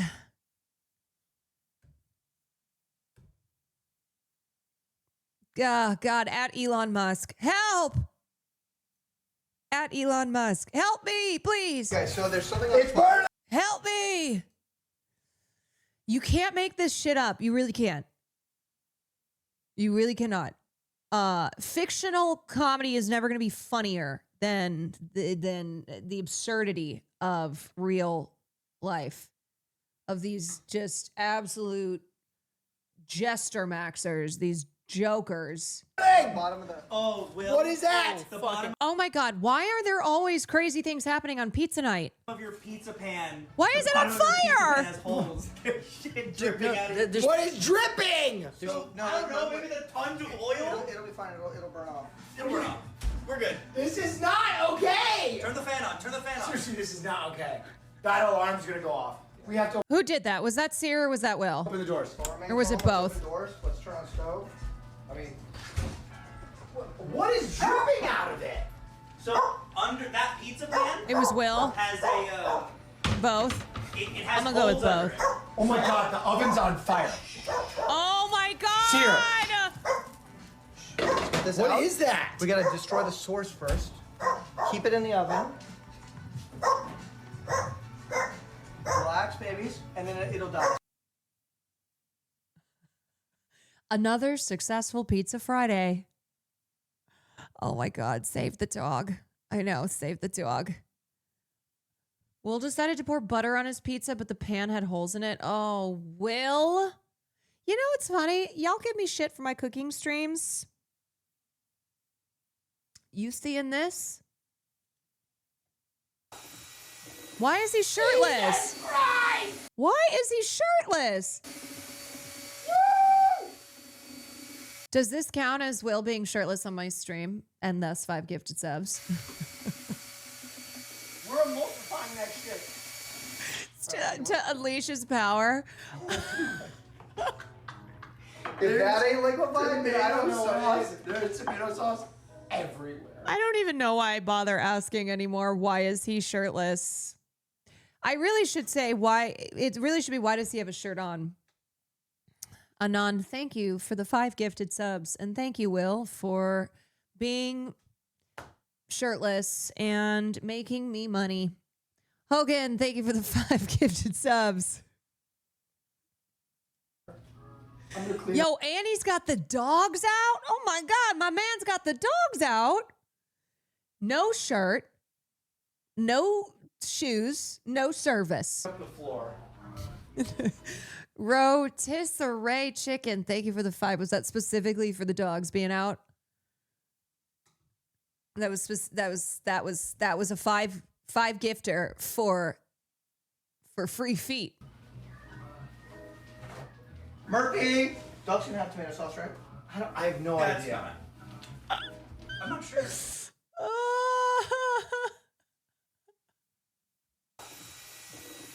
Oh, my man does know how to farm. He does. 5 for the dogs. Should have seen him put Sear in missionary. What was it?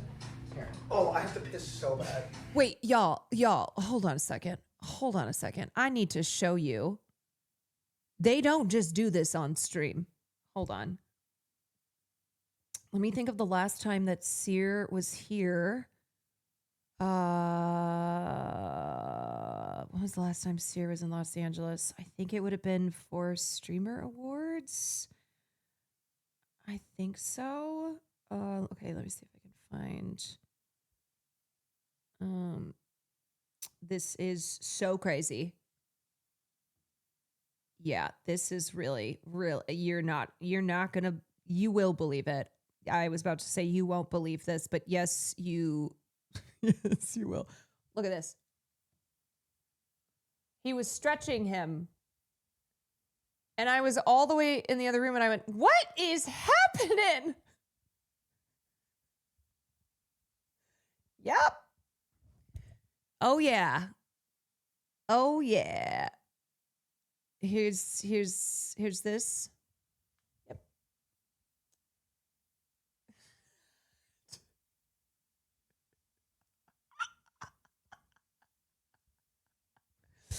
Uh-huh. Yeah. Only thing different here is that Sear has blonde hair now.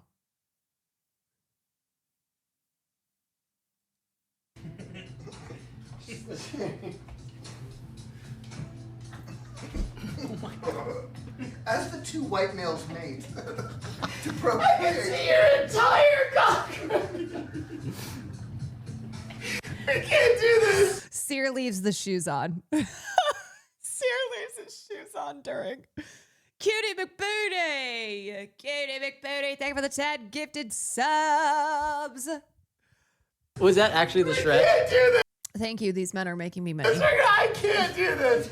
We're gonna get banned. I mean, it looked like a bullfrog. The shoes stay on. Oh my God.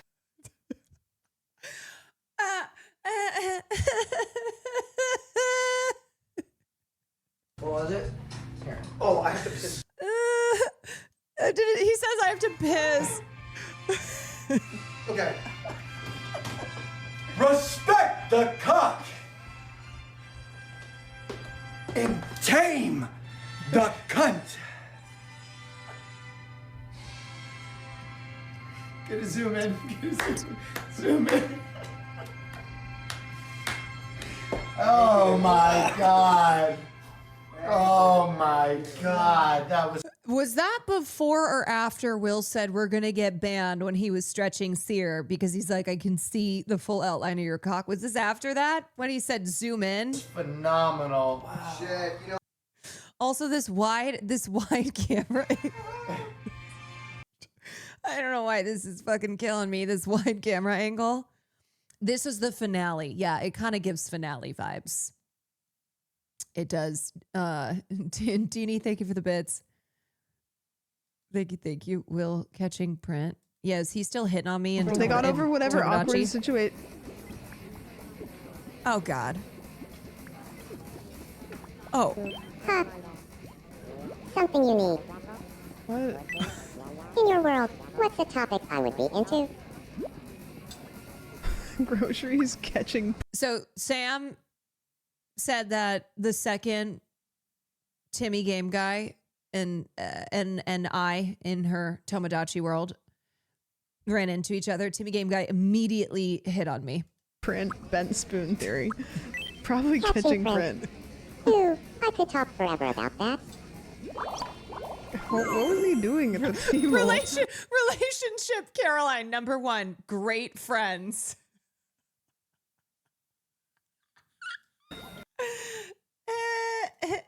They got over. Frau Schiede, thank you for the 6 ones. Great friends. Austin Show, number 2, good friends. Number 2, Mark, acquaintance, wants to be friends. Yeah, maybe great friends will turn into roommates, perchance. Shall see. Mark is chat. Oh, chat. Mark is chat, and chat wants to be friends. Chat wants to be friends. Mark is chat, and chat wants to be friends with Timmy Game Guy. You tried rooming with Timmy, but it didn't work out. Well, sometimes it doesn't. This is Hassan meeting Karl Marx for the first time. My name is Karl Marx. You're Karl Marx. Why does Hassan look like a pedophile? Agent Piker. Oh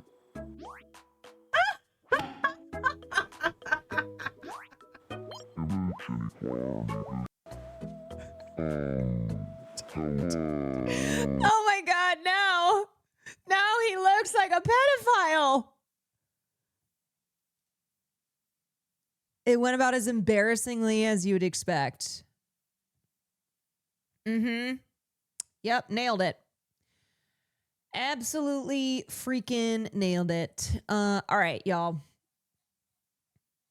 Caroline, okay, last one. And then I am already so late, but that's okay. Oh, wow. Oh my God. Oh. Oh. Oh.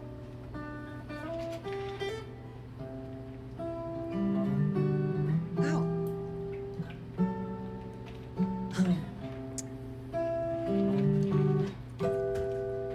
Harmonics. Everyone said they should.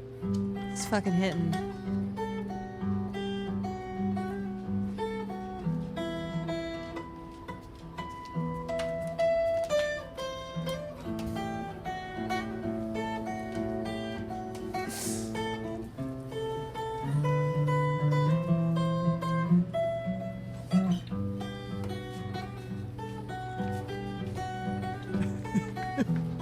will stream.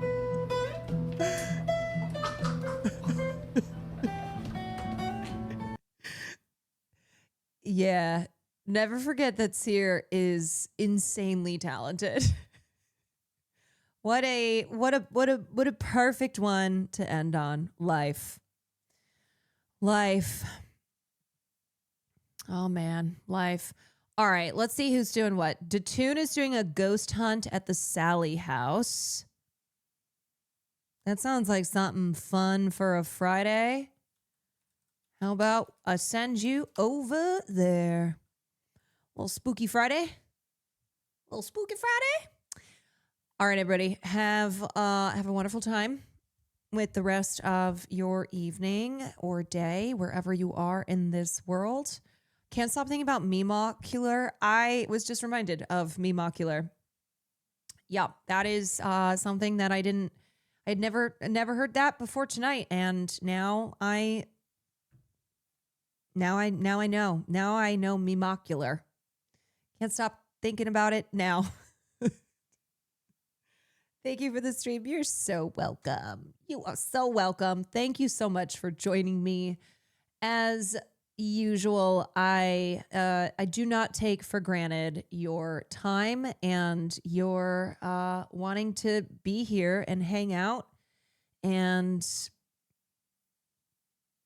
hopefully that chatter who got banned, maybe they'll watch the rest of Jay Aubrey's clavicular video, another hour and 20 minutes, and then they'll finally come to the conclusion that, yes, clavicular is in fact blaming women.